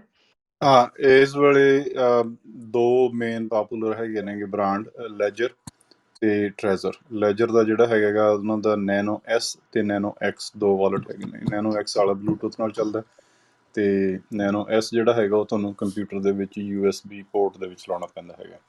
ਤੇ ਟ੍ਰੈਜ਼ਰ ਕੰਪਨੀ ਹੈਗੀ TREZOR, ਉਹ ਸਲੋਵਾਕੀਆ ਤੋਂ ਹੈਗੀ ਹੈ ਕੰਪਨੀ, ਐਕਚੁਅਲੀ ਨਹੀਂ, ਚੈਕ ਰਿਪਬਲਿਕ ਤੋਂ ਹੈਗੀ ਹੈ। ਤੇ ਉਹਨਾਂ ਦਾ ਵਾਲਟ ਜਿਹੜਾ ਹੈਗਾ ਉਹ ਵੀ ਕਾਫੀ ਚੰਗਾ ਗਿਣਿਆ ਜਾਂਦਾ। ਦੋਨਾਂ 'ਚ ਥੋੜ੍ਹਾ ਜਿਹਾ ਫਰਕ ਹੈਗਾ। ਟ੍ਰੈਜ਼ਰ ਦਾ ਜਿਹੜਾ ਸਾਫਟਵੇਅਰ ਹੈਗਾ ਓਪਨ ਸੋਰਸ ਹੈਗਾ, ਉਹਨੂੰ ਤੁਸੀਂ ਖੁਦ ਇੰਸਪੈਕਟ ਕਰ ਸਕਦੇ ਹੋ। ਤੇ ਜਿਹੜਾ ਲੈਜਰ ਹੈਗਾ ਉਹਦੇ ਵਿੱਚ ਹਾਰਡਵੇਅਰ ਦੀ ਚਿਪ ਹੁੰਦੀ ਹੈ, ਉਹਨੂੰ ਕਹਿੰਦੇ ਸਿਕਿਉਰ ਐਲੀਮੈਂਟ।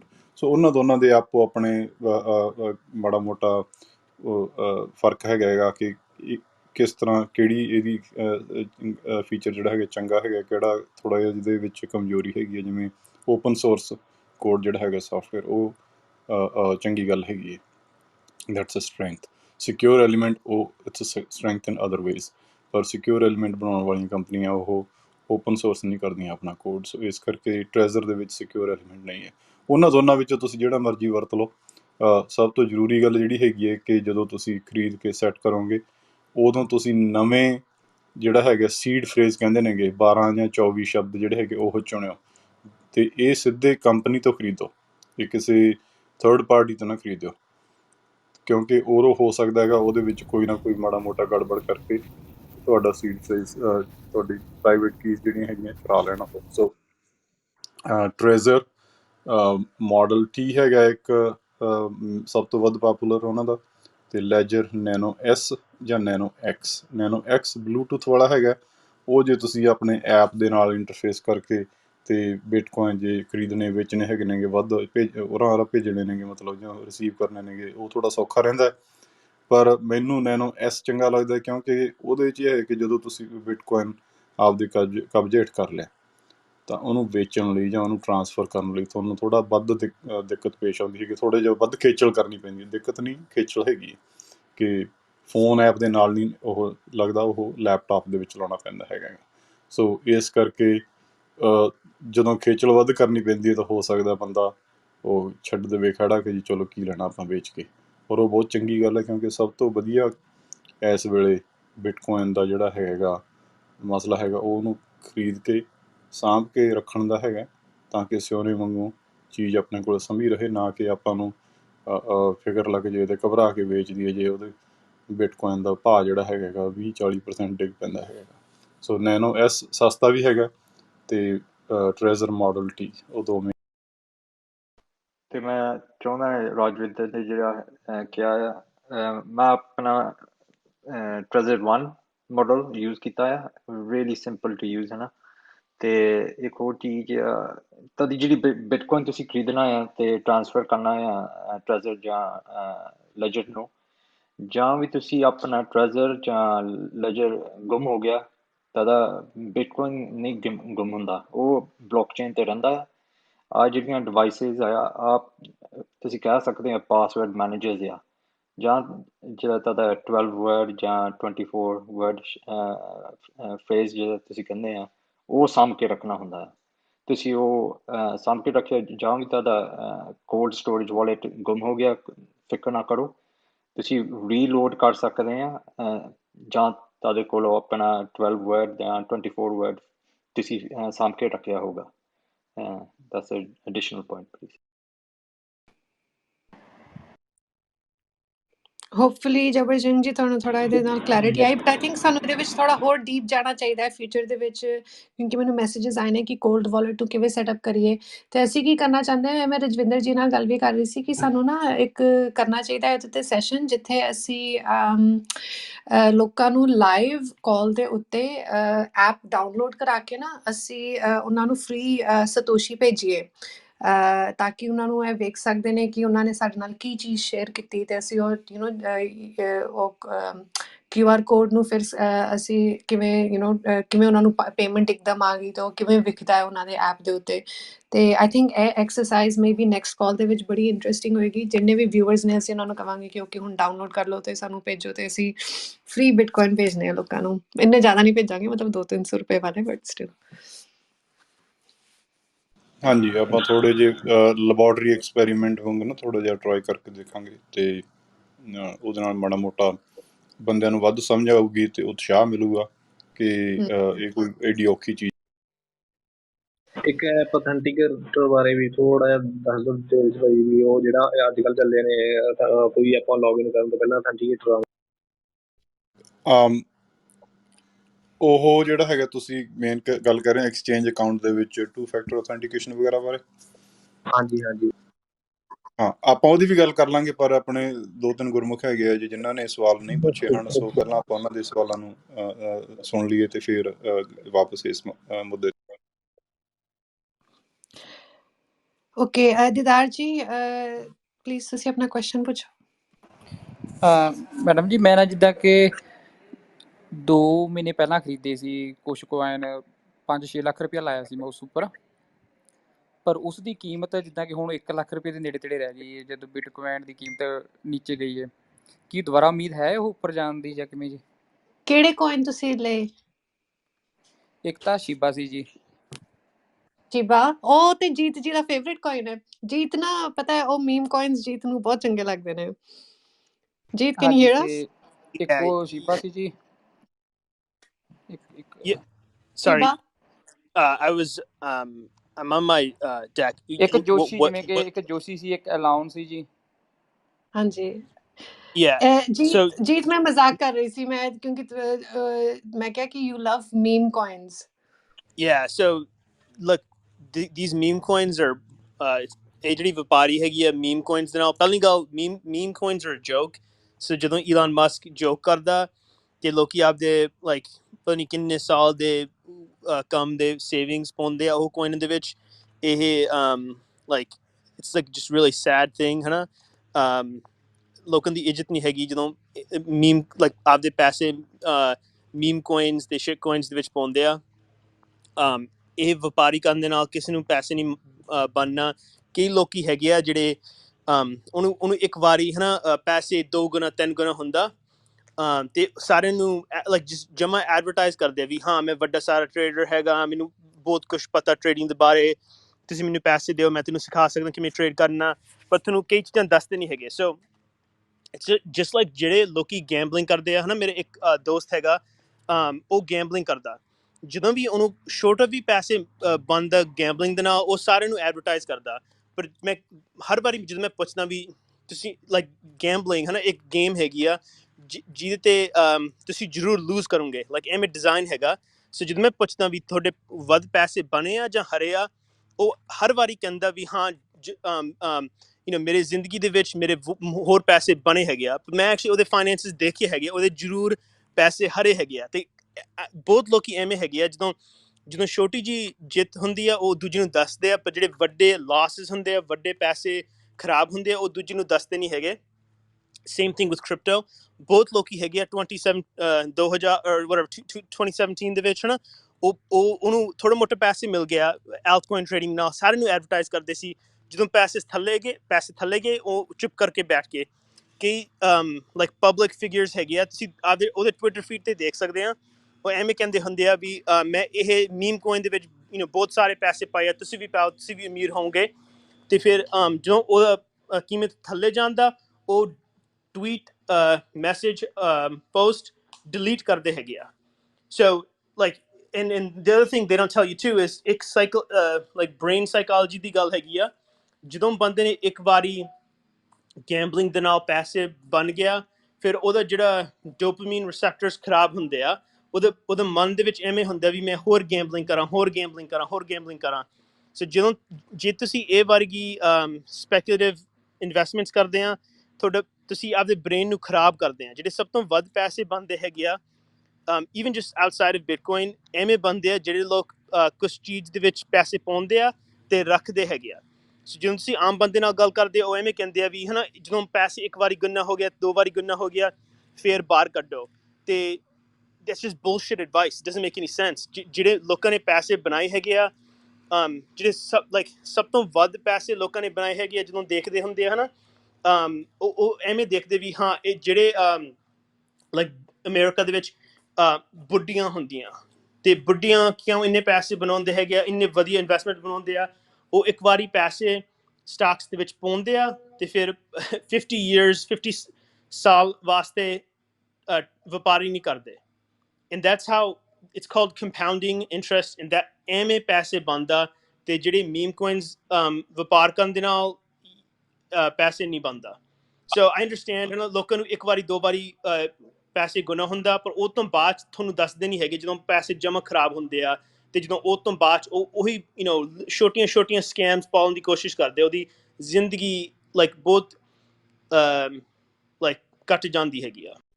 ਆਪਣੇ ਕਹਿੰਦੇ ਨਾ ਪੰਜਾਬੀ 'ਚ ਡੂਮਣੀ ਦੇ ਸਰਾਣੇ ਦੁੱਧ ਨਹੀਂ ਜੰਮਦਾ ਹੈਗਾ। ਅਤੇ ਜੇ ਤੁਸੀਂ ਛੇੜਖਾਨੀ ਕਰੀ ਜਾਓ ਨਾ ਇਹ ਬਿਟਕੋਇਨ ਨਾਲ, ਅਤੇ ਹੋਰ ਜਿਹੜੇ ਲੱਲੂ ਪੰਜੂ ਕੋਇਨਸ ਹੈਗੇ ਨੇ ਉਹਨਾਂ ਨੂੰ ਖਰੀਦ ਕੇ ਅਤੇ ਚਾਹੋ ਕਿ ਤੁਹਾਨੂੰ ਪੈਸੇ ਬਣ ਜਾਣ, ਉਹਦੇ 'ਚ ਘਾਟਾ ਹੀ ਘਾਟਾ ਹੈ।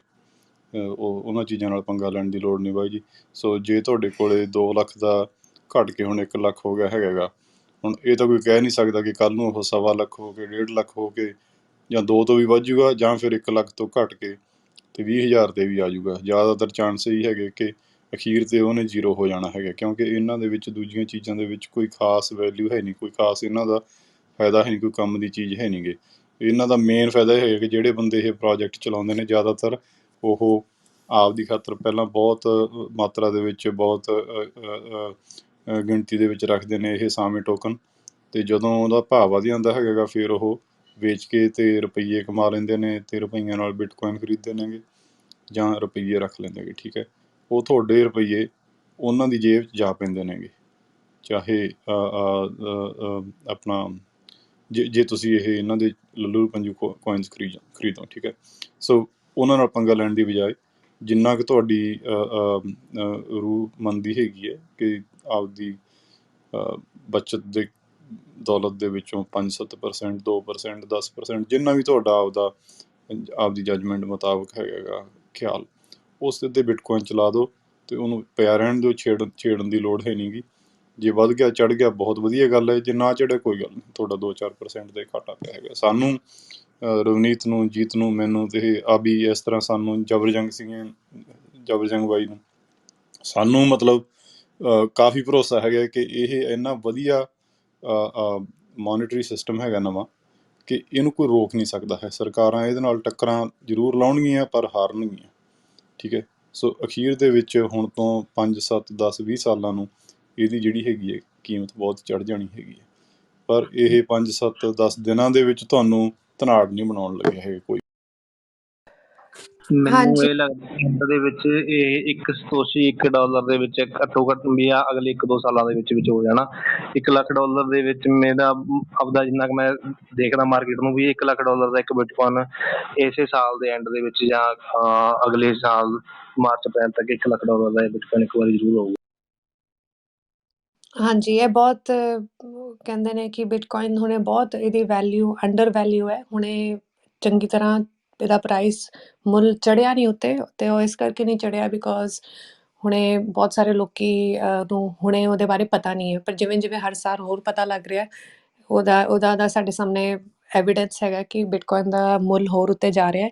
ਤੇ ਦੀਦਾਰ ਜੀ, ਮੈਂ ਤੁਹਾਨੂੰ ਇਹ ਕਹਿਣਾ ਚਾਹੁੰਦੀ ਸੀ ਕਿ ਇਹ ਅਸੀਂ ਲਾਸਟ ਕਾਲ ਦੇ ਵਿੱਚ ਵੀ ਇਹਦੇ ਬਾਰੇ ਗੱਲ ਕੀਤੀ ਹੈ ਤੇ ਉਦੋਂ ਲਾਸਟ ਕਾਲ ਦੇ ਵਿੱਚ ਵੀ, ਬਟ ਆਈ ਥਿੰਕ ਤੁਸੀਂ ਜੁੜੇ ਨਹੀਂ ਸੀ ਸਾਡੇ ਨਾਲ, ਪਹਿਲੀ ਵਾਰ ਜੁੜ ਰਹੇ ਹੋ ਤੇ ਵੈਲਕਮ।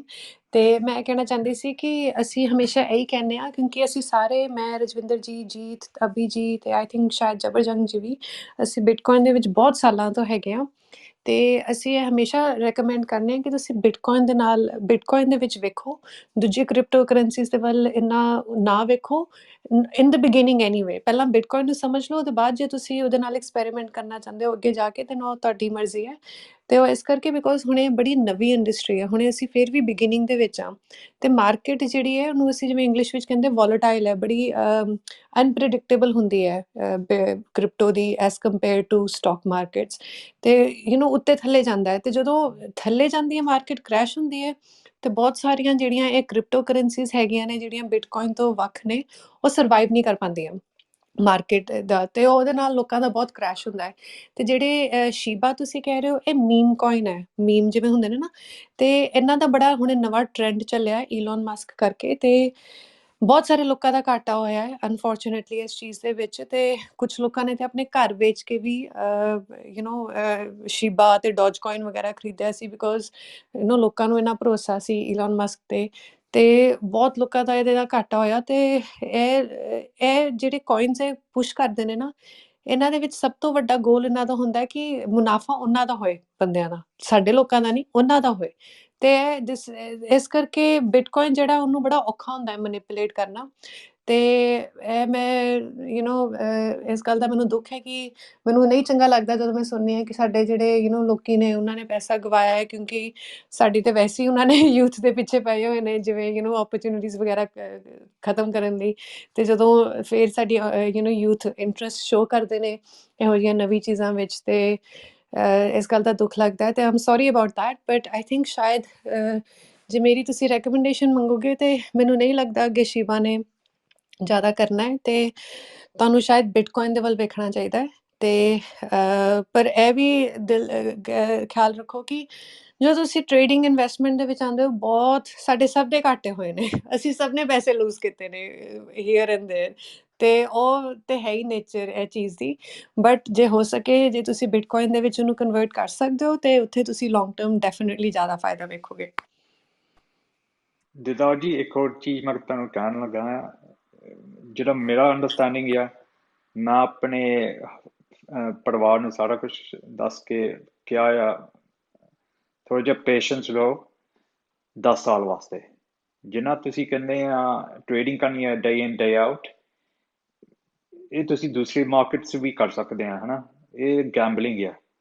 ਤੇ ਜਦੋਂ ਤੁਸੀਂ ਸਮਝੀ, ਫੁੱਲੀ ਅੰਡਰਸਟੈਂਡ ਕੀਤਾ ਹੈ ਬਿਟਕੋਇਨ ਕੀ ਚੀਜ਼ ਆ, ਤੇ ਜੇ ਤੁਸੀਂ ਜ਼ਿਆਦਾ ਰਿਸਰਚ ਕਰੋ ਤੇ ਜ਼ਿਆਦਾ ਇਹਦੇ ਬਾਰੇ ਪੜ੍ਹੋ, ਅੰਡਰਸਟੈਂਡ ਕਰੋ, ਤਾਂ ਦੀ ਫੋਕਸ ਜਿਹੜੀ ਆ ਐਗਜ਼ੈਕਟਲੀ ਇੱਕ ਚੀਜ਼ ਤੇ ਹੋਣੀ ਚਾਹੀਦੀ ਆ, ਉਹ ਬਿਟਕੋਇਨ ਆ। ਤੇ ਇਹ ਜਿਹੜੇ ਦੂਸਰੇ ਲੋਕ ਕਹਿੰਦੇ ਹਾਂ ਮੈਂ ਇਹ ਪੈਸੇ ਬਣਾ ਲਏ ਇਸ ਚੀਜ਼ 'ਚ ਜਾਂ ਉੱਥੇ ਬਣਾ ਲਿਆ, ਤੁਸੀਂ ਉਹਦੀ ਕੋਈ ਕਦਰ ਨਾ ਕਰੋ, ਉਹਦੀ ਵੜੀ ਨਾ ਕਰੋ। ਤੁਸੀਂ ਨੈਕਸਟ 5-10 ਸਾਲ ਇੱਕ ਚੀਜ਼ ਤੇ ਫੋਕਸ ਕਰੋ। ਵੈਰੀ ਇੰਪੋਰਟੈਂਟ ਆ, ਵੈਰੀ ਡਿਫਿਕਲਟ ਵੀ ਹੈਗੀ ਆ, ਬਿਕੋਜ਼ ਜਿੱਦਾਂ ਆਪਣਾ ਮਨ ਜਿਹੜਾ ਫੋਕਸ ਨਹੀਂ ਰਹਿੰਦਾ, ਉਹ ਗਲਤਾਂ ਚੀਜ਼ਾਂ 'ਚ ਚੱਲ ਸਕਦਾ ਆ। ਸੋ ਮਾਤਾ ਦੀ ਬੇਨਤੀ ਕਰਦੇ ਹਾਂ, ਤੁਸੀਂ ਇੱਕ ਚੀਜ਼ ਤੇ ਬਿਟਕੋਇਨ ਤੇ ਫੋਕਸ ਕਰੋ, ਕੱਲ੍ਹ ਇਹਦੇ ਤੇ ਕੌਨਸਨਟਰੇਟ ਕਰੋ। ਬਿਕੋਜ਼ ਜਿਹੜੇ ਲੋਕ ਹੈਗੇ ਆ ਬਿਟਕੋਇਨ 'ਚ 5 ਸਾਲ 6 ਸਾਲ 7 ਸਾਲ ਵੀ ਪਹਿਲਾਂ, ਉਹਨਾਂ ਦੀ ਵੀ ਹਾਲੇ ਨੌਲੇਜ ਬਿਟਕੋਇਨ ਦੇ ਨਹੀਂ ਹੈਗੀ, ਤੇ ਵੱਧਦੀ ਜਾਂਦੀ ਆ। ਤੇ ਬਹੁਤ ਜਿਹੜੇ ਲੋਕ ਜਾਂ ਨਹੀਂ ਆਪਣਾ ਫੋਕਸ ਰੱਖਦੇ, ਉਹ ਫਿਰ ਜਿਹੜਾ ਬਿਟਕੋਇਨ ਦੇ ਪਾਥ ਤੇ ਥੋੜ੍ਹਾ ਜਿਹਾ ਡਾਇਵਰਜ ਹੋ ਕੇ ਉਹ ਆਪਣੇ ਪੈਸੇ ਲੂਜ਼ ਕਰ ਸਕਦੇ ਆ। ਤੇ ਮੈਂ ਤਾਂ ਬੇਨਤੀ ਕਰਦਾ ਹਾਂ, ਤੁਸੀਂ ਇੱਕ ਚੀਜ਼ ਤੇ ਫੋਕਸ ਆਪਣਾ ਮਨ ਰੱਖੋ, ਤੇ 5-10 ਸਾਲ ਦੀ kind of horizon ਰੱਖਿਓ। ਤੇ ਮੈਂ ਵੈਰੀ ਕੌਨਫੀਡੈਂਟ ਆ ਤੁਸੀਂ ਠੀਕ ਤਰੀਕੇ ਨਾਲ ਜਾਓਗੇ। ਔਰ ਅਭੀ ਦੇ ਕਹਿਣ ਦਾ ਮਤਲਬ ਇਹ ਨਹੀਂ ਕਿ 5-10 ਸਾਲਾਂ ਨੂੰ ਤੁਸੀਂ ਵੇਚ ਦਿਓ ਆਪਦੇ ਬਿਟਕੋਇਨ। ਉਹਨਾਂ ਦਾ ਕਹਿਣ ਦਾ ਮਤਲਬ ਇਹ ਹੈ ਕਿ 5-10 ਸਾਲਾਂ ਵਿੱਚ ਤੁਹਾਨੂੰ ਇਹਦੀ ਜਿਹੜੀ ਹੈਗੀ ਹੈ ਅਸਲ ਵੈਲਿਊ ਪਤਾ ਲੱਗ ਜਾਊਗੀ, ਤੇ ਤੁਸੀਂ ਉਹਨੂੰ ਖੁਦ ਹੀ ਨਹੀਂ ਵੇਚਣਾ। ਹਾਂਜੀ, ਇੱਕ ਮੈਂ ਵੀ ਤੁਹਾਨੂੰ ਗੱਲ ਕਹਿਣੀ ਸੀ, ਜਿਹੜਾ ਜਦੋਂ ਵੀ ਆਪਾਂ ਸਟਾਕ ਮਾਰਕੀਟ ਦੀ ਜਾਂ ਬਿਟਕੋਇਨ ਦੀ ਗੱਲ ਕਰਦੇ ਜਿਹੜੇ ਆਪਣੇ ਜ਼ਿਆਦਾਤਰ ਲੋਕ ਆ ਉਹ ਟ੍ਰੇਡਿੰਗ ਬਾਰੇ ਸੋਚਦੇ ਆ ਵੀ ਹਾਂ ਜਿਵੇਂ ਅੱਜ ਲੈ ਲਿਆ ਜਾਂ ਮਹੀਨੇ ਨੂੰ ਵੇਚਤਾ ਜਾਂ ਮੈਂ ਅੱਜ ਲੈ ਲਿਆ ਕੱਲ ਨੂੰ। ਇੱਕ ਤੁਸੀਂ ਵੀ ਮਾੜਾ ਜਿਹਾ ਦੱਸਿਆ ਉਹ ਵੀ ਇਹ ਜਿਹੜੇ ਲੌਂਗ ਟਰਮ ਇਨਵੈਸਟਮੈਂਟ ਵਾਸਤੇ ਵੀ ਵਰਤਣ ਆਪਣੇ ਲੋਕ ਵੀ ਜਿਹੜੀ ਆਪਾਂ ਟ੍ਰੇਡਿੰਗ ਕਰਦੇ ਆ ਉਹ ਗੈਂਬਲਿੰਗ ਹੀ ਇੱਕ ਤਰ੍ਹਾਂ ਦੀ, ਚਾਹੇ ਸਟਾਕ ਮਾਰਕੀਟ ਚਾਹੇ ਬਿਟਕੋਇਨ ਚਲਾ ਲਓ। ਜਦੋਂ ਆਪਾਂ ਲੌਂਗ ਟਰਮ ਆ ਉਹਦੇ ਵਾਸਤੇ ਮਤਲਬ ਜ਼ਿਆਦਾ ਬੈਨੀਫਿਟ ਦਿੰਦੇ ਆ ਇਹ।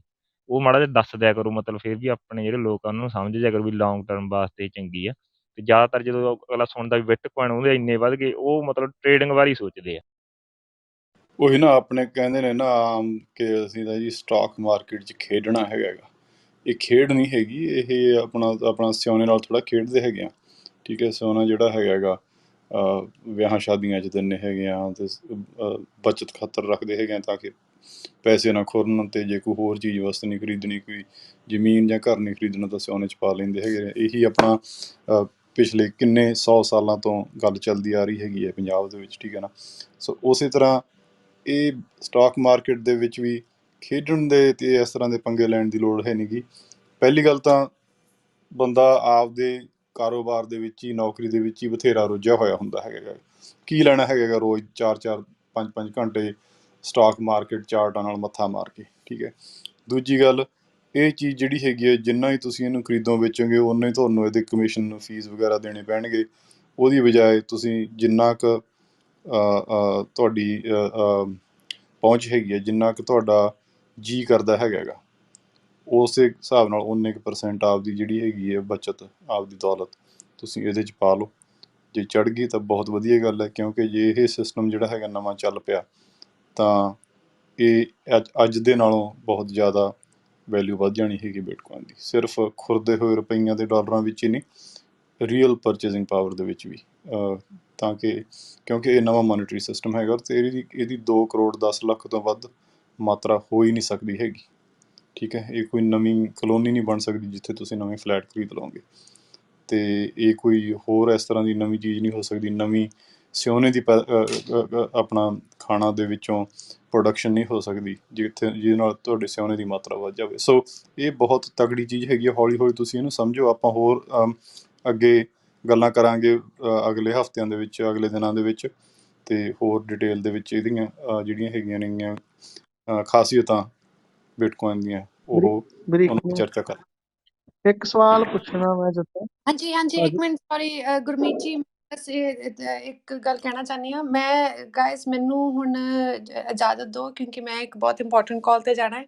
ਬਟ ਰਜਵਿੰਦਰ ਜੀ, ਜੇ ਤੁਸੀਂ ਗੁਰਮੀਤ ਜੀ ਦਾ ਕੁਐਸਚਨ ਲੈ ਕੇ ਫਿਰ ਰੂਮ ਨੂੰ ਐਂਡ ਕਰ ਸਕਦੇ ਹੋ ਤੇ ਥੈਂਕ ਯੂ। ਅਤੇ ਮੈਂ ਸਿੱਧਾ ਕਹਿਣਾ ਚਾਹੁੰਦੀ ਸੀ ਥੈਂਕ ਯੂ ਸੋ ਮਚ, ਤੁਸੀਂ ਸਭ ਨੇ ਆਪਣਾ ਟਾਈਮ ਕੱਢਿਆ ਅਤੇ ਅਸੀਂ ਇਹਦੇ ਉੱਤੇ ਕੱਲ੍ਹ ਜਾਂ ਪਰਸੋਂ ਆਰਟੀਕਲ ਪਾ ਦਾਂਗੇ ਪੰਜਾਬੀ ਅਤੇ ਇੰਗਲਿਸ਼ ਵਿੱਚ ਦੋਨੋਂ। ਅਤੇ ਤੁਸੀਂ ਉਹ ਵੀ ਫਿਰ ਸਿਕਿਉਰਿਟੀ ਅਤੇ ਵਾਲਟਸ ਦੇ ਬਾਰੇ ਪੜ੍ਹ ਪਾਓਗੇ। ਅਸੀਂ ਡਿਫਰੈਂਟ ਵਾਲਟਸ ਦੇ ਬਾਰੇ ਲਿਖ ਦਾਂਗੇ, ਇੰਗਲਿਸ਼ ਅਤੇ ਪੰਜਾਬੀ ਵਿੱਚ ਦੋਨੋਂ। ਅਤੇ ਮੈਨੂੰ ਇਜਾਜ਼ਤ ਦਿਓ, ਮੈਂ ਹੁਣ ਜਾਂਦੀ ਹਾਂ।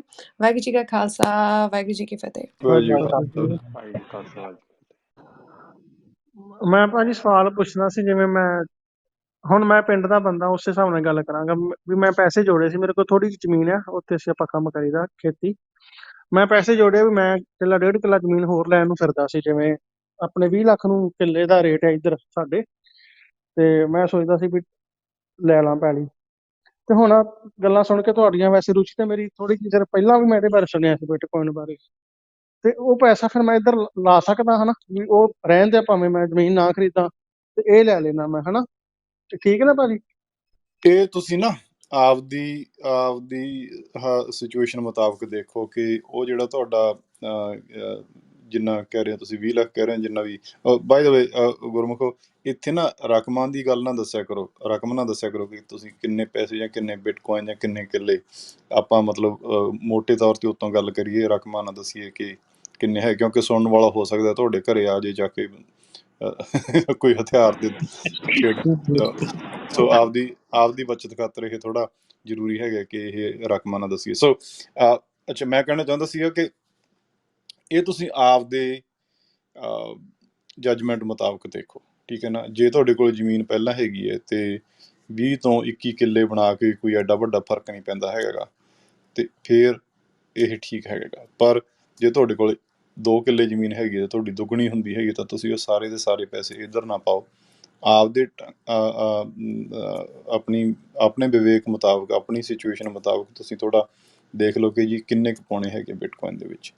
ਮੈਂ ਨਹੀਂ ਕਹਿੰਦਾ ਕਿ 0 ਪਾਓ, ਇਹ ਨਹੀਂ ਕਹਿੰਦਾ ਕਿ ਸਾਰੇ ਪਾਓ, ਪਰ ਤੁਸੀਂ ਆਪਦੇ ਸੁਭਾਅ ਮੁਤਾਬਕ, ਆਪਦੀ ਸਿਚੁਏਸ਼ਨ ਮੁਤਾਬਕ ਤੁਸੀਂ ਦੇਖ ਲਓ ਕਿ 20 ਲੱਖ ਦੇ ਵਿੱਚੋਂ ਤੀਜਾ ਹਿੱਸਾ ਪਾਉਣੇ ਹੈ, ਚੌਥਾ ਹਿੱਸਾ ਪਾਉਣੇ ਹੈ, 10ਵਾਂ ਹਿੱਸਾ ਪਾਉਣੇ ਹੈ, ਅੱਧੇ ਪਾਉਣੇ ਹੈਗੇ ਹੈ, ਸਾਰੇ ਪਾਉਣੇ ਹੈਗੇ, ਉਹ ਤੁਸੀਂ ਆਪ ਜੱਜਮੈਂਟ ਲਾਓ। ਉਹ ਤੁਹਾਨੂੰ ਕੋਈ ਸੁਝਾਅ ਦੇ ਨਹੀਂ ਸਕਦਾ ਹੈਗਾ, ਕਿਉਂਕਿ ਉਹਦੇ ਵਿੱਚ ਗੱਲ ਆ ਜਾਂਦੀ ਜ਼ਿੰਮੇਵਾਰੀ ਦੀ। ਤੁਹਾਡਾ ਫੈਸਲਾ ਹੈਗਾ, ਤੁਸੀਂ ਆਪ ਜ਼ਿੰਮੇਵਾਰ ਹੈਗੇ ਹੋ, ਅਤੇ ਇਸ ਕਰਕੇ ਦੂਜਿਆਂ ਦੀਆਂ ਨਸੀਹਤਾਂ ਸੁਣ ਸਕਦੇ ਹੈਗੇ ਹੋ, ਪਰ ਅਖੀਰ 'ਚ ਤੁਹਾਨੂੰ ਫੈਸਲਾ ਆਪ ਕਰਨਾ ਪੈਣਾ ਹੈ। ਇਹ ਕੋਈ ਆਪਣਾ ਇੱਥੇ ਜੋਤਿਸ਼ ਵਾਲਾ ਕੰਮ ਨਹੀਂ ਹੈਗਾ ਕਿ ਜੀ ਥੋਤੋਂ ਮੈਂ ਪੈਸੇ ਲੈ ਕੇ ਤੁਹਾਨੂੰ ਕਹਿ ਦਿਆਂ ਕਿ ਜੀ ਗੁਰਮੀਤ ਸਿੰਘ ਜੀ ਤੁਸੀਂ ਜਾਓ ਅਤੇ ਆ 20 ਦੇ ਵਿੱਚੋਂ 10 ਲੱਖ ਦਾ ਬਿਟਕੋਇਨ ਖਰੀਦ ਲਓ ਅਤੇ ਤੁਹਾਡਾ ਬਹੁਤ ਫਾਇਦਾ ਹੋਣਾ ਹੈਗਾ। ਉਸ ਗੱਲ ਦੀ ਕੋਈ ਗਰੰਟੀ ਨਹੀਂ ਦੇ ਸਕਦਾ, ਅਤੇ ਨਾ ਹੀ ਆਪਾਂ ਜੋਤਸ਼ੀਆਂ ਵਾਂਗੂ ਕੋਈ ਫੀਸਾਂ ਲੈਂਦੇ ਹੈਗੇ।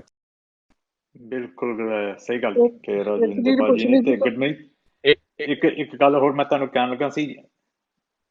ਮੇਰਾ ਤਰੀਕਾ ਇਹ ਆ, ਜਿੱਦਾਂ ਤੁਸੀਂ ਆਪਣਾ ਕੋਈ ਮਟੀਰੀਅਲ ਜਾਂ ਬੁੱਕਸ ਬਿਟਕੋਇਨ ਬਾਰੇ ਤੁਸੀਂ ਲਾ ਸਕਦੇ ਆ, ਜਾਂ ਇੰਟਰਨੈਟ 'ਤੇ ਤੁਸੀਂ ਪੜ੍ਹ ਸਕਦੇ ਆ।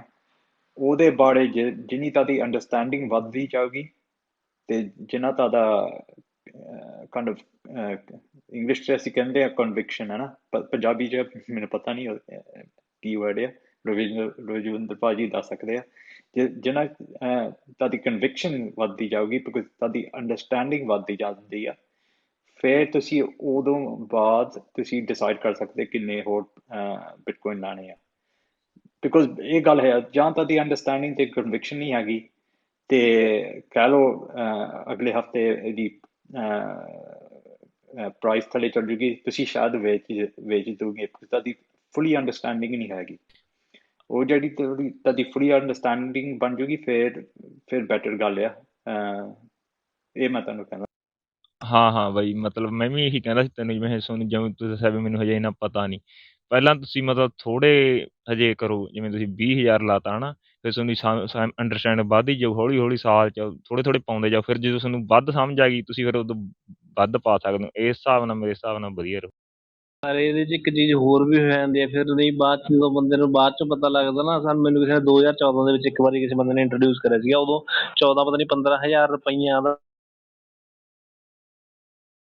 ਬਾਈ ਤੁਹਾਡੀ ਆਵਾਜ਼ ਨਹੀਂ ਆ ਰਹੀ ਹੈਗੀ। ਇੱਕ ਬਿਟਕੋਇਨ ਸੀਗਾ। ਉਦੋਂ ਮੈਨੂੰ ਲੱਗਿਆ ਕਿ ਛੱਡ ਯਾਰ, ਇਹਦੇ 'ਚ ਕੀ ਲਿਖਿਆ, ਪਤਾ ਨਹੀਂ ਕੀ ਚੀਜ਼ ਹੈ ਕੀ ਨਹੀਂ ਹੈ। ਪਰ ਉਸ ਤੋਂ ਬਾਅਦ ਜਦੋਂ ਇੱਥੇ ਆਪਣੇ ਨੋਟਬੰਦੀ ਹੋਈ, ਨੋਟਬੰਦੀ ਤੋਂ ਬਾਅਦ ਫਿਰ ਸਿੱਧਾ ਹੀ ਹੋਇਆ 14 ਲੱਖ 15 ਲੱਖ ਰੁਪਏ ਦਾ। ਪਰ ਉਸ ਟਾਈਮ ਮੈਂ ਸਾਲ ਕੁ ਘਰੇ ਰਿਹਾ, ਅਤੇ ਮੈਨੂੰ ਪਤਾ ਲੱਗਿਆ ਸਾਲ ਬਾਅਦ ਜਦੋਂ ਪਤਾ ਲੱਗਿਆ ਕਿ 14 ਲੱਖ ਦਾ ਹੋ ਗਿਆ, ਤਾਂ ਮੈਂ ਬਾਰ-ਬਾਰ ਉਦੋਂ ਜੈਪੇ ਕਰਕੇ ਕੈਬ ਚੱਲਦੀ ਹੁੰਦੀ ਸੀ, ਮੈਂ ਜੈਪੇ ਦੇ ਉੱਤੇ ਬਾਰ-ਬਾਰ ਸਕਰੋਲ ਕਰਕੇ ਰੇਟ ਦੇਖਦਾ ਸੀ ਕਿ ਜ਼ੀਰੋ ਮੈਨੂੰ ਵੱਧ ਤਾਂ ਨਹੀਂ ਦਿਖ ਰਹੀ ਕਿਤੇ, ਮੈਨੂੰ ਵੱਧ ਦਿਖ ਰਹੀ ਹੈ ਜ਼ੀਰੋ, ਕਿ 14 ਲੱਖ ਦਾ ਹੋ ਗਿਆ। ਜਦੋਂ ਮੈਂ ਸਾਲ ਬਾਅਦ ਇੱਕਦਮ ਅਚਾਨਕ ਚੈੱਕ ਕਰਿਆ। ਸੋ ਇਹ ਹੈ ਕਿ ਤੁਸੀਂ ਪਹਿਲਾਂ ਚੰਗੀ ਤਰ੍ਹਾਂ ਆਪਦੇ ਆਪ ਨੂੰ ਪੜ੍ਹ ਲਓ, ਇਹਨੂੰ ਪੜ੍ਹ ਲਓ ਵੀਰੇ, ਇਹਨੂੰ ਸਮਝੋ ਕਿ ਕੀ ਚੀਜ਼ ਹੈ ਇਹ, ਅਤੇ ਲੌਂਗ ਟਰਮ ਇਨਵੈਸਟਮੈਂਟ ਸਭ ਤੋਂ ਵੱਡੀ ਗੱਲ ਇਹ ਹੈ। ਅਤੇ ਬਾਕੀ ਮੇਰਾ ਇੱਕ ਦੋਸਤ ਹੈ, ਉਹ ਕਹਿੰਦਾ ਹੁੰਦਾ ਕਿ 2025 ਤੋਂ ਬਾਅਦ ਜਿਹੜੇ ਬੰਦੇ ਕੋਲੇ 5 ਬਿਟਕੋਇਨ ਹੋਣਗੇ, ਉਹ ਅਲੀਟ ਸ਼੍ਰੇਣੀ ਦੇ ਵਿੱਚ ਆਊਗਾ, ਮਤਲਬ ਕਿ ਅਮੀਰਾਂ ਦੇ ਵਿੱਚ ਗਿਣਿਆ ਜਾਊਗਾ। ਕਿਉਂਕਿ 2025 ਤੋਂ ਬਾਅਦ ਲੋਕਾਂ ਤੋਂ ਰੱਖਿਆ ਹੀ ਨਹੀਂ ਹੋਣਾ ਹੈ। ਜਦੋਂ ਅਗਲੀ ਹਾਫਿੰਗ ਤੋਂ ਬਾਅਦ ਇੰਨਾ ਕੁ ਰੇਟ ਵੱਧ ਜਾਣਾ ਕਿ ਜਿਹਦੇ ਕੋਲ ਪਿਆ ਵੀ ਹੋਊਗਾ, ਉਹ ਕਹੂਗਾ ਵੇਚ ਕੇ ਪੈਸੇ ਕਮਾ ਯਾਰ, ਛੱਡ ਪਰਾਂ, ਪਤਾ ਨਹੀਂ ਕੀ ਬਣਨਾ ਕੀ ਨਹੀਂ ਬਣਨਾ। ਜਦੋਂ ਇਹ ਰੇਟ ਵੱਧ ਜਾਂਦਾ ਤਾਂ ਉਦੋਂ ਵੀ ਲੋਕਾਂ ਨੂੰ ਰੱਖਣਾ ਬਹੁਤ ਮੁਸ਼ਕਿਲ ਹੋ ਜਾਂਦਾ ਹੈ। ਹੋ ਸਕਦਾ ਹੈ 2025 ਤੋਂ ਬਾਅਦ ਲੋਕ ਇਹਨੂੰ ਅਗਲੀ ਹਾਫਿੰਗ ਤੋਂ ਬਾਅਦ ਨਾ ਹੀ ਰੱਖ ਸਕਣ, ਵੇਚ ਬੂਚ ਦੇਣਗੇ ਬਹੁਤ ਸਾਰੀ ਜਨਤਾ। ਉਸ ਤੋਂ ਬਾਅਦ ਉਹ ਕਹਿੰਦਾ ਹੁੰਦਾ ਕਿ ਉਸ ਤੋਂ ਬਾਅਦ ਜਿਹੜੇ ਬੰਦੇ ਕੋਲ 5 ਬਿਟਕੋਇਨ ਹੋਣਗੇ ਨਾ, ਉਹ ਬੰਦਾ ਇੱਕ ਮਤਲਬ ਕਿ ਅਮੀਰ ਦੀ ਸ਼੍ਰੇਣੀ ਦੇ ਵਿੱਚ ਗਿਣਿਆ ਜਾਊਗਾ। ਮੇਰਾ ਇਹ ਥੋੜ੍ਹਾ ਜਿਹਾ ਸੀਗਾ, ਬਾਕੀ ਤੁਸੀਂ ਉੱਪਰ ਭਾਈ ਹੁਣੀ ਸਿਆਣੇ ਬੈਠੇ ਨੇ। ਮੈਂ ਇਹਦੇ ਵਿੱਚ ਤੁਸੀਂ ਮੈਨੂੰ ਵਧੀਆ ਸਲਾਹਾਂ ਦਿੱਤੀਆਂ ਸਾਰੇ ਵੀਰਾਂ ਨੂੰ, ਤੇ ਮੈਂ ਇਹਦੇ ਵਿੱਚ ਇਹ ਹੈਗਾ ਵੀ ਮੈਂ ਵੇਚਣ ਖਰੀਦਣ ਤੋਂ ਇਹ ਨਹੀਂ ਵੀ ਮੈਂ ਲੈ ਲਿਆ ਤੇ ਮੁੜ ਕੇ ਵੇਂਦਾ ਰਵਾਂ ਚੜ੍ਹਦਾ ਕਿ ਨਹੀਂ ਚੜ੍ਹਦਾ। ਮੈਂ ਤਾਂ ਲੈ ਕੇ ਇਹਨੂੰ ਰੱਖ ਦੇਣਾ ਸਾਈਡ ਤੇ। ਉਹ ਜਿਹੜੇ ਪੈਸੇ ਮੇਰੇ ਕੋਲ ਪਏ ਨੇ ਨਾ, ਮੇਰੇ ਕੋਲ ਜਾਂ ਜਿੱਦਾਂ ਮੈਂ ਜੋ ਇਨਵੈਸਟ ਕਰਨਾ ਚਾਹੁੰਦਾ, ਫਿਰ ਇਹਦੇ ਉਹ ਵਰਗੀ ਬਸ ਕੁਝ ਨਹੀਂ ਹੈਗੀ ਵੀਰੇ, ਰੱਖ ਦੋਗੇ ਸਾਈਡ ਤੇ 5-4 ਸਾਲਾਂ ਵਾਸਤੇ, ਫਿਰ ਇਸ ਤੋਂ ਉੱਪਰ ਦੀ ਕੁਝ ਹਾਂ, ਨਹੀਂ ਹੋ ਮੈਂ ਤਾਂ ਸਮਝਦਾ ਵੀ ਭੁੱਲ ਜਾਣਾ ਵੀ ਉਹ ਚੀਜ਼ ਨੂੰ, ਮੈਂ ਉਹ ਚੀਜ਼ ਖਰੀਦੀ ਹੈ ਜਾਂ ਕਿਤੇ ਹੈਗੀ ਆ। ਠੀਕ ਹੈ ਕਿ ਨਹੀਂ? ਹਾਂਜੀ, ਤੇ ਮੈਂ ਇਸ ਤਰੀਕੇ ਕਿਉਂਕਿ ਮੈਂ ਤੁਹਾਡੀ ਬਿਲਕੁਲ। ਗੱਲਾਂ ਸਾਂਭ ਕੇ ਰੱਖ ਲਈ, 14 ਅੱਖਰ ਨਿਕਲਦੇ ਨੇ ਉਹ ਚੋਂ, ਉਹ ਜ਼ਿਆਦਾ ਜ਼ਰੂਰੀ। ਕਿਉਂਕਿ ਰਾਜਵਿੰਦਰ ਵੀਰ ਤੋਂ ਵੀ ਦੀ ਗੱਲਾਂ ਤੋਂ, ਰਵਨੀਤ ਦੀਆਂ ਗੱਲਾਂ ਤੋਂ ਮੈਂ ਇਹ ਸਮਝਿਆ ਵੀ ਸੋਨਾ ਆ, ਜਿਵੇਂ ਆਪਾਂ ਸੋਨਾ ਵੇਚਦੇ ਨਹੀਂ ਲੈ ਕੇ ਰੱਖ ਲਈ। ਮੇਰੇ ਤਿੰਨ ਦਿਮਾਗ 'ਚ ਗੱਲਾਂ ਚੱਲਦੀਆਂ ਸੀ। ਇੱਕ ਜ਼ਮੀਨ ਲੈਣ ਬਾਰੇ, ਚਲੋ, ਜਾਂ ਫਿਰ ਮੇਰਾ ਇਹ ਬਣਦਾ ਸੀ ਵੀ ਸੋਨਾ ਕਾਫੀ ਤਾਂ ਚੜ ਰਿਹਾ, ਇਹ ਲੈ ਲੈਂਦੇ ਆ, ਹਨਾ। ਤੇ ਹੁਣ ਤੀਜੀ ਗੱਲ ਆਹ ਪਤਾ ਲੱਗੀ ਆ ਜੇ ਮੈਂ ਸੋਨਾ ਖਰੀਦਦਾ ਉਹ ਵੀ ਮੈਂ ਲੈ ਕੇ ਰੱਖਣਾ ਹੀ ਸੀ, ਵੇਚਣਾ ਥੋੜੀ ਸੀ, ਉਹ ਤਾਂ ਪੈ ਹੀ ਰਹਿਣਾ ਸੀ ਪੁਸ਼ਤਾਂ ਤੱਕ ਆਪਣੇ ਬੱਚਿਆਂ ਤੱਕ, ਹਨਾ। ਹਾਂਜੀ, ਐਵੇਂ ਇਹ ਚੀਜ਼ ਨੂੰ ਮੈਂ ਇਸ ਤਰ੍ਹਾਂ ਹੀ ਖਰੀਦਣਾ ਚਾਹਣਾ। ਇਹ ਮੈਂ ਨਹੀਂ ਉਹ ਤੇ ਨਹੀਂ ਹੁਣ ਵੀ ਫਿਰ ਇਹਦਾ ਤੁਸੀਂ ਦੇਖੋ ਕਿ ਕੋਈ ਜ਼ਰੂਰੀ ਨਹੀਂ ਕਿ ਤਿੰਨਾਂ ਵਿੱਚੋਂ ਇੱਕੋ ਹੀ ਚੀਜ਼ ਖਰੀਦੀ ਜਾ ਸਕੇ। ਤੁਸੀਂ ਆਪਦੇ ਮਤ ਮੁਤਾਬਕ, ਆਪਦੀ ਸਮਝ ਮੁਤਾਬਕ ਤਿੰਨ ਹਿੱਸਿਆਂ 'ਚ ਵੰਡ ਲਓ ਇਹਨੂੰ, ਚਾਹੇ ਤੀਜਾ ਹਿੱਸਾ ਹਰੇਕ ਨੂੰ, ਜਾਂ ਅੱਧਾ ਜ਼ਮੀਨ 'ਚ ਪਾਤਾ ਤੇ ਚੌਥਾ ਹਿੱਸਾ ਬਿਟਕੋਇਨ ਤੇ ਚੌਥਾ ਹਿੱਸਾ ਸੋਨਾ, ਜਾਂ ਕਿਸੇ ਵੀ ਤਰ੍ਹਾਂ ਨਾਲ ਇਹਨਾਂ ਦੀ ਜਿਹੜੀ ਹੈਗੀ ਇਹ ਰੇਸ਼ੋ, ਉਹਦੇ ਵਿੱਚ ਤੁਸੀਂ ਆਪਦਾ ਫੈਸਲਾ ਕਰਕੇ ਤੇ ਲਾ ਲਓ ਇਹ ਪੈਸੇ। ਹਾਂਜੀ, ਇਹ ਪਰ ਜ਼ਿਆਦਾ ਜ਼ਿਆਦਾ ਹਾਂ, ਰੁਪਈਆਂ 'ਚ ਵਾਲਾ ਚਿਰ ਰੱਖਣ ਦੀ ਲੋੜ ਨਹੀਂ, ਕਿਉਂਕਿ ਰੁਪਈਏ ਖੁਰਦ। ਹਾਂ, ਇੱਕ ਜਦੋਂ ਤੁਸੀਂ ਲਾਉਣਾ ਵੀ ਆ ਸਿਕਿਉਰਿਟੀ ਨੂੰ ਸਮਾਰ ਕੇ ਚੰਗੀ ਤਰ੍ਹਾਂ ਮਤਲਬ ਸਮਝ ਲਓ ਵੀ ਕੀ ਸਿਕਿਉਰਿਟੀ ਹੁੰਦੀ ਆ, ਉਹਦਾ ਥੋੜ੍ਹਾ ਜਿਹਾ ਉਹ ਹੁੰਦਾ ਵੀ ਤੁਹਾਡੇ ਸਿਕਿਉਰ ਹੋਣ ਨਾ, ਵੀ ਸਾਰੇ ਵਾਲਟਾਂ ਬਾਰੇ ਵਧੀਆ ਇਨਫੋਰਮੇਸ਼ਨ ਹੋਊਗੀ, ਫਿਰ ਮਤਲਬ ਤੁਸੀਂ ਵੱਧ ਤੋਂ ਵੱਧ ਪੈਸਾ ਪਾਓ। ਮੈਂ ਤਾਂ ਇਹੀ ਕਹਿਣਾ। ਹਾਂ ਹਾਂ, ਉਹ ਇਹ ਗੱਲ ਸਹੀ ਹੈਗੀ ਆ ਅਮਰਿੰਦਰ ਸਿੰਘ ਬਾਈ ਜੀ ਦੀ, ਕਿ ਜਦੋਂ ਤੁਸੀਂ ਬਿਟਕੋਇਨ ਖਰੀਦ ਲਿਆ, ਉਹਦੀ ਪ੍ਰਾਈਵੇਟ ਕੀ ਜਿਹੜੀ ਹੈਗੀ ਹੈ ਉਹਨੂੰ ਸਟੋਰ ਕਰਦੇ ਹੈਗੇ ਹੋ, ਚਾਹੇ ਹਾਰਡਵੇਅਰ ਵਾਲਟ 'ਤੇ, ਔਰ ਜਿਸ ਤਰ੍ਹਾਂ ਦੀਆਂ ਰਕਮਾਂ ਦੀ ਤੁਸੀਂ ਗੱਲ ਕਰ ਰਹੇ ਹੋ ਉਹ ਲਾਜ਼ਮੀ ਹਾਰਡਵੇਅਰ ਵਾਲਟ 'ਤੇ ਰੱਖਿਓ, ਐਕਸਚੇਂਜ 'ਤੇ ਨਾ ਰੱਖਿਓ, ਐਪ ਵਿੱਚ ਨਾ ਰੱਖਿਓ, ਕਿਸੇ ਲੈਪਟਾਪ ਵਗੈਰਾ ਕੰਪਿਊਟਰ ਵਿੱਚ ਨਾ ਰੱਖਿਓ, ਉਹਨੂੰ ਹਾਰਡਵੇਅਰ ਬਟੂਆ ਜਿਹੜਾ ਹੈਗਾ ਉਹਦੇ ਉੱਤੇ ਰੱਖਿਓ। ਠੀਕ ਹੈ ਜੀ, ਬਹੁਤ ਬਹੁਤ ਧੰਨਵਾਦ, ਸ਼ੁਕਰੀਆ। ਤੇ ਤੇ ਮੇਰਾ ਇੱਕ ਛੋਟੀ ਜਿਹੀ ਗੱਲ ਹੋਰ ਕਹਿਣੀ ਸੀ ਕਿ ਹਾਰਡਵੇਅਰ ਦਾ ਬਟੂਆ ਵੀ ਜਿਹੜਾ ਹੈਗਾ ਨਾ, ਉਹ ਚੀਜ਼ ਇਲੈਕਟ੍ਰੋਨਿਕ ਹੈਗੀ ਹੈ, ਉਹ ਖਰਾਬ ਹੋ ਸਕਦੀ ਹੈਗੀ ਹੈ, ਤਾਂ ਉਹਦੇ ਨਾਲ 24 ਸ਼ਬਦ ਜਿਹੜੇ ਹੈਗੇ ਨੇਗੇ ਇੱਕ ਖਾਸ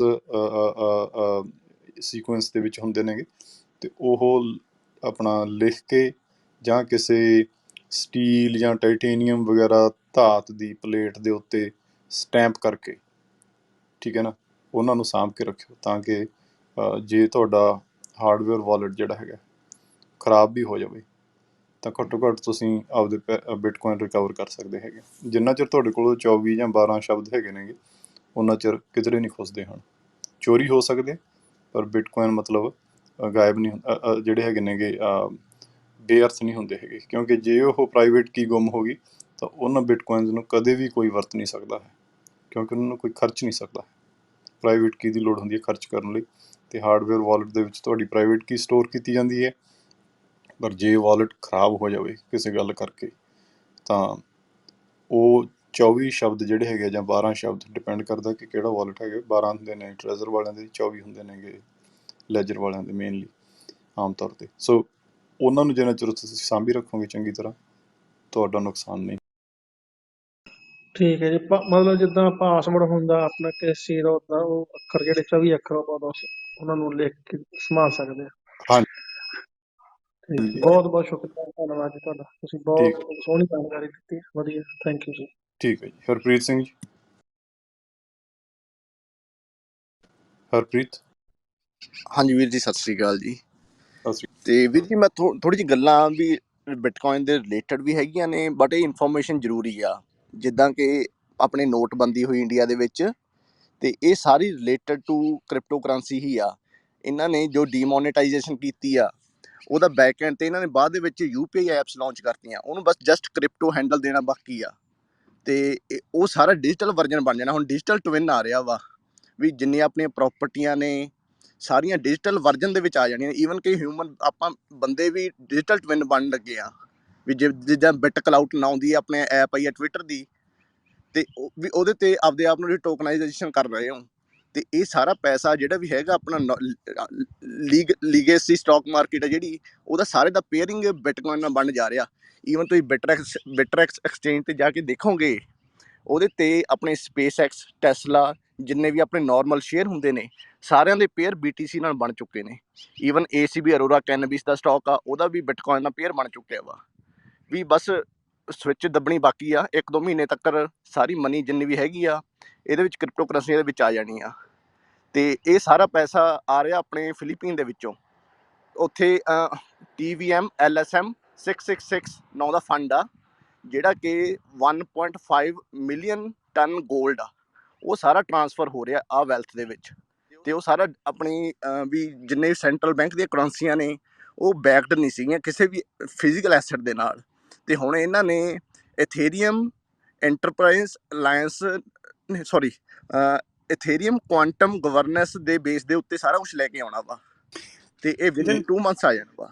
ਇਹ 2 ਮਹੀਨਿਆਂ 'ਚ ਇੰਨੀ ਦੁਨੀਆ ਨਹੀਂ ਬਦਲਣ ਲੱਗੀ ਜੀ, ਤੇ ਨਾ ਹੀ ਛੇਤੀ ਕੀਤੇ ਕੋਈ ਡਿਜੀਟਲ ਪਰੌਂਠੇ ਬਣਨ ਲੱਗੇ ਨੇ ਜਿਹੜਿਆਂ ਨੂੰ ਆਪਾਂ ਖਾ ਸਕਦੇ ਹਾਂ ਜਦੋਂ ਭੁੱਖ ਲੱਗੀ ਹੋਵੇ। ਸੋ ਤੁਸੀਂ ਇੰਨਾ ਇਹਦੇ ਬਾਰੇ ਉਤਸ਼ਾਹਿਤ ਨਾ ਹੋ।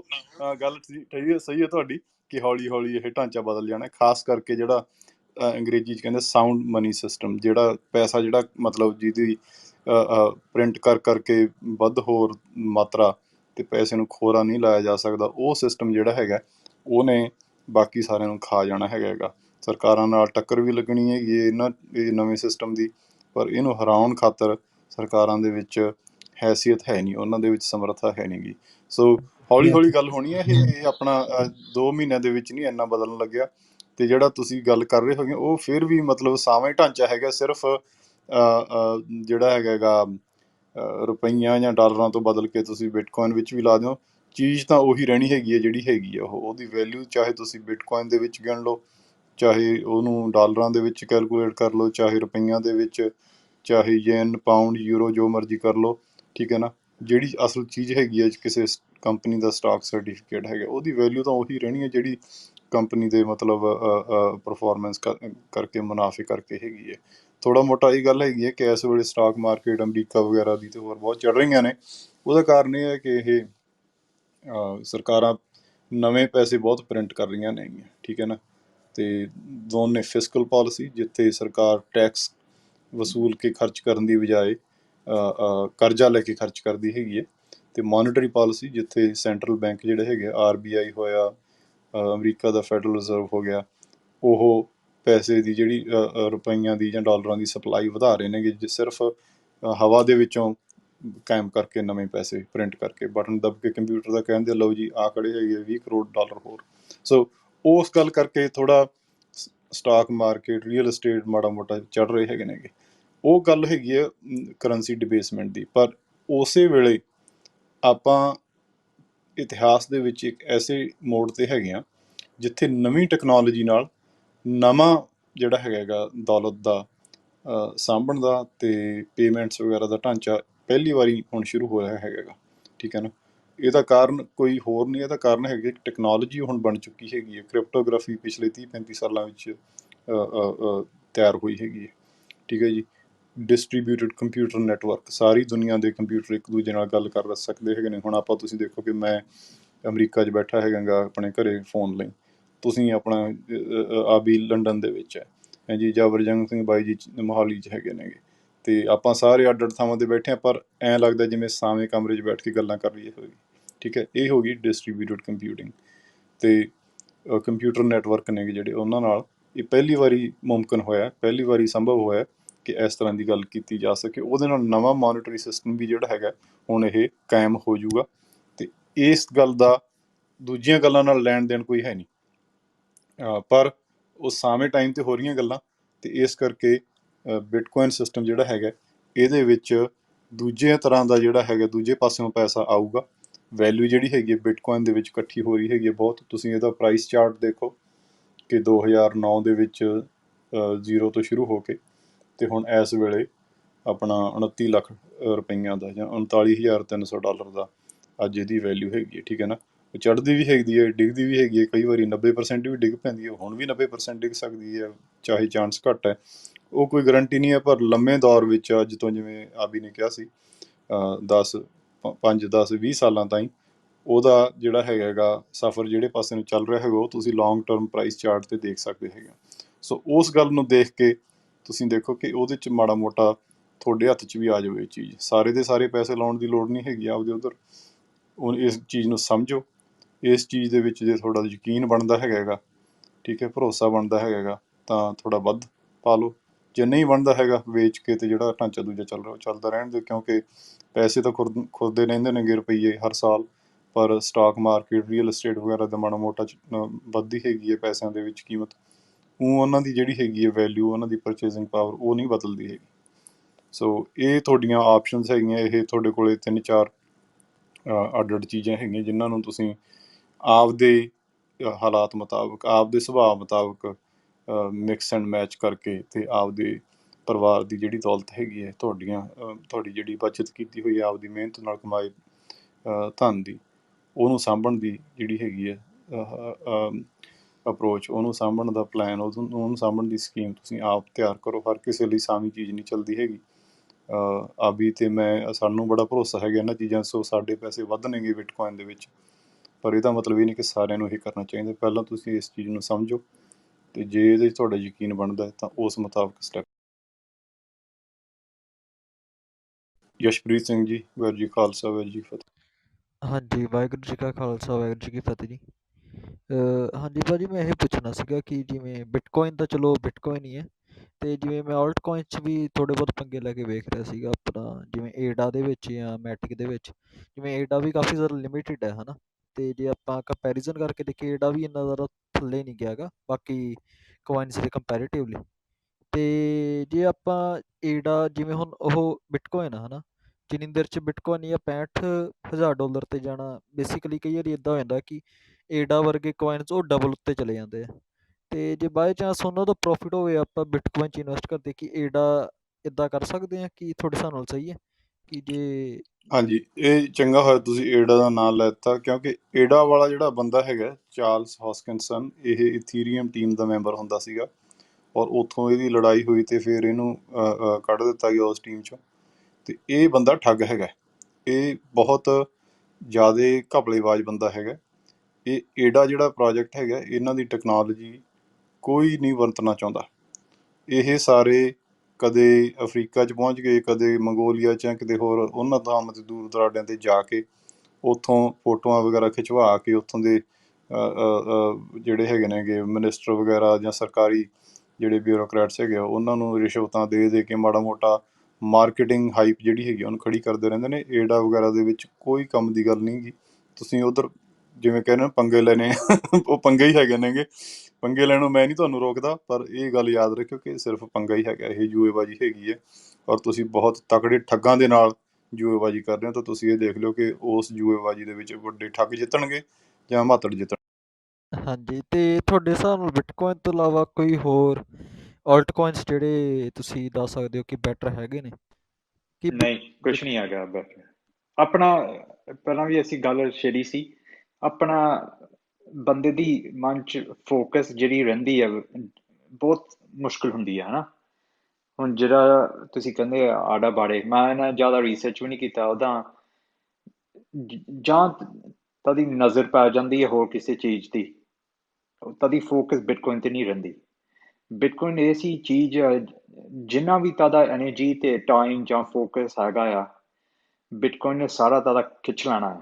ਬਿਕੋਜ਼ ਇਹਦੀ ਜਿਹੜੀ ਚੀਜ਼ ਹਾਲੇ ਵੀ ਵੱਧਦੀ ਜਾਂਦੀ ਹੈ ਅੰਡਰਸਟੈਂਡਿੰਗ ਲੋਕਾਂ ਦੀ, ਅਤੇ ਆਮ ਬੰਦੇ ਕੋਲ ਇੰਨਾ ਟਾਈਮ ਵੀ ਨਹੀਂ ਹੈਗਾ ਜਿੰਨਾ ਤੁਸੀਂ ਇਹਦੇ 'ਚ ਇਨਵੈਸਟ ਕਰਕੇ ਅੰਡਰਸਟੈਂਡ ਕਰੋ ਇਹਦੀ ਪੋਟੈਂਸ਼ੀਅਲ ਕੀ ਆ।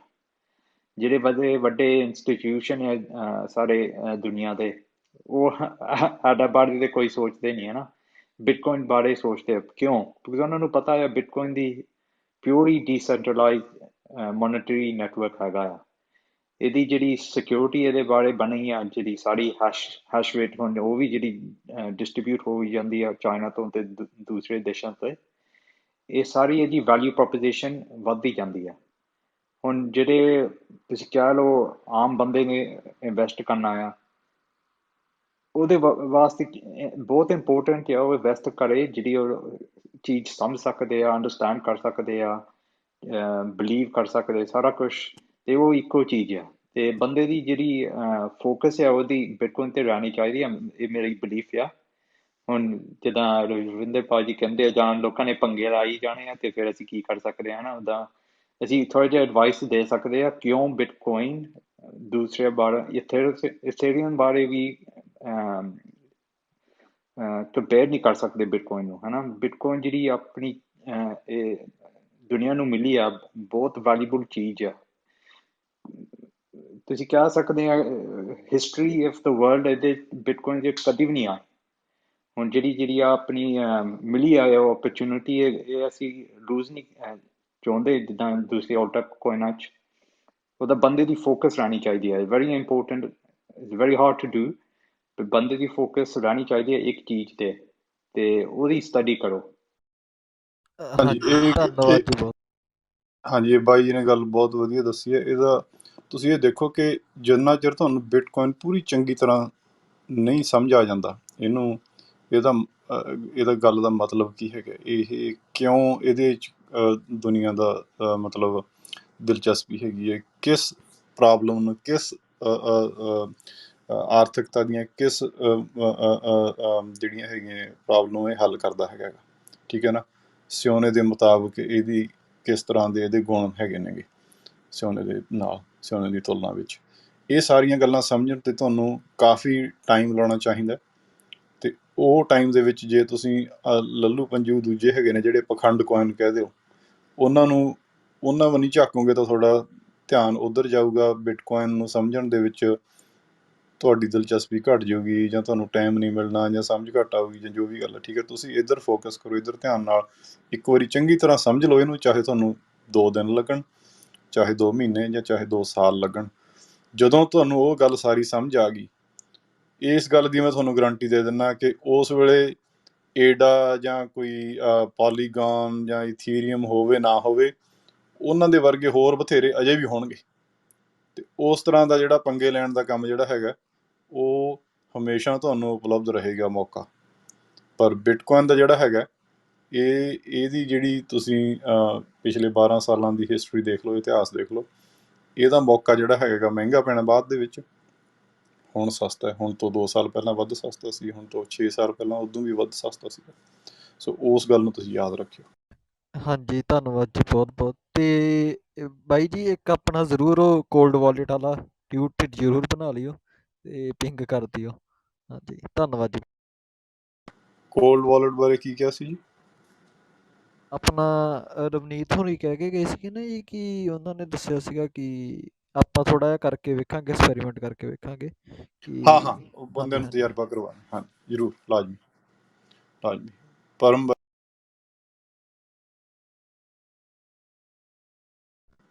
ਪਰਮ ਹਾਂਜੀ ਭਾਜੀ, ਕੀ ਹਾਲ ਹੈ ਜੀ? ਸਤਿ ਸ਼੍ਰੀ ਅਕਾਲ। ਸਤਿ ਸ਼੍ਰੀ ਅਕਾਲ। ਸਤਿ ਸ਼੍ਰੀ ਅਕਾਲ। ਕੀ ਹਾਂਜੀ ਹਾਂਜੀ, ਹੋਰ ਸੁਣਾਓ? ਮੈਂ ਭਾਜੀ ਪੁੱਛਣਾ ਸੀਗਾ ਕਿ ਬਿਟਕੋਇਨ ਆਪਾਂ ਕਿੱਦਾਂ ਖਰੀਦਿਆ ਜਾਵੇ? ਕਿੱਥੇ ਤੁਸੀਂ? ਮੈਂ ਆਸਟ੍ਰੇਲੀਆ 'ਚ ਭਾਈ। ਆਸਟ੍ਰੇਲੀਆ ਬਾਰੇ ਜ਼ਿਆਦਾ ਐਕਸਪੀਰੀਅੰਸ ਨਹੀਂ ਹੈਗਾ ਐਕਸਚੇਂਜਾਂ ਬਾਰੇ। ਉੱਦਾਂ Rajwinder, have you heard of any exchanges in Australia? ਨਹੀਂ, ਪਰ ਆਪਾਂ ਮਾੜਾ ਮੋਟਾ ਪਤਾ ਕਰਕੇ ਦੱਸ ਸਕਦੇ ਹੈਗੇ ਹਾਂ, ਥੋੜ੍ਹਾ ਮੋਟਾ ਸਰਚ ਕਰਕੇ। ਪਰਮ ਬਾਈ ਜੀ, ਆਸਟ੍ਰੇਲੀਆ ਦੇ ਵਿੱਚ ਵੀ ਮੇਨ ਜਿਹੜੀਆਂ ਹੈਗੀਆਂ ਨੇਗੀਆਂ ਇੰਟਰਨੈਸ਼ਨਲ ਐਕਸਚੇਂਜਸ ਜਿਹੜੀਆਂ ਹੈਗੀਆਂ ਨੇ ਨਾ, ਕ੍ਰਾਕਨ, ਹਾਂਜੀ ਕੋਇਨਬੇਸ ਪ੍ਰੋ, ਉਹਨਾਂ ਦੀਆਂ ਜੇ ਆਸਟ੍ਰੇਲੀਅਨ ਬ੍ਰਾਂਚਿਸ ਹੈਗੀਆਂ ਤਾਂ ਉਹਨਾਂ ਤੋਂ ਲੈ ਸਕਦੇ ਹੈਗੇ ਹੋ। ਜਾਂ ਫਿਰ ਥੋੜ੍ਹਾ ਮੋਟਾ ਖੋਜ ਪੜਤਾਲ ਕਰ ਲਓ। ਇਹ ਅੰਗਰੇਜ਼ੀ ਪੜ੍ਹਨੀ ਆਉਂਦੀ ਤੁਹਾਨੂੰ ਚੰਗੀ? ਹਾਂਜੀ ਹਾਂਜੀ। ਤਾਂ ਉਹ ਰੈਡਿਟ ਦੇ ਉੱਤੇ ਨਾ ਗਰੁੱਪ ਹੈਗਾ ਆਸਟ੍ਰੇਲੀਅਨ ਬਿਟਕੋਇਨਰਸ ਦਾ, ਤੁਸੀਂ ਉੱਥੇ ਜਾ ਕੇ ਮਾੜਾ ਮੋਟਾ ਖੋਜ ਪੜਤਾਲ ਕਰ ਲਓ, ਜਾਂ ਪੁੱਛ ਲਿਓ ਉਹਨਾਂ ਨੂੰ, ਬੰਦਿਆਂ ਨੂੰ। ਓਕੇ, ਠੀਕ ਆ ਭਾਜੀ। reddit.com ਵੈਬਸਾਈਟ ਹੈਗੀ ਹੈ, RIDDI।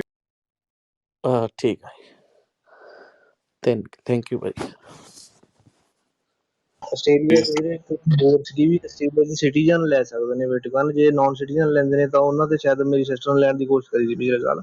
ਨਾਨ ਸਿਟੀਜ਼ਨ ਆਸਟ੍ਰੇਲੀਆ ਦੇ ਵਿੱਚ ਬਿਟਕੋਇਨ ਨਹੀਂ ਖਰੀਦ ਸਕਦਾ। ਸਿਟੀਜ਼ਨ ਵਾਸਤੇ ਤਾਂ ਆਫੀਸ਼ੀਅਲੀ ਅਵੇਲੇਬਲ ਹੈਗਾ ਆਸਟ੍ਰੇਲੀਆ। ਨਹੀਂ ਭਾਜੀ, ਮੈਂ ਹਾਂ ਸਿਟੀਜ਼ਨ ਨਹੀਂ ਹੈ। ਚਲੋ ਵਧੀਆ, ਠੀਕ ਹੈ ਜੀ। ਹਾਂਜੀ ਹਾਂਜੀ ਸੋ ਹਾਂਜੀ, ਅਤੇ ਜੇ ਤੁਹਾਨੂੰ ਨਾ ਕੋਈ ਰਾਹ ਪਤਾ ਲੱਗੇ ਤਾਂ ਦੁਬਾਰੇ ਆਪਣਾ ਅਗਲੇ ਹਫਤੇ ਆ ਕੇ ਇੱਥੇ ਪੁੱਛ ਲਿਓ ਸਾਵੀਂ ਗੱਲ। ਅਤੇ ਉਦੋਂ ਪਹਿਲਾਂ ਦੱਸ ਦਿਓ, ਟਵਿੱਟਰ ਵਗੈਰਾ ਰਾਹੀਂ ਨਾ ਡਾਇਰੈਕਟ ਮੈਸੇਜ, ਜਾਂ ਇਸ ਐਪ ਦੇ ਵਿੱਚ ਡਾਇਰੈਕਟ ਮੈਸੇਜ ਕਰ ਦਿਓ, ਅਤੇ ਠੀਕ। ਫਿਰ ਤੁਹਾਡੇ ਖਾਤਰ ਮਾੜਾ ਮੋਟਾ ਆਪਾਂ ਉਪਰਾਲਾ ਕਰ ਲਾਂਗੇ।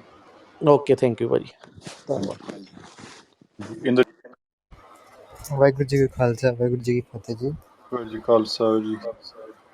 ਮੇਰਾ ਇੱਕ ਕੁਐਸਚਨ ਸੀ ਹੁਣੇ ਪਰਮਵੀਰ ਦੇ ਕੁਐਸਚਨ ਦੇ ਨਾਲ ਹੀ, ਜਿਵੇਂ ਅੱਜ ਤੋਂ 6-7 ਸਾਲ ਪਹਿਲਾਂ ਕਿਵੇਂ ਲੋਕੀ ਬਿਟਕੋਇਨ ਖਰੀਦੇ ਹੋਣਗੇ ਜੇ ਐਕਸਚੇਂਜਿਸ ਨਹੀਂ ਹੁੰਦੇ ਸੀ ਜਦੋਂ? ਐਕਸਚੇਂਜਸ ਬਹੁਤ ਪਹਿਲਾਂ ਹੀ ਸ਼ੁਰੂ ਹੋ ਗਏ ਸੀਗੇ। ਸੋ 6-7 ਸਾਲ ਪਹਿਲਾਂ ਕਾਫੀ ਐਕਸਚੇਂਜਸ ਸੀਗੀਆਂ। ਅਤੇ ਦੂਜੀ ਗੱਲ ਹੈਗੀ ਹੈ ਕਿ ਆਪਣਾ ਅੰਗਰੇਜ਼ੀ 'ਚ ਕਹਿੰਦੇ ਪੀਅਰ ਟੂ ਪੀਅਰ, ਬੰਦੇ ਤੋਂ ਬੰਦੇ ਤਾਈਂ, ਮਤਲਬ ਸਿੱਧੀ ਖਰੀਦੋ ਫਰੋਖਤ ਚੱਲਦੀ ਹੈਗੀ ਹੈ। ਉਹ ਹੁਣ ਵੀ ਤੁਸੀਂ ਕਰ ਸਕਦੇ ਹੈਗੇ ਹੋ, ਪਰ ਉਹਨਾਂ ਦਿਨਾਂ ਦੇ ਵਿੱਚ ਖਾਸ ਕਰਕੇ ਇਹ ਜ਼ਿਆਦਾਤਰ, ਜਿਵੇਂ ਪਹਿਲਾਂ ਜੀਤ ਬਾਈ ਦੱਸ ਰਹੇ ਸੀ ਨਾ, ਟੈਕਨੀਕਲ ਬੰਦੇ ਜਿਹੜੇ ਸੀਗੇ, ਖਾਸ ਕਰਕੇ ਲਿਬਰਟੇਰੀਅਨ ਟਾਈਪ ਦੇ ਬੰਦੇ ਜਿਹੜੇ ਸੀਗੇ, ਸਾਈਫਰ ਪੰਕਸ, ਉਹ ਵੱਧ ਖਰੀਦੋ ਫਰੋਖਤ ਕਰਦੇ ਸੀਗੇ ਪੁਰਾਣੇ ਦਿਨਾਂ ਦੇ ਵਿੱਚ। ਅਤੇ ਉਦੋਂ ਉਹਦੀ ਕੋਈ ਵੈਲਿਊ ਜ਼ਿਆਦਾ ਹੁੰਦੀ ਨਹੀਂ ਸੀਗੀ। ਤੇ ਉਦੋਂ ਐਕਸਚੇਂਜਸ ਨਹੀਂ ਸੀਗੀਆਂ, ਪਰ ਉਦੋਂ ਇੰਟਰਨੈਟ ਦੇ ਉੱਤੇ ਮਤਲਬ ਡਿਸਕਸ਼ਨ ਫੋਰਮਸ ਕਹਿੰਦੇ ਨੇ, ਜਿੱਥੇ ਆਪਾਂ ਗੱਲਾਂ ਦੀ ਚਰਚਾ ਕਰ ਸਕਦੇ ਹਾਂ ਅੱਡ ਅੱਡ ਵਿਸ਼ਿਆਂ ਦੀ। ਉਸ ਤਰ੍ਹਾਂ ਬਿਟਕੋਇਨ ਦਾ ਵੀ ਫੋਰਮ ਹੈਗਾ, bitcointalk.org, ਠੀਕ ਹੈ। bitcointalk.org 'ਤੇ ਤੁਸੀਂ ਜਾ ਕੇ ਦੇਖੋ, ਤੇ ਉਹ ਪੁਰਾਣੇ ਦੇ ਪੁਰਾਣੇ ਡਿਸਕਸ਼ਨ ਮੈਸੇਜ ਜਿਹੜੇ ਹੈਗੇ ਨੇ ਸਾਰੇ ਪਏ ਹੋਏ ਨੇ, ਤੁਸੀਂ ਉੱਥੇ ਦੇਖ ਸਕਦੇ ਹੋ ਕਿ ਕਿਵੇਂ ਖਰੀਦਦੇ ਸੀਗੇ ਲੋਕ ਇੱਕ ਦੂਜੇ ਨਾਲ ਸੰਪਰਕ ਕਰਕੇ। ਠੀਕ ਹੈ ਜੀ।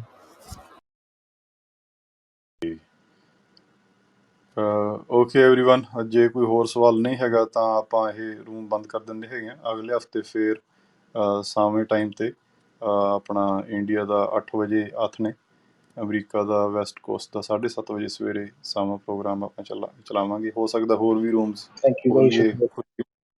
ਹਾਂਜੀ, ਖੁੱਲੀ ਡਿਸਕਸ਼ਨ ਖਾਤਰ, ਤੇ ਉਦੋਂ ਮਿਲਦੇ ਹੈਗੇ। ਅੰਟਿਲ ਦੈਨ, ਵਾਹਿਗੁਰੂ ਜੀ ਖਾਲਸਾ, ਵਾਹਿਗੁਰੂ ਜੀ ਵਾਹਿਗੁਰੂ ਜੀ ਕਾ ਖਾਲਸਾ, ਵਾਹਿਗੁਰੂ ਵਾਹਿਗੁਰੂ ਜੀ ਜੀ ਕਾ ਕੀ ਫਤਿਹ। ਖਾਲਸਾ।